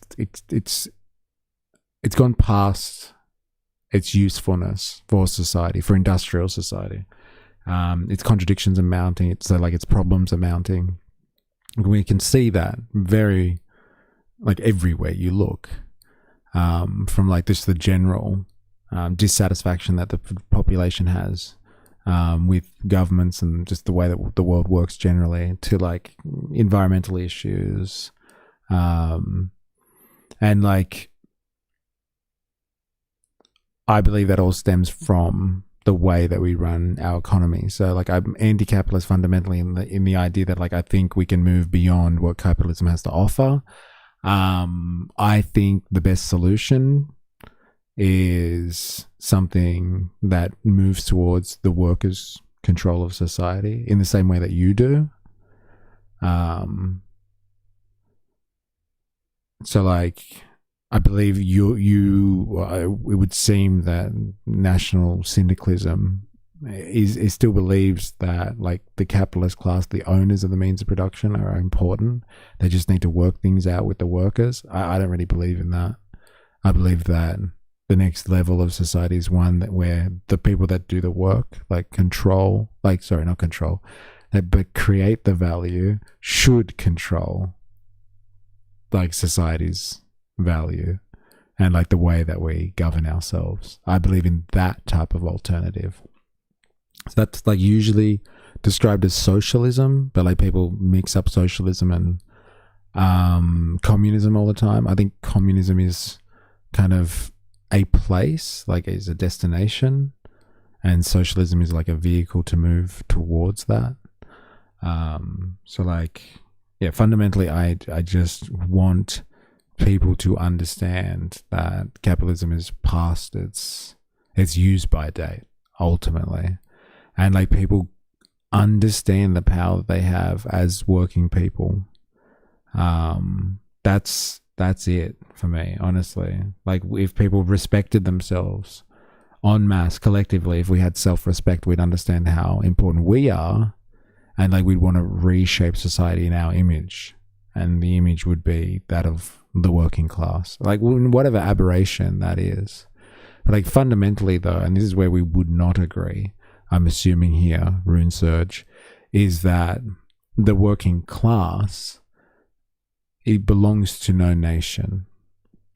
Like the working class is international.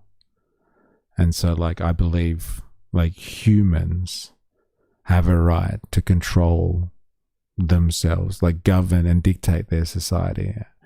And like, yeah, breaking the world into like these little boundaries and lines on a map called nation states is like a good way to control populations in certain areas and certain regions of the world, but it's not a great way to allow them to actually govern themselves.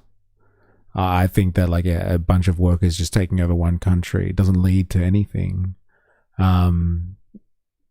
Like it has to be done. Like workers have to somehow figure out how to be in control over the whole economy and the world. So the economy now is a globalized system. It's like a global economy. It's all interconnected. So like it's big stuff that I'm talking about here. It's not national politics. This is like humanity-wide politics. Anti-capitalist or anti-capitalism, or is there a difference?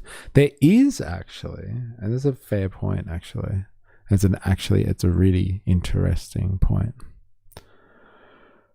Who knew my political views aligned with a German? So we agree on capitalism. That is amazing. Yes, that would be where we agree to disagree. Yeah, for sure. We agree on capitalism as in like you think it's past its use by date, but like I don't see your alternative being like an attack on capitalism. It's just like ensuring capitalism suits your national interests, basically. So like I don't feel like your view on capitalism is that it's past its use by date. It just isn't being used effectively. But correct me if I'm wrong. That's what you want? What do you believe will actually happen? I don't see us not heading to a dystopia. Yeah, I get that. Like, there's probably way more crises that capitalism has to offer us before we get to a point where we're just like, all right, that's enough. So, like, yes, you're probably right, Wookie. Like, if I was really going to be pessimistic about this, like, we ain't seen nothing yet. Like, if people thought that capitalism could be crisis prone, already, like, we ain't seen nothing yet, baby. Like, some of the crises that we've seen in capitalism have happened at times where, like, people, like, the global economy has been less interconnected. Now it's like severely interconnected or like intricately linked. Like, the crises can only get more extreme. So yes, dystopia is more likely. It's going to have to, like, things are going to have to get way worse before anyone considers the fact that it's the way that we do things economically that is the problem. I was confused by your stance on voting when you were talking to FJ yesterday. It sounded like you didn't think universal suffrage was a good thing. Is that in terms of, like, my position about a bourgeois society? And like, bourgeois society isn't meant for universal suffrage. If that's what you're talking about. If not, please clarify. But like, yes, I think that universal suffrage is problematic in a bourgeois system because it's not meant, like, a bourgeois political system is not meant for universal suffrage. It was really meant for the bourgeois. They wanted to set up a political system where they could control the economy. And so, like, once you do get universal suffrage in a bourgeois system, then it forces the culture wars down everyone's throat, because the bourgeois has only a certain way to control the voting mass, and it's through the culture wars. And so, like, I'm all for universal suffrage in the sense that, like, I think it's great that people have political rights, because once people have political rights, they should become politically minded, but we know that doesn't really happen. But, like, yeah, I think that's what you were talking about. It just wasn't clear if it was strictly in regards to a bourgeois society.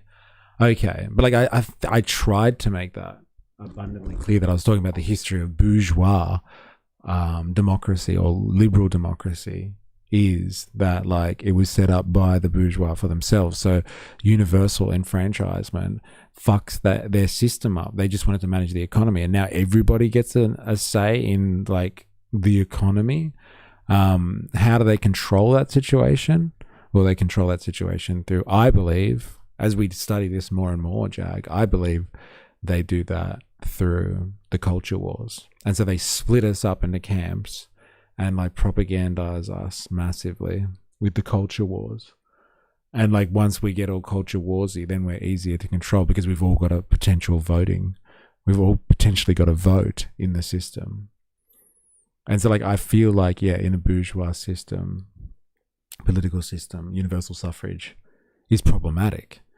Because, like, okay, fine, it's good that we all have a political enfranchisement, but, like, how do they get us to do what they want now? And they do that by, I guess, yes, stoking the culture wars.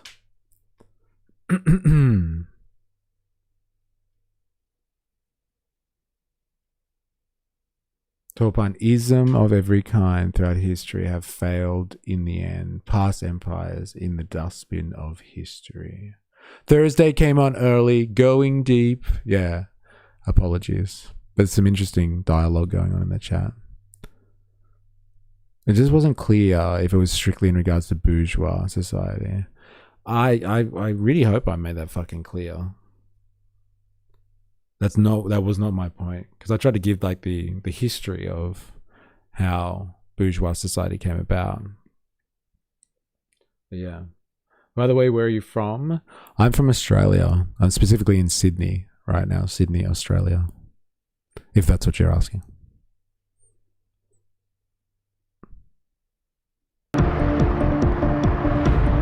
The WA iron ore mines produce 37% of BHP's Australian emissions. These mines run largely on diesel. Nice. I love Australia. Fair enough. Like, love it in terms of a tourist location. That type of love for Australia. Love the Australian accent. Okay. Interesting. Well, that's good. Some people really don't.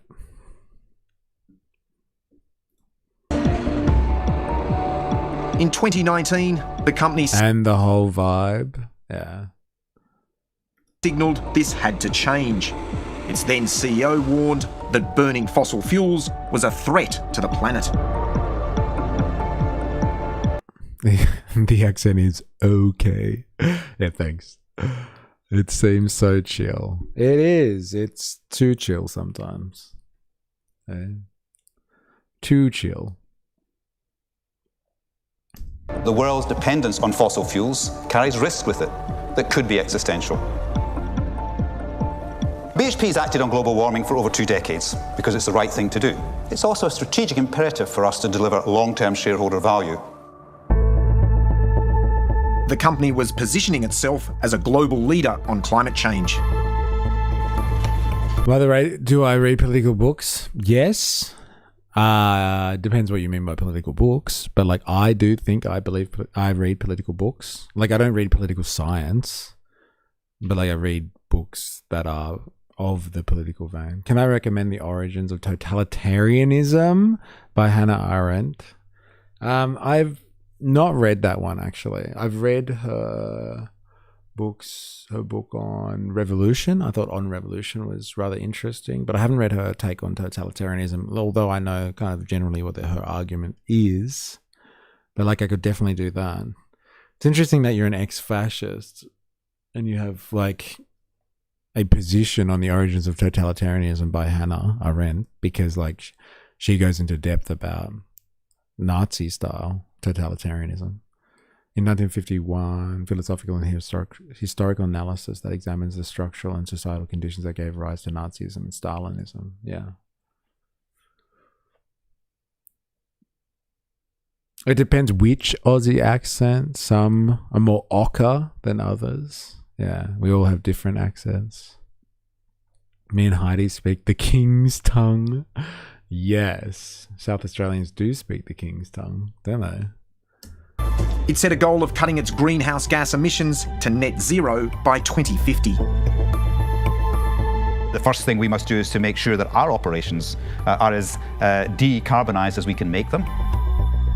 By 2024, BHP's climate makeover was on full display. We want to give our partners, stakeholders and the broader community confidence in the integrity of our climate-related plans and our ability to deliver them. CEO Mike Henry unveiled the company's new Climate Transition Action Plan. Ladies and gentlemen, what this company does matters. Shareholders embraced it, with 92% supporting the plan. For generations to come. BHP has told those woke hippies in BHP supporting the plan to go green. I had to read it for my master's with a lot of other books. Okay. Interesting. Gripping read, I'm sure. She's very technical with her language. Excellent story. You'll see BHP at all of the investor conferences, sustainability, up the front, on the panel, talking up its climate credentials and how much it wants to see the energy transition succeed. From 2019 onwards, there was an absolute focus on decarbonisation, but the conversation's gone very, very quiet. This is the story of how BHP backed away from its once urgent plan to decarbonise the Pilbara. Told in the company's own words, through hundreds of pages of confidential documents obtained exclusively by Four Corners and Guardian Australia. Imagine if we all sounded like Pauline. Yeah, I know, right? My God. I loved it, but after 50 political science books, it starts to get a lot. Yes, I can imagine.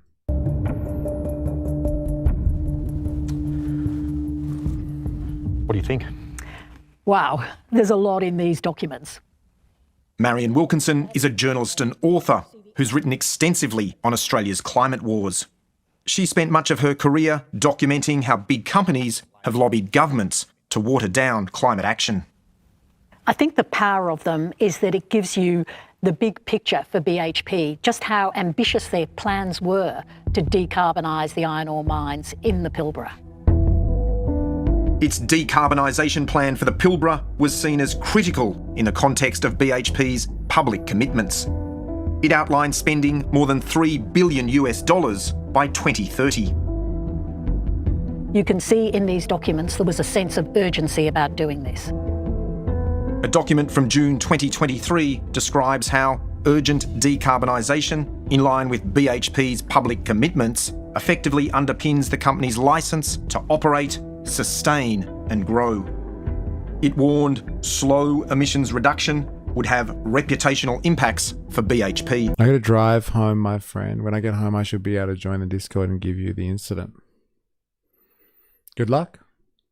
It'll be interesting to know what happened.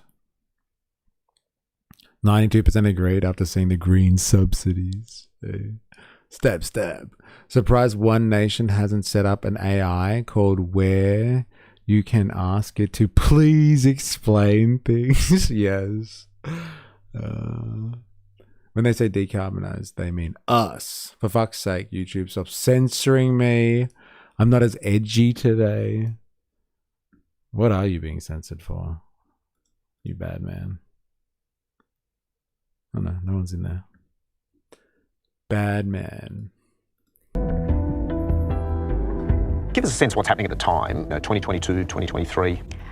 Well, of course, it was a time of kind of peak action on climate change. You had Joe Biden in the White House with a big plan for renewable energy. You had the Albanese government coming to power in Australia saying that it was really going to up the emissions targets for the country. Internally at BHP, do you get a sense of what was happening there? Yeah, well, what was happening was big plans for an ambitious program to decarbonise the Pilbara. This was talking about quite a rapid electrification of the haul fleet trucks. This was talking about electrification of the trains. This was talking about a big renewable energy package to back up these plans. Bruh, these capitalists are bad capitalists. You think they'd want to adjust to the market, but no, burn coal until there's none left and run yourself out of business. Like, it is pretty ridiculous, isn't it? Like, the writing is on the wall, and you've got someone like Twiggy and Fortescue who are like, no, fucking, we'll do it. And like, you have these other ones that are like, they get in their own way. Like, if one does it, you would think the laws of competition would dictate, oh fuck, he's electrified his fleet, and like, it's coming. And now he's out there like attacking them through his own propaganda campaigns indirectly. And like, they could have just made the choice. They could have been like, what is it, 6 years into this plan now, 5 years into this plan of decarbonization now. But like as you said, no, just run yourself out of business. That's what Twiggy's doing to them right now. He's got them between a fucking rock and a hard place. BHP can turn themselves into an energy company and transition to renewables and stay $1 billion business. But I guess you just have to have good leadership, right? As opposed to the type of like, you know, let's just make the books look good for the next financial year. You have to have somebody who has vision. Jet B. We're getting second-hand nuclear subs when BYD is having end of financial year sales right now. So good. Second-hand nuclear subs. Oh wait, did you see the thing that Hobo Joe put in the chat? Did you see this? Look at it, like, look across there. So good. US confirms we are getting the nuclear submarine equivalent of a rooted Captiva. So good. Does that give shareholders a return next quarter though? Does it? Yeah, having vision for the future.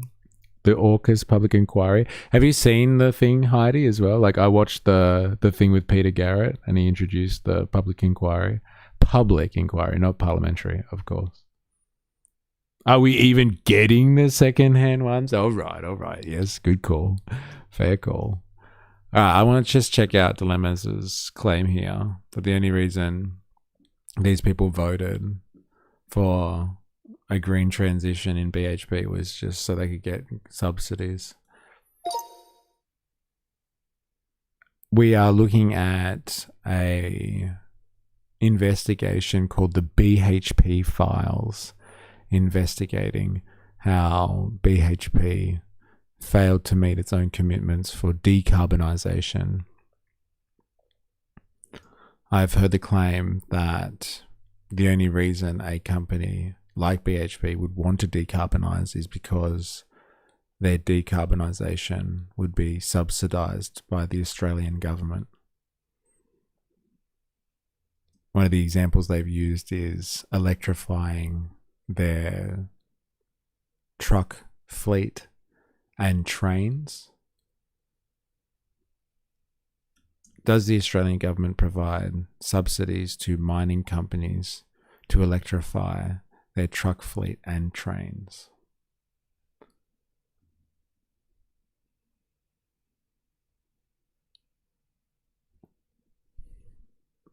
The short answer is yes. There is some government programs that can help fund industrial decarbonisation projects, including some mining projects, but there is no broad Australian government scheme that pays BHP to replace all the diesel trucks with electric ones. Governments sometimes offer grants for industrial decarbonisation, funding for feasibility studies, co-invest in low emissions technologies, concessional finance through bodies such as Clean Energy Finance. For example, New South Wales currently has programs offering about between 500,000 and 10 million for emissions reductions projects at eligible mining and manufacturing facilities. There you go. And I guess that's the funny thing about what Captain Bucket's talking about. It's just like, look, they're gonna fucking give you money to do this, and you can't even insure your business for the future. Western Australia has funded carbon innovation and decarbonisation projects in heavy industry. Is BHP's truck electrification dependent on subsidies? Not necessarily. The leaked BHP files suggest the main reason for delays are availability of suitable electric haul trucks, availability of electric rail technology, the need for huge renewable energy transmission infrastructure in remote regions such as the Pilbara, cost and execution challenges. The irony in the current debate. All right, let's what's the irony? One criticism being made by climate advocates is actually the reverse of the claim you've heard. They argue that miners such as BHP already receive large diesel fuel tax credits. Senator Pocock and others have pointed out that BHP received hundreds of millions of dollars in diesel-related tax concessions while delaying decarbonisation projects. Interesting. So they get, there is subsidies for electrification. I guess that's a no-brainer, right? I watched the army guy who's running the inquiry and left a lengthy comment. Yeah, I watched the admiral or the ex-admiral, whatever you call. I heard him talk as well. He seemed kind of like, oh, look, it seems like we're poking the bear with China. Like, do we really want to have like attack subs in our fleet? Like, who the fuck knows if this is going to be appropriate over the next 20 years? Should we be focusing on like defense rather than attack? But like, whatever. It'll be interesting to see what that inquiry finds. Have energy companies ever thought about using the animals they are endangering and displacing to run on a little wheel to generate electricity instead? I wonder if that's worthy of renewable subsidy. Yes. Getting all those kangaroos, get the emus on a little wheel to generate electricity. The first investment step was a 70 megawatt solar project in the Pilbara. This would partly replace diesel and gas and help BHP electrify its mine haul fleet and locomotives. It was signed off by Chief Executive Mike Henry and the BHP board. They were finally ready to take some action. Yeah, it looked like they were going to take the big plunge, but then something happened. Dun, dun, dun. After the board approved the solar project, BHP management quietly shelved it. If we look at this document, it says in classic corporate BHP speak, what happened was the iron ore operations decided to optimise the delivery of the decarbonisation program to, quote, meet cash prioritisation requirements. I think what they're actually saying here is that they were going to delay spending the money. They didn't want to spend the money now. That's right. It's delayed, but don't worry, as they explain, they're going to incorporate this solar project into a bigger renewable energy project. And how's that going for? What, did you have to write that there because you couldn't get it through? Put Gina and Twiggy on a hamster wheel? That's hilarious. There's word spreading that Iran is going to test a nuke. Interesting. And then, like, you see, straight after they test a nuclear weapon, America just packs up and goes home. Oh, they've got the nuke now. They didn't have it before, but they've got it now. I guess we can't fuck with them anymore. Hold up, bear with me. Immigrants on wheels using carbon life forms to decarbonize. It's environmentally positive. So you finally found a use for all of your immigrant friends' dilemmas. Put them on wheels to help with the green energy transition. They should. Yeah. I wonder if that would change the dynamic in the region. Why shouldn't they? The days of latent deterrence are over. I thought America destroyed their nuclear sites. I guess they were lying as usual. It'd be an easy out for the orangutan. It would be an easy out, wouldn't it? Eh? I'm an ideas guy. Just saying. I'm an ideas guy. Put him on a wheel. Oh my God. Put the migrants on a wheel. I think you should get back into contact with your German friend, the national syndicalist. Actually, if it's for the good of the nation, that's all that matters, right? Round him up. Put him on a fucking wheel. Let's do this. These are the subs we could be getting from BYD. Is this what it is? New BYD. It goes underwater. These could be our subs. That's hilarious. All right, back to it. Well, that's also delayed as well now.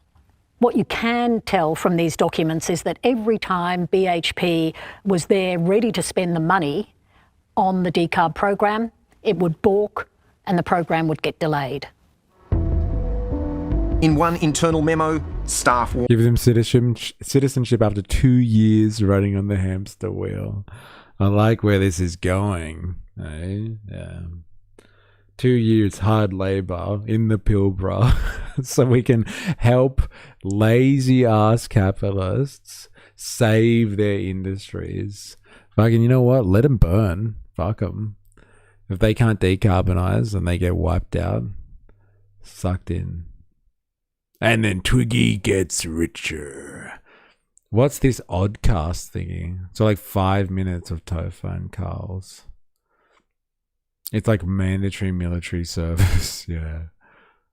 Congrats on 102 followers, E. Alicia Silverstone. We made it. Yeah, thank you. We cracked 100 yesterday. Actually, we were on 99 for a long time, for like a week or two. And then we pushed over to 102 yesterday. Thank you very much. Alicia Silverstoner, I should say. BHP faced reputational risk for stopping this first solar project. The subs. Savage. Let's get that 200. Yeah, that's the next milestone. Let's do this. Project. It cautioned shareholders expect near-term action on emission reduction in the Pilbara. Tim Buckley is a former stock market analyst who now runs think tank Climate Energy Finance. He lobbies government and industry for a faster transition to net zero. We need to invest huge amounts of money in the Pilbara to transform it. That requires a whole lot of new reskilling. It requires a whole lot of investment. And at the moment, BHP is doing none of that. BHP said it had deferred spending on its decarbonisation programs in the Pilbara because many of the technologies required to achieve net zero are not ready to be deployed.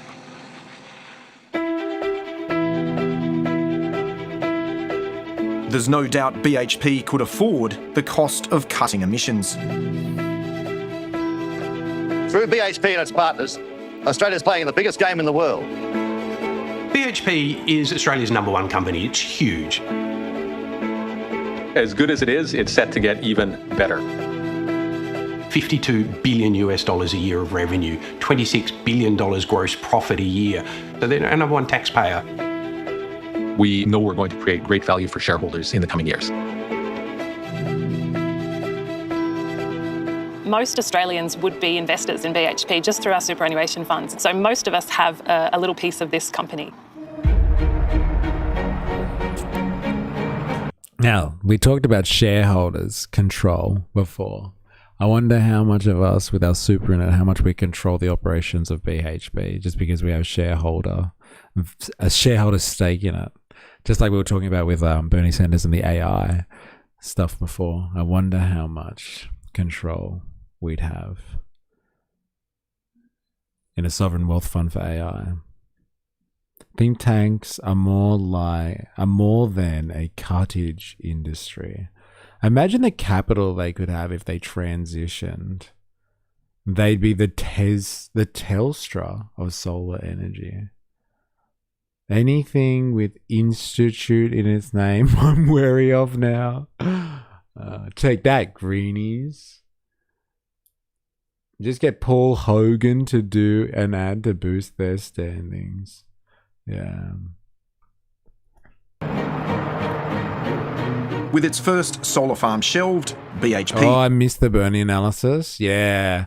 What time would we have started the Bernie stuff? Around, I want to say about 2 hours, maybe 2.5 hours into the stream. 2.5 hours into the stream.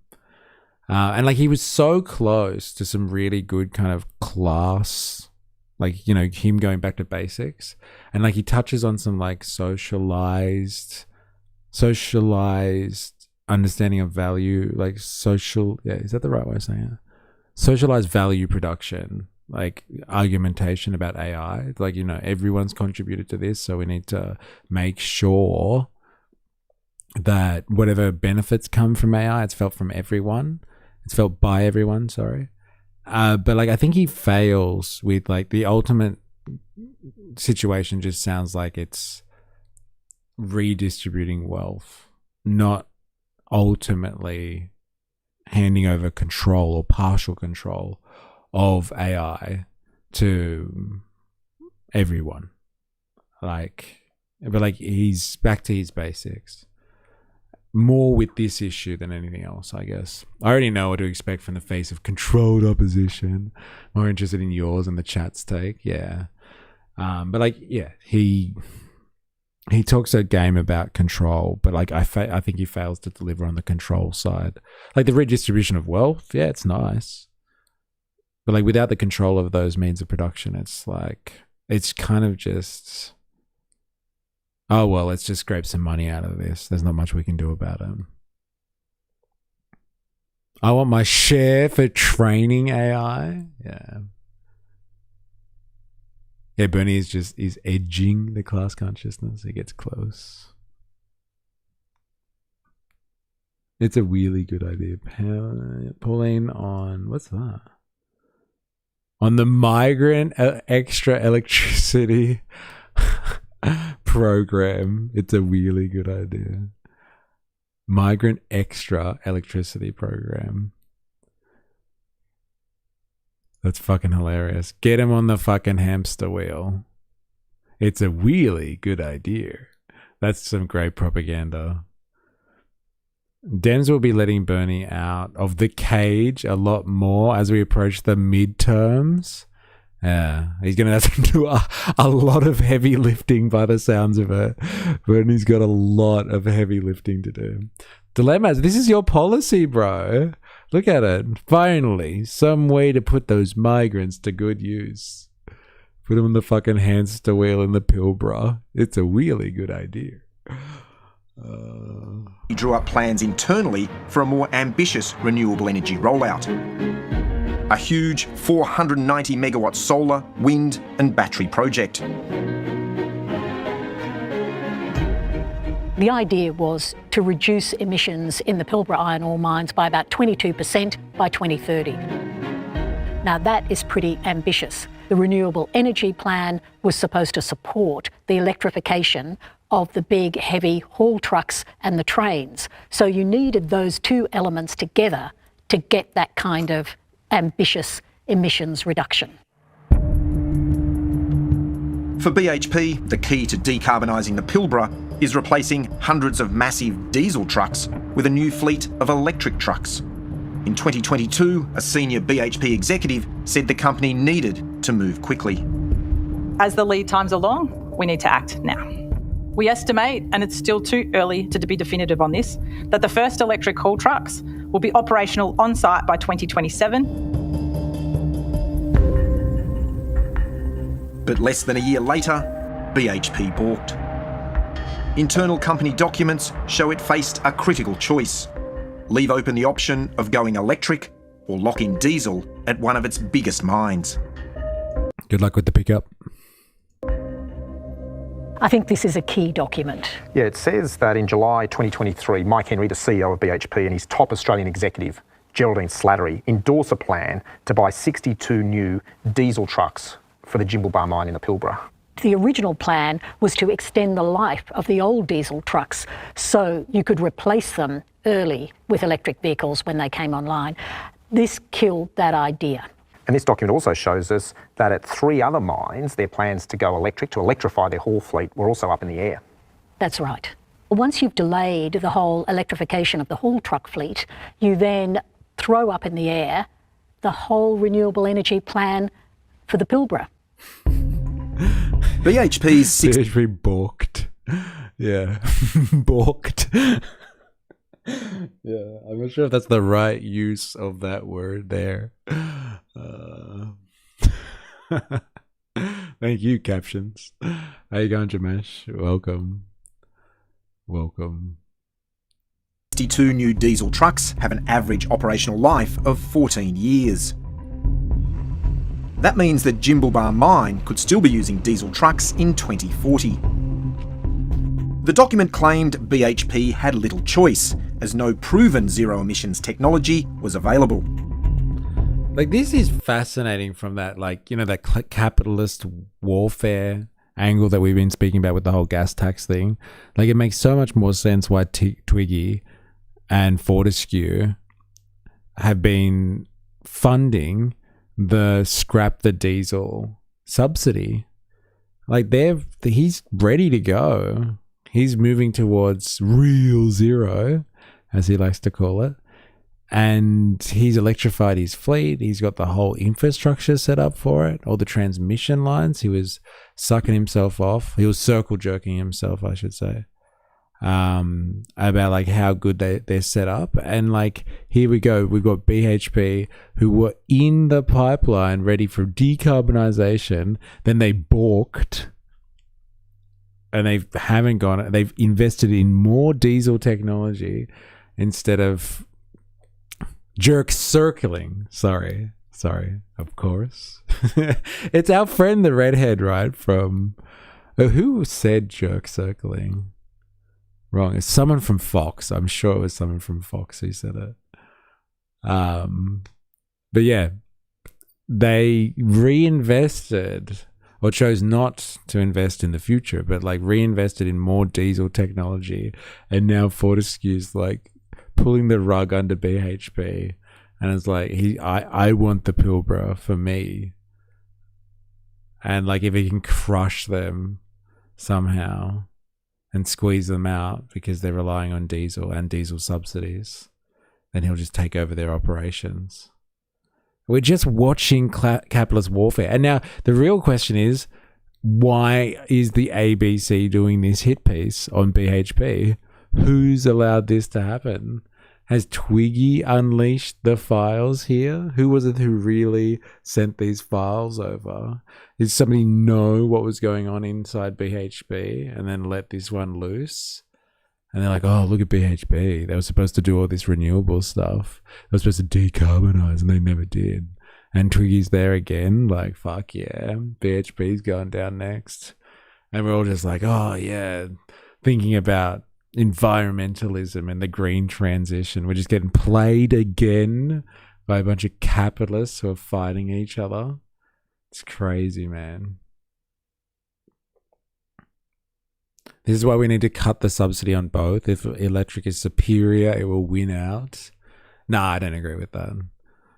I don't agree with that at all. Like, it's not even a question of superiority as much as is it necessary to do this anymore. But like, if you're talking about if electric fleets and electric vehicles and all that sort of stuff want the moral high ground, then they should scrap the subsidies on both. Fuck the moral high ground. Like, we shouldn't be subsidizing old technology.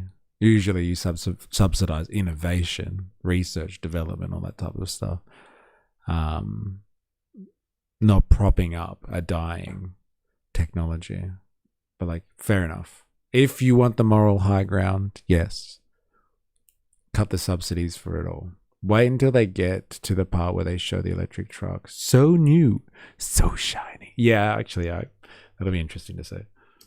It would leave BHP with a new diesel fleet when it needed to be making deep emissions cuts to reach its net zero goal. Do you think it's realistic that they would meet a net zero goal by 2050? Categorically not. Their actions are not aligned with the science. BHP told Four Corners it's sticking to its goal of net zero by 2050. But internal documents show, by the middle of last year, its climate plans were being rapidly wound back. With the electric truck fleet delayed for years, the urgency to source renewable generation had diminished. Its once ambitious plans for solar, wind and batteries in the Pilbara now shelved. We're calling this the Walk Back Memo. It's from May last year, and it basically is a rethink of the whole Pilbara decarbonisation plans. So that's a really big turnaround for a company that only a few years earlier had said that reducing emissions was at the very heart of its social licence to operate. Yeah, and what this memo says, and it's approved by Geraldine Slattery, the top BHP Australian executive, is that there's just too many risks, too many uncertainties to go ahead on the previous early timetables for the electrification of the trucks and the rail. Sounds like right-wing slogan, the great walk back. Yeah. To the good old days, of course, right? The arbitrary 2050 number grinds my gears so much, but it's sexy. It's like halfway through the century. It's good marketing. It grinds my gears. Give me 2049. 2049. That's fair. Famously, there's just not enough sun in the Pilbara. So this urgent mission was now suddenly not so urgent. That's right. That's right. BHP was now searching for new solutions to achieve net zero. What's the roadmap from here?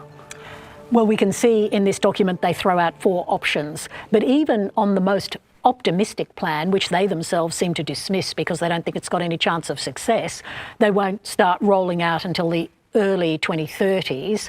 And they even flag here delaying until the 2040s. What does that mean for their targets? And what's interesting about that, Angus, is they say under the disadvantages of this strategy of delay is that BHP might have to reset its emissions targets for the whole Pilbara operation. And if they do that, they BHP may be just waiting for Fortescue to prove it works and stacks up reliably in the Pilbara heat and conditions. Yeah, that's a fair point. Give it 2 years and they'll flick the switch if it works. Just like that. Into fucking overdrive. They'll be chasing it hard. But like, you know, Fortescue, Twiggy seems pretty confident that it's going to work. Like he said, he's got all the infrastructure there and it's happening now. And he's just phasing it out slowly. And he's been doing this for a number of years. So, but like you're talking about like en masse. Making it stack up en masse. Interesting. Four Corners journalism? What's this? Yeah, it is. It's Four Corners stuff. But like it's Four Corners. It was ABC and The Guardian who broke the BHP files. They make it sound so scandalous. And it's kind of just like, yes, giant corporation fucks off its climate commitments and its green transition for profits. Like they make it sound like it's so scandalous. Can't use the word files like that. It's a bad use of the word files. I like the darkly lit room and the big table. Like they're meeting in secret so the execs don't hear them. Yes. Yes. Abandoned commercial building somewhere. Very clandestine, isn't it? If Twiggy takes the risk to invest his capital and it pays off, then I don't have an issue with that. Fair enough. You make it sound like the bourgeoisie actually take risks with their own money all the time and don't get it heavily subsidized by the state. And that's like normal or something for them to actually risk their own capital. Have I got a surprise for you? That's exactly the way I wanted you to say capital. It's not just the trucks, but the charging infrastructure. So there's no point having a few electronic trucks and need to go in hard up front. Yeah. That's why I want no subsidies. Yeah, I hear you. But like that like flies in the face of what I'm saying. The whole history of capitalism. Like even Adam Smith complained about this. That like big capitalists sway governments to get decisions made in their interest to help out their businesses get bigger and more profitable. Even Adam Smith was complaining about this. Like it's just, this is the heart and soul of capitalism. It sounds like if you want no subsidies, dilemmas, you're going to have to join the anti-capitalist train. Might need a big external communications plan, i.e. a PR plan, to explain that publicly. Despite pushing out the timeline to decarbonise the Pilbara operations, BHP has taken a tentative step. It received 2 electric haul trucks last December. The truck behind me is not just any haul truck, it's a battery electric 793. The company wouldn't say if it's begun trialling them. In last year's annual report, BHP disclosed it had delayed the rollout of electric trucks until sometime after 2030. It really looks like, when you boil it down, what they're saying is the technology is just not ready. Yeah, and there's a few people who'll disagree with that.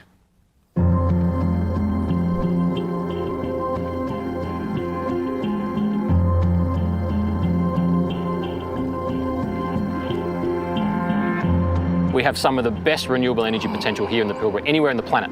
So you turn those green electrons... Oh my God! It's fucking Twiggy and the boys. Did you know this was coming, Dilemmas, and you said nothing? You just let us speculate on this being like Twiggy propaganda. Fortescue's there being like, we did it. They can do it too. Oh, they're not ready? Quickly cut their diesel subsidies. Suckers. That's so good. Now we're going to get Four Corners sucking Twiggy off. Jerk circling Twiggy, should I say. This is fascinating. When I curate, I do it right. The battler himself. Yes. Twiggy the battler. With this, and you have a massive industry on our doorstep.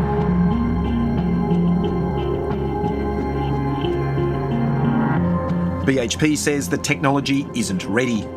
Its competitor Fortescue is taking a different bet, promising to run its iron ore mines without fossil fuels by 2030. It's yet to prove it'll work, and the company has overpromised before. But what it's doing in the Pilbara puts pressure on BHP. These are real production trucks. There's nothing prototype about these. The technology is there. Chief Executive Dino Otranto has been tasked with implementing the green vision of Fortescue's billionaire founder, Andrew Blaz? 92? I'm going to say Blaz. It's similar to how banks during the GFC only finally declared that there was, in fact, a problem once they had cleared their own positions. Interesting, eh? What's Hughesy's take on this? Insert fluff piece. Very interesting. Yes.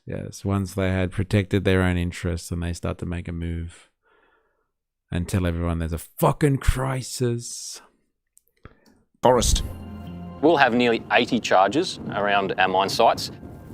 From a 0 to 100%, you're significantly less than half an hour. Yes, the giant green circle, so we know it's a woke truck. Thanks. It's good, isn't it? Sites. From a 0 to 100%, you're significantly less than half an hour to charge one of these trucks up. He's also selling that vision, leading Fortescue's PR offensive. We are prepared to take a bit of risk. This is seen as a risky investment by some. It's a high-stakes gamble. No other iron ore miner in the Pilbara has ever tried to cut out diesel. The war that we're seeing in the Middle East, it's questioned everyone's fuel security and economics. It was profitable to do this at the old diesel prices.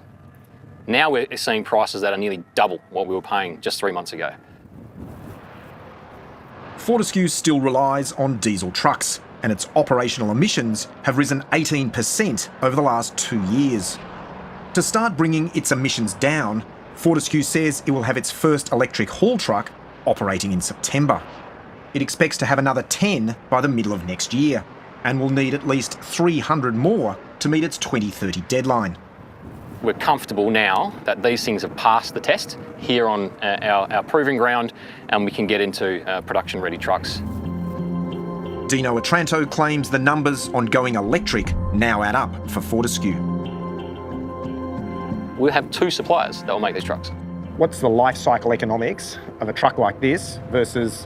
Where are those suppliers, eh? Are they Australian produced? It's only 1/5 of the Olympics and 1/6 of Google. the diesel one that's going past us now? The total cost of ownership of the diesel versus the battery is on parity.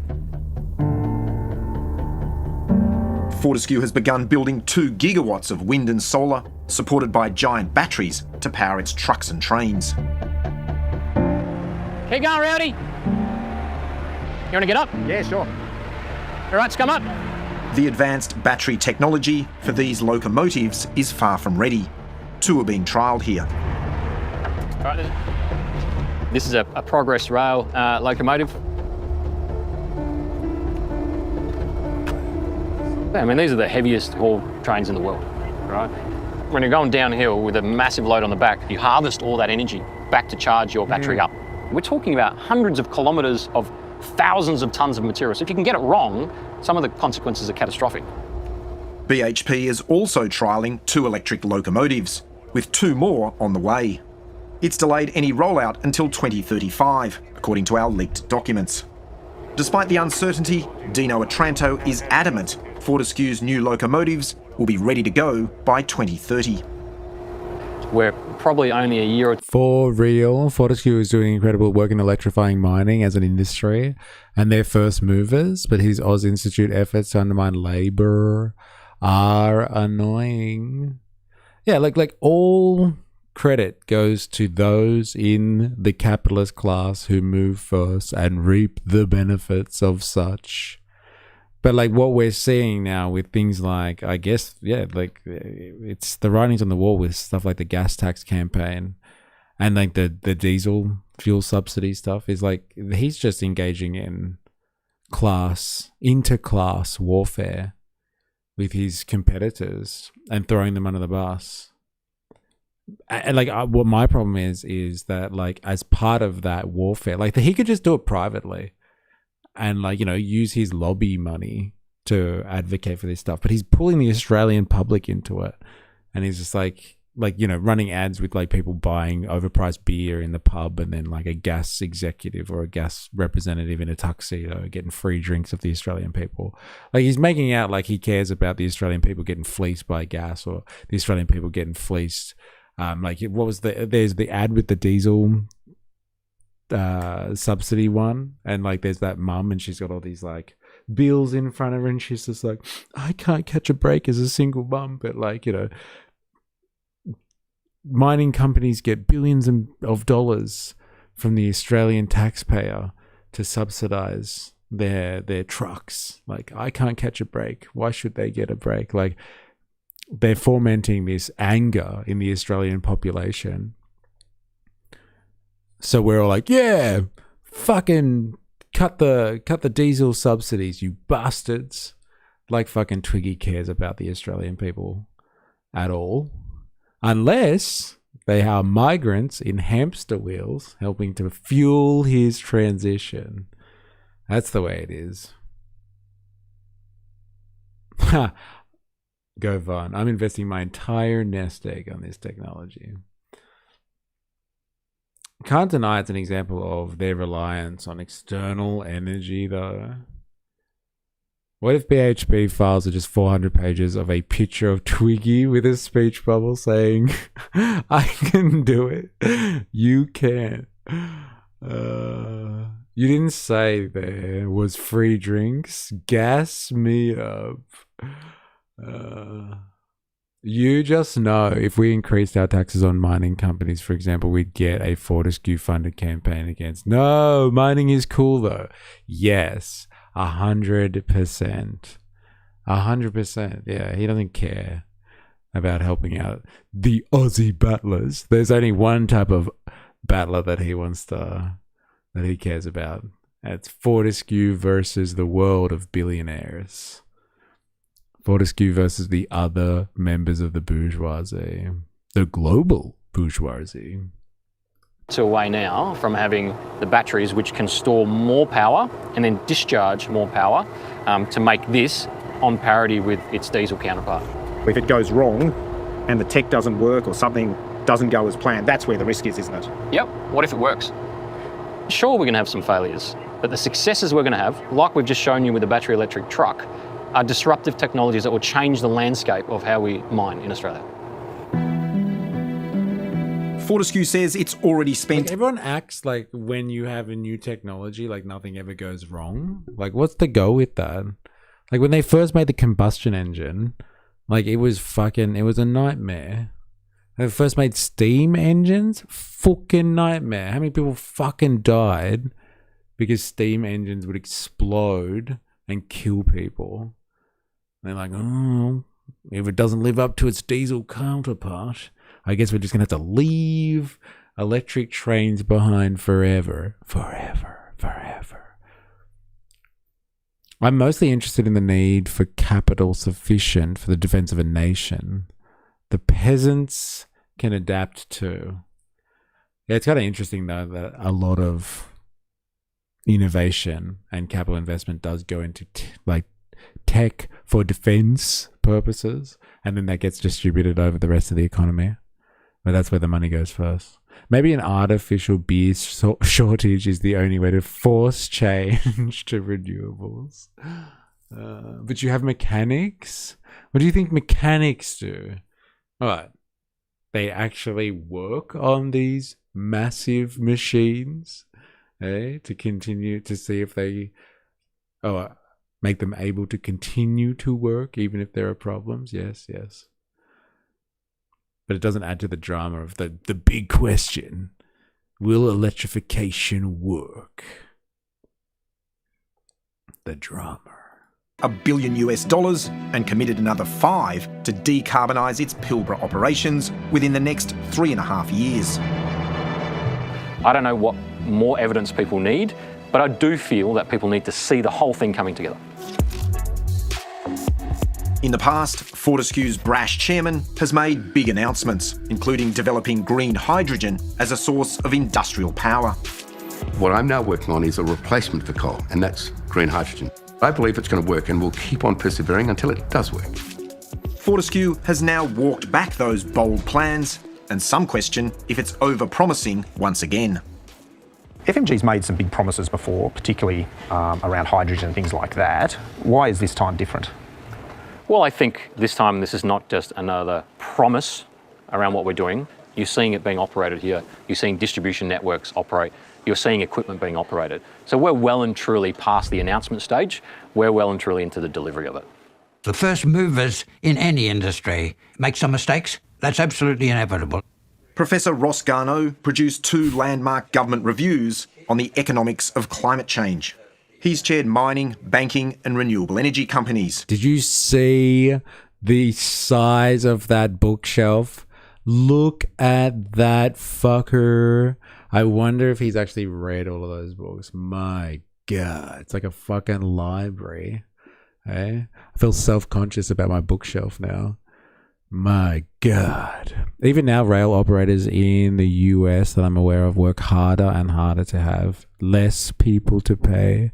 1 mega engine instead of 5 smaller engines. 1 driver only. No second person. JetB, the technology just isn't there. BHP after losing a game of hide and seek with decarb technology. Bloody peasant.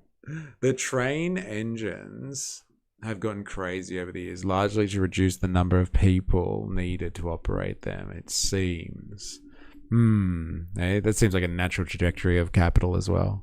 Phasing out workers. Oh, TRSY. Hello. Welcome back. Welcome back, prime movers. Instead of mechanics fixing diesel engines, you have electricians fixing electric engines.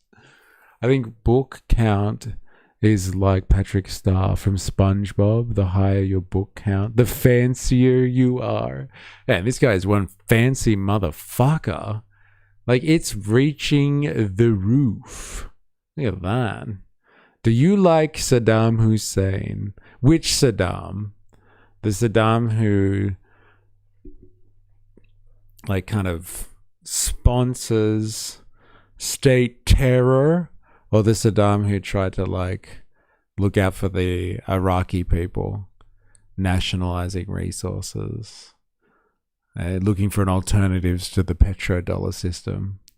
Can we talk about 2 different Saddams who here, or do we have to just go with like the one? Discord. What does that mean? My collection is about the same. Yes. Bro bought the library. Yeah, fair enough. The train section of this story is there to keep autistics engaged. ABC knows its audience. I thought it would send the link. Ah, no, it doesn't work like that. I haven't got anything automated. So if you want Discord, you're going to have to fucking ask me. I am the gatekeeper. Here you go. It's for you. All right. The one they pulled out of the spider hole looking like a gremlin. That one. Which one is that? Yeah. That's the late Saddam. I just try to figure out, because there's different phases of Saddam. There was Saddam that was like good asset for the US, then bad asset for the US. There was like Saddam who is like, you know, who tried to nationalize the economy and do stuff for the Iraqi people. And there was like bad Saddam who killed all of his people. Like, it's very complex, all this. Skip the hamster wheel and instead just get wheelbarrows and Hessian sacks for the immigrants.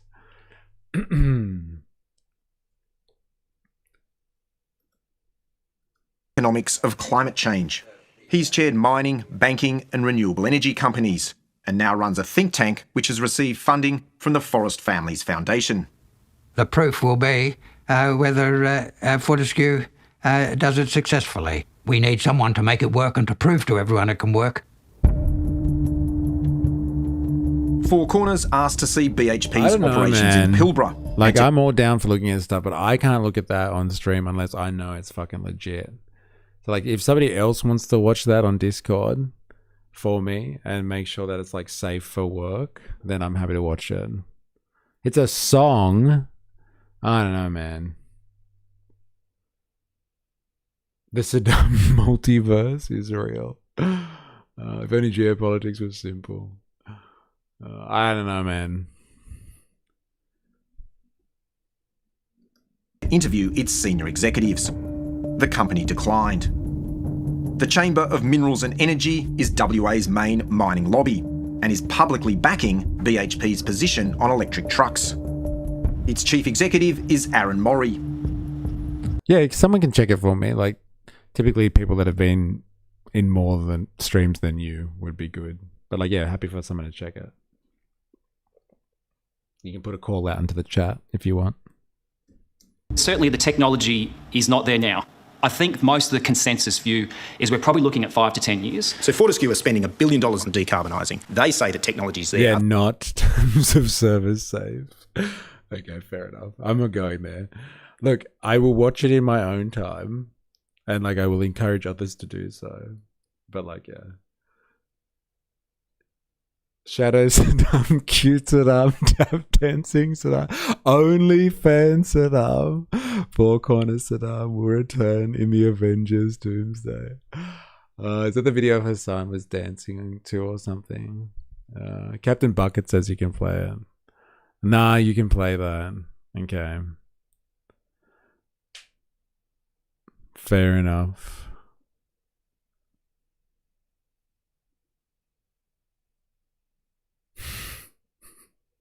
I'm going to leave it for now. I'm going to check it out in my own time. I'll get back to you. Are they wrong? Look, the technology has got a long way to go. All companies would agree that they have an obligation to decarbonise. They are accountable to their investors. And I'm really confident that we are going to get there in the coming years. Four Corners didn't ask Aaron Morre specific questions about the leaked documents. Can you understand why some people might think that BHP saying it's 5 to 10 years away sounds like an excuse? Sounds like they don't want to act? It is absolutely the reality. It is absolutely the reality in the market. It is proving much more difficult to scale up that technology. And by scale up, I mean to the size of the operations, but also the size of the trucks that we need in a place like the Pilbara where you're moving enormous quantities of dirt. Do you think BHP is showing that sense of urgency that it spoke of a few years ago? I believe they absolutely are. They have absolutely not walked away. No company in the Pilbara has walked away from their ambitions. The timelines are taking longer because it is going to take longer to get that haul truck technology and the loco technology in place to justify the investments in additional generation demand. Like, what did they say before? Like, I'm sure they said that they make like fucking $50 billion a year in the fucking Pilbara. And like, this is going to cost them like $5 billion to do, like, outright. Like, it's a tenth of 1 year's profits to do this. And they clear at least $26 million, like, outright, after expenses and taxes and all that sort of stuff. Like, that's even like, it's a fraction of the cost here. Fucking bro didn't like his groom. Now he's threatening me.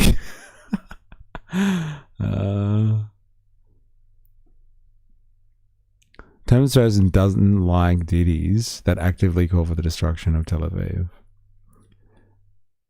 Interesting.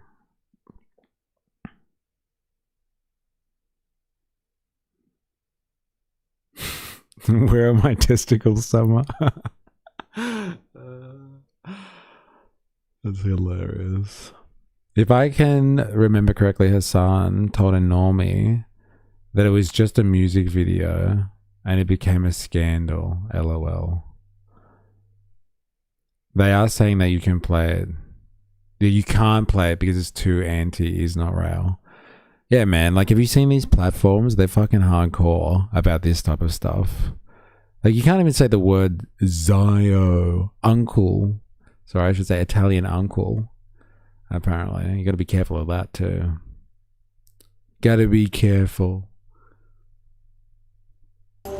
With bills so high, I've stopped putting the heater on at night. Yeah, this is the one. Many Australians wouldn't know the big miners get the tax they pay on diesel back from the government. Like, they are running Fortescue ads. They're running Fortescue attack campaigns against his competitor capitalists. It's fucking mental. That's what we're dealing with here. ABC Guardian special investigation into the BHP files, i.e. running dirty campaigns for Fortescue. I wonder if they credit the ad to Fortescue or not. When billionaires fight. What the? This is mental. I can't believe we're watching this. Wow, they're just running a dirt, like a smear campaign for Fortescue. Hey, it's just business.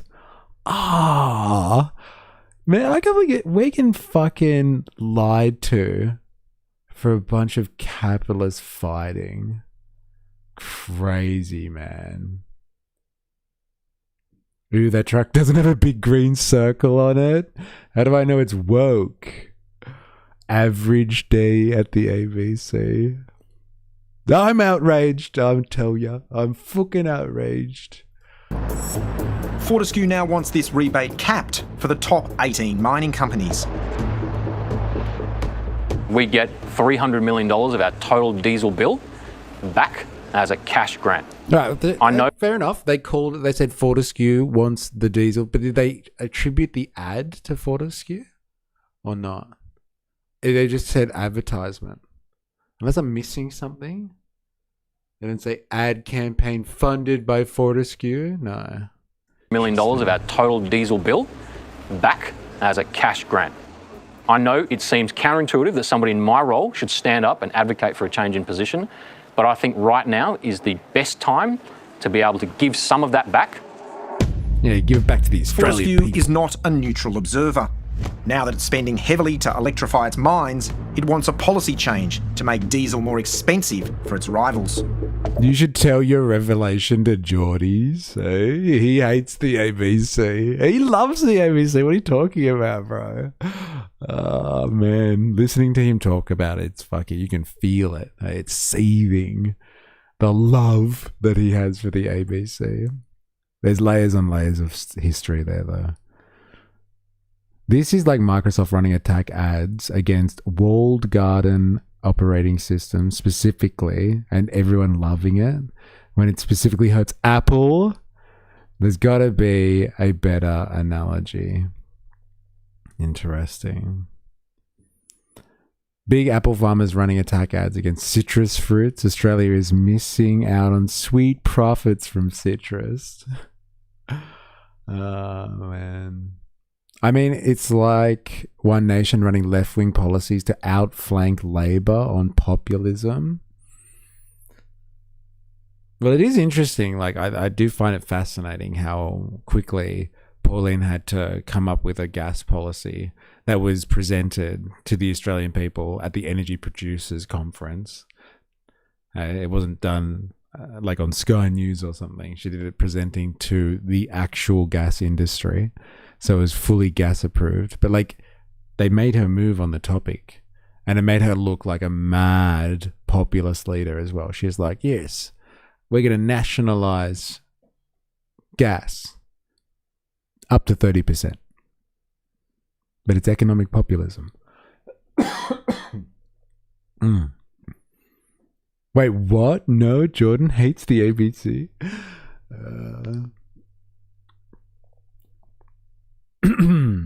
All right. If you manage to automate your fruit picking efforts as a multi-millionaire fruit company, Golden Circle or something, you could push the Australian Institute against migration for fruit picking. Holy shit. What a crazy world that would be. The Australian Institute gets behind mass migration, the mass migration debate. It's not about racism. We're just being flooded. We just don't have the infrastructure.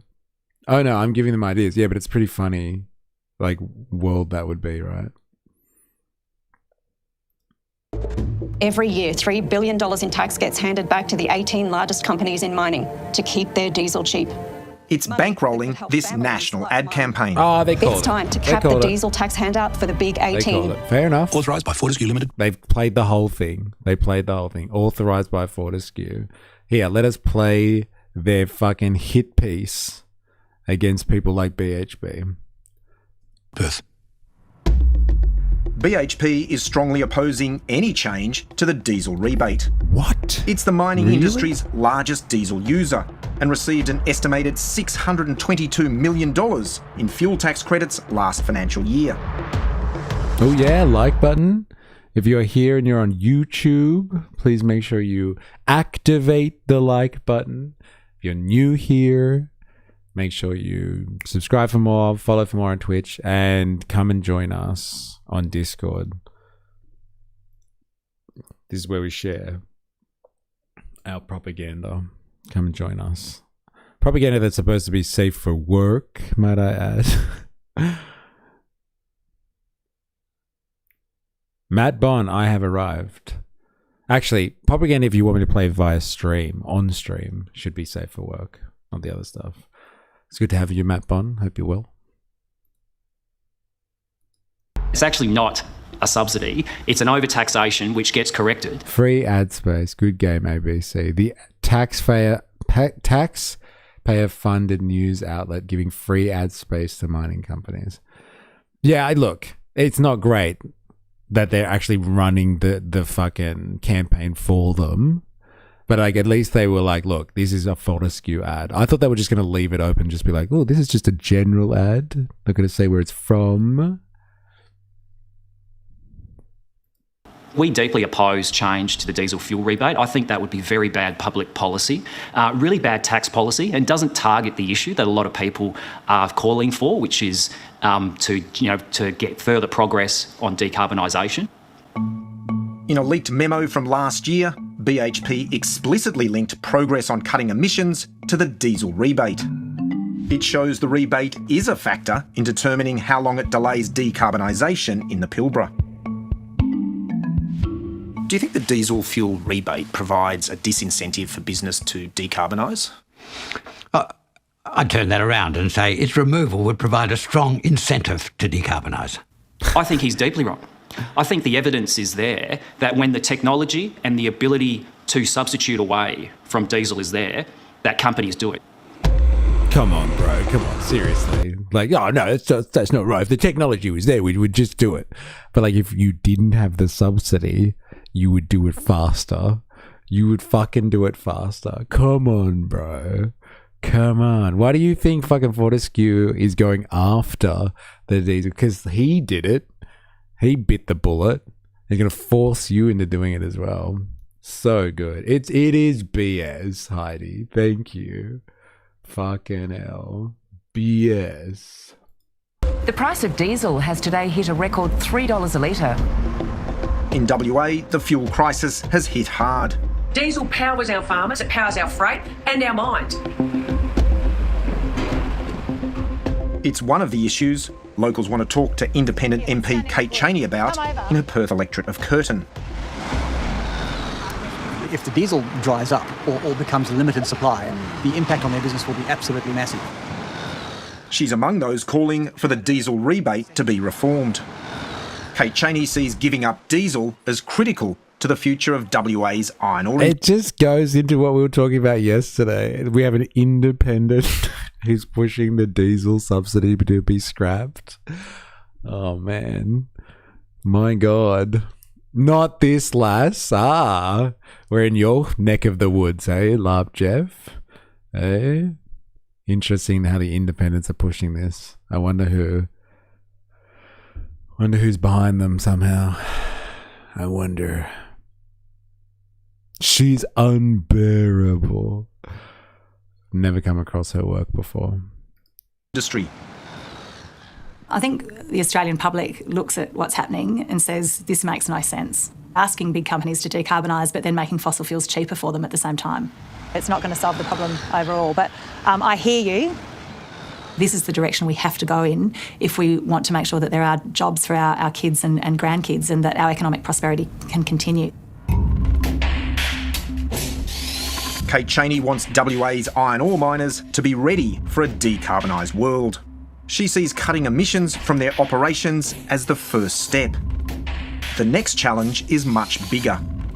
Cutting the enormous emissions produced when our iron ore is turned into steel overseas. We know that processing iron ore into steel represents about 8% of global emissions. If we're going to reduce emissions over the long term, we need to solve this problem. I think that is the direction that the whole industry needs to go in, and that's in our long-term economic interest in Australia, to have an iron ore industry that is fit for the future. BHP was looking to this future when it drew up plans for a processing plant here at its Jimblebar mine in the Pilbara. In 2022, it saw a way to make cleaner iron ore that was less emissions intensive for its Chinese steelmaking clients. Decarbonising the Chinese steel industry is the single biggest decarbonisation opportunity in the world. And put that in some numbers, the steel industry in China represents 15 to 16% of their national emissions. BHP calculated the plant would pay for itself in 8 years by charging more for the higher quality iron ore it produced. How serious do you think China is about decarbonising its steel industry? Very serious. They took a decision 5 years ago to completely decarbonise steel by about the middle of the century. Instructions have gone down from the high political leadership into the corporations that is a requirement. The Jimblebar project would dwarf any other climate action planned by BHP in the Pilbara. The plant was forecast to reduce emissions for BHP's customers overseas by 1.7 million tonnes per annum. The project would have the same benefit globally as cutting 75% of its Pilbara emissions, according to its own internal documents. I see decarbonising as less about these big companies giving something back and more about them creating resilience for the future.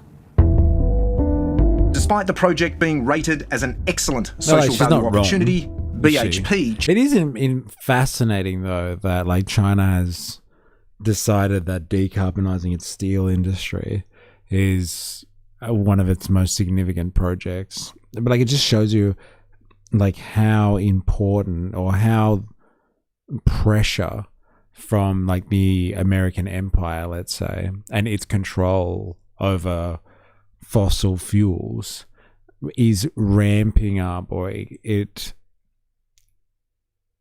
ensures that China has to move forward with new forms of energy and technology. The pressure of always being cut off from the world because of American sanctions or American foreign policy, like when they decided to attack Iran and like cut off heaps of people around the world from their fucking oil supply, their gas supplies, fertilizer potentially. Once the like American foreign policy is such that you just have no idea whether you're gonna have access to energy in the foreseeable future. So you're gonna have to start decarbonizing your industry. It's not just enough to cut off fossil fuels. We have to decarbonize industry as well, and like the way that you process or you produce important industrial inputs, something as fundamental to industrial society as fucking steel. You have to decarbonize not because like you really, I don't know, you have this grand ambition for a green future, or like, you know, have like ecological objectives, but it's like, you know, can we really leave ourselves vulnerable to America cutting us off from the world fossil fuel supply? Let's just transition to a greener form of technology, because that is just way more self-sufficient for us in an unstable world where America could literally enact its containment policy of China at any point and cut them off from global fossil fuel supplies. The faster that they decarbonize the most significant parts of their economy, the better they'll be. It's mental. 4AS is back in the house. Hope your conference went well.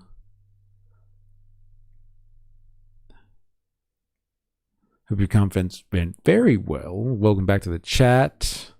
I'll do another plug. If you're watching this and you're new here, make sure you subscribe for more. Follow for more on Twitch. And if you haven't and you're on YouTube, hit the fucking like button.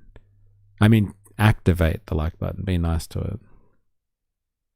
Decarbonize Netanyahu. Maybe sooner or later it will happen. Him and Trump will go head to head at some point, and they'll have to decarbonize Netanyahu. All right, let's do this. Changed its mind. An internal document from May last year said the economics were marginal and the project was not well placed to compete for capital inside the company. It would be profitable, just not profitable enough. BHP declined to provide any details about why it stopped the Jimblebar project. You can't rely on voluntary commitments. Big business exists to make money for shareholders, and in the end, that objective is going to be very powerful.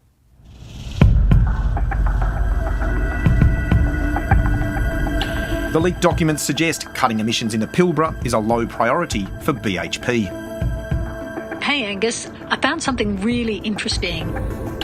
While we're in the Pilbara, Hey, Angus. journalist Marion Wilkinson combs through hundreds of pages of leaked BHP documents.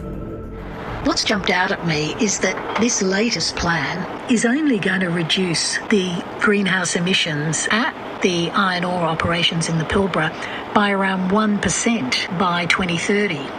I can't remember seeing that low figure in any other document. That was a big drop in ambition from its previous goal, to cut emissions by about 22% in the Pilbara by 2030. All right, I've had enough of this one. Four Corners are doing my head in. Let's get The Guardian and their take on it. So, like, the other arm of this special investigation was The Guardian, lo and behold. I'm sure they've got nothing to do with the same sources. Fortescue and Co. The BHP Files. Guardian Australia. Released 8 days ago, the same time as the Four Corners one. World's biggest miner has halted or delayed projects to cut vast amounts of emissions.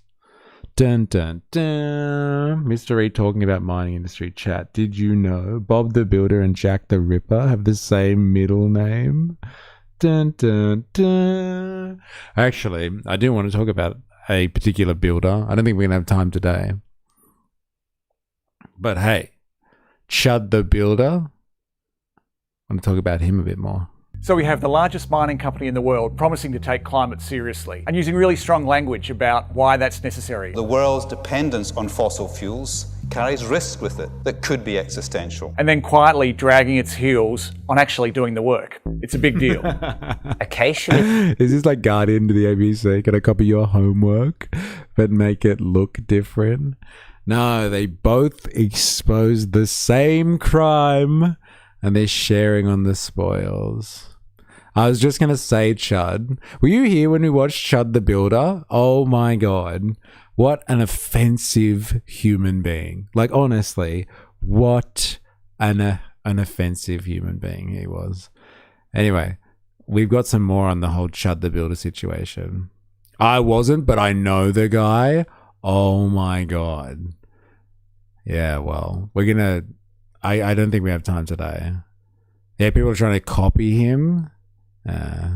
Hard R's for days. Yeah, fucking hell. But yes, there's protests about him actually at the moment. So I wanted to check that out. I watched a nice slop video on Chud today. Okay. Can't believe we know about Chud, hey. What a world we live in.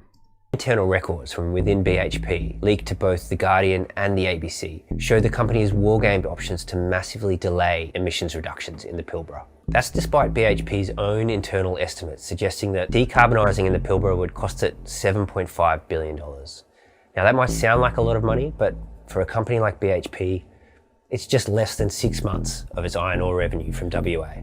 6 months of its revenue. See, like, revenue, not profit. Let's be honest here. Because the profit gets taken somewhere else offshore. So they don't have to pay any taxes on it. But, like, look. Like, the whole scare, like, the biggest fucking element of that whole Four Corners investigation was, like, the big question. But what if it fails? And they can't decarbonize? Have they done it for nothing? And I was like, they would make that money. That the cost of decarbonizing, they'd make it in less than 6 months. Less than 6 months. Like, there is really zero fucking risk in attempting to decarbonize. They make it back in less than 6 months anyway. Who gives a shit? Like, honestly, Vladimir Lenin invites young worker into the Bolshevik Party, 1917. I think I've seen that meme before. I never knew what it was about, actually. Saw a few videos of white dudes going around being racially antagonistic. What has Chud done? Seriously. But like, that's just the culture generally. Like, social media and like live streaming especially like lends itself towards just, you have to be more and more outrageous. Like, for people to, you know, find your content gripping.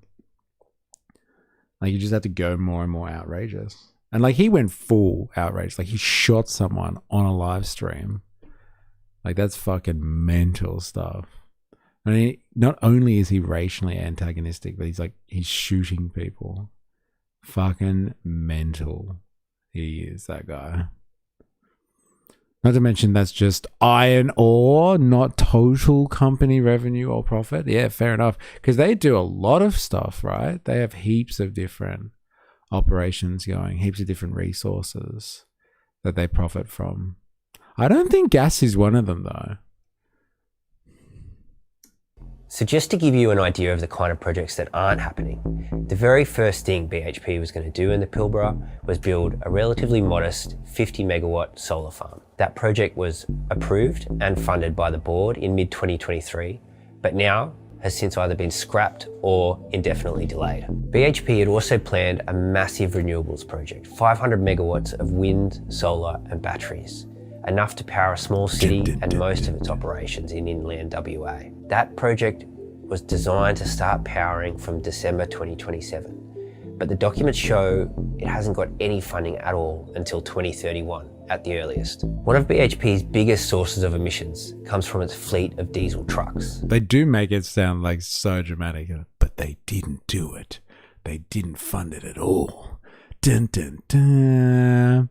On those streaming sites, those streaming sites are dangerous and predatory. You should go down that rabbit hole one day. Those spaces are riddled with right-wing culture war types. Yeah. I don't know if we can. That's the thing. Like, what happens in Kick? I don't know if I can take it to other platforms. Some crazy shit. The company had initially planned to electrify those trucks from 2027 onwards, but the documents show that despite this, it's continued to make major purchases of diesel fleets. At one mine site, BHP considered battery electric trucks, but went with diesel because they were cheaper, despite flagging this was inconsistent with its net zero pathway. BHP also dumped plans for an iron ore processing facility that would have prevented 1.7 million tonnes of emissions every year. The scale of BHP's reversal shown in these documents is really substantial. It's a global scale polluter, the 10th biggest owned by private investors. It's one of Australia's most profitable companies. Despite this, it's seemingly balking at the price tag of decarbonising its Western Australian operations. They even use the same language.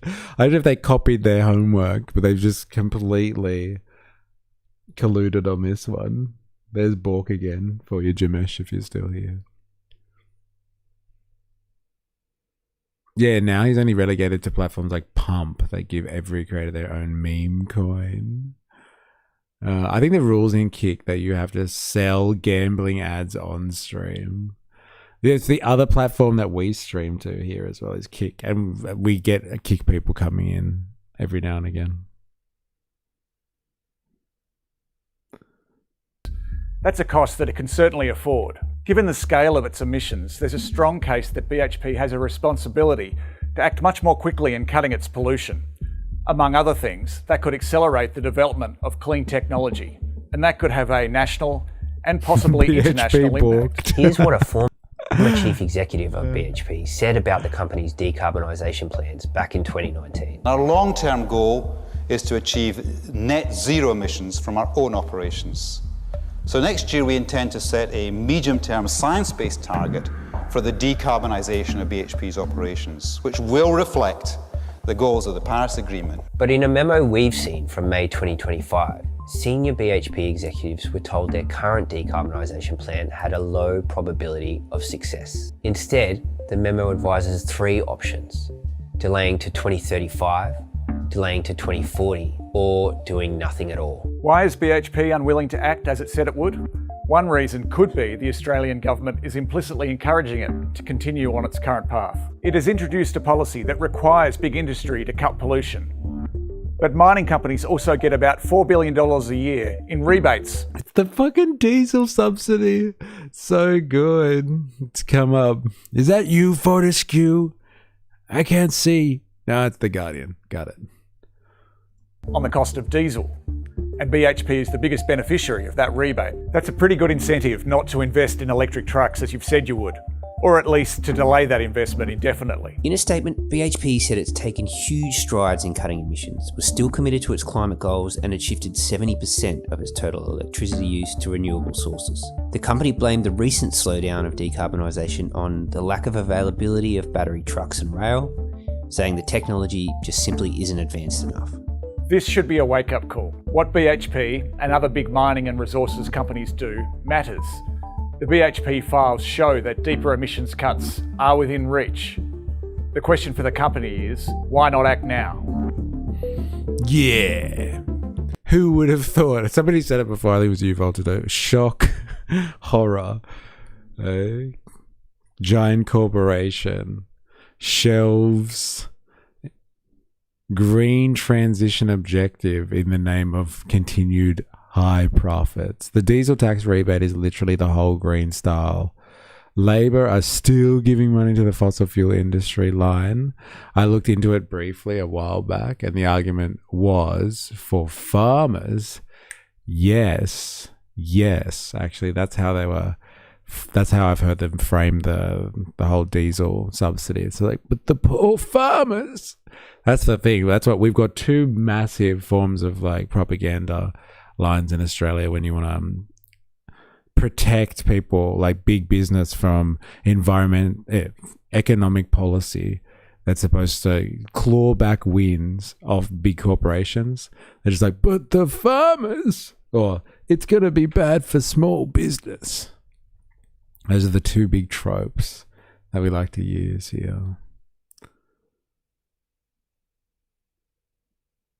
You can buy them and act. Free market and all. Like the tax on fuel is to maintain roads. If you drive your vehicle on your farmland, your tractor on your land for 40 years, you should pay for the roads with the diesel tax. Yeah. Make them act now. Let's force them to act. The cap is probably fair from Fortescue. But yeah, it's still from one billionaire attacking another one. Yeah. Hey, here we are in the middle of a fucking propaganda campaign. And they're using us. That's the thing. They're drumming up support from us plebs so they can duke it out amongst themselves. BHP curtailing responsibility. Yeah, no, what a fucking realization. Big corp, out of touch, caring only for profit. Who would have thought? Compare this with Fortescue's target of zero scope 1 and 2 GHG emissions by 2030. Apparently Twiggy could find electric haul packs. Obviously this person's watched the fucking Four Corners investigation. But Fortescue can do it. Why can't you? We only stand for good propaganda around here. Yeah, fucking damn right. If you're going to do propaganda, do it properly. Or you can get the hell out. Hey, get the fuck out. Very interesting. I missed the whole conversation on Bob the Builder. But I like how Bob is a commie. Bob fixes people's houses, doesn't charge them, elaborates about the power of working together. That's so good. Hilarious. We only like the propaganda from our preferred billionaires. Thank you very much. Yes. Ha. Democracy manifest.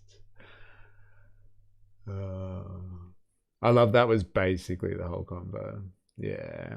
Look at all you commies. That who would have thought that would be the way to get fucking working class consciousness to all of you out there?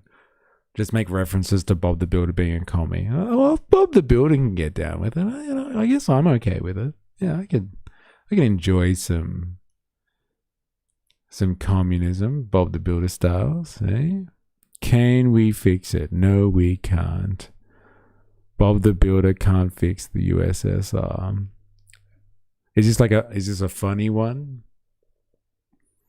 Let's check it.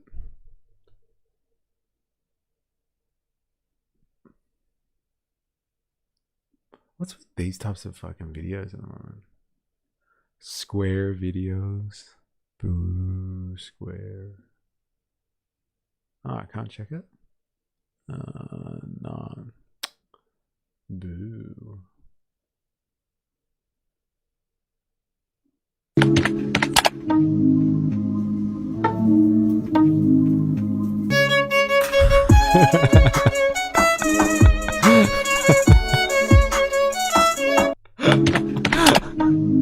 I was like, what the fuck?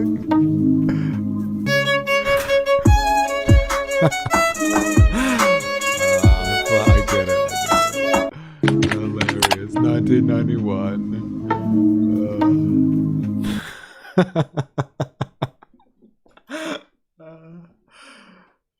No way. It's no coincidence. There are no coincidences. Just remember that, ladies and gentlemen. Bob promised he would fix my heart, but he only smashed it to pieces, which he then equally distributed. So good. I like hammers. I like sickles. Fucking hilarious. I'm glad I got that one. Oh my god. Outrageous. Check out those search results. 1991. Bob the Builder has many interesting facets. Libertarian style, does Bob need a damn council permit? Liberal style, does Bob need workplace safety? They never go off the job site, rain or shine. Bob tried to break my heart, but he couldn't. My heart is liquid. It melted when I met him. Brother Bob, inshallah. Oh my god. Based Bob. Alright. That's enough commie fucking talk from you guys. I will not have it on this channel. No communist talk on this channel. I like the communist side of it. They're never talking about how much it'll cost. They just do the job because the social contract needs something fixed. Eh? Well. Alright, if you're new here and you haven't already, make sure you subscribe for more. Activate the like button on YouTube and follow for more on Twitch. I gotta bounce. Globalize the Bob Frittata. Fuck yes. We can get behind that one. Alright. I gotta bounce. But thank you everybody who's been hanging out today, interacting. If you've been lurking, you're watching this after the fact. You're all wonderful. You're all wonderful. Oh, Mamipa's in the house.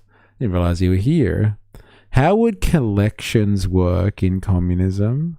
Who determines what's private and what's personal property determined? I have a Funko Pop collection that I really like, and I'm really worried I would lose it in communism because it might be seen as rent-seeking. I'll pinky promise I won't eventually sell it for profit. They're solely for my admiration. That's a good one. Very good. Pinky promise. Well, it's like, as long as you pinky promise, that's all that matters. I think you figured the whole thing out, Mamupa. You're our new fucking advocate. Alright, thank you everyone. Ravy Baby, Momupa, Bandsaw Bandit, Dilemmas, Bandunk, Wookie, Larp Jeff, Captain Bucket, Blaz? I'm going to say Blaz. I've been guessing you're new here, Blaz. Or maybe you've just been lurking for a while. 4IS, Jet B, Heidi the Sausage. Who else we got here? Who else you got here? I think KK online was in here earlier. Voltateur's been hanging out. Matt Bon coming in. Can't go back all the way.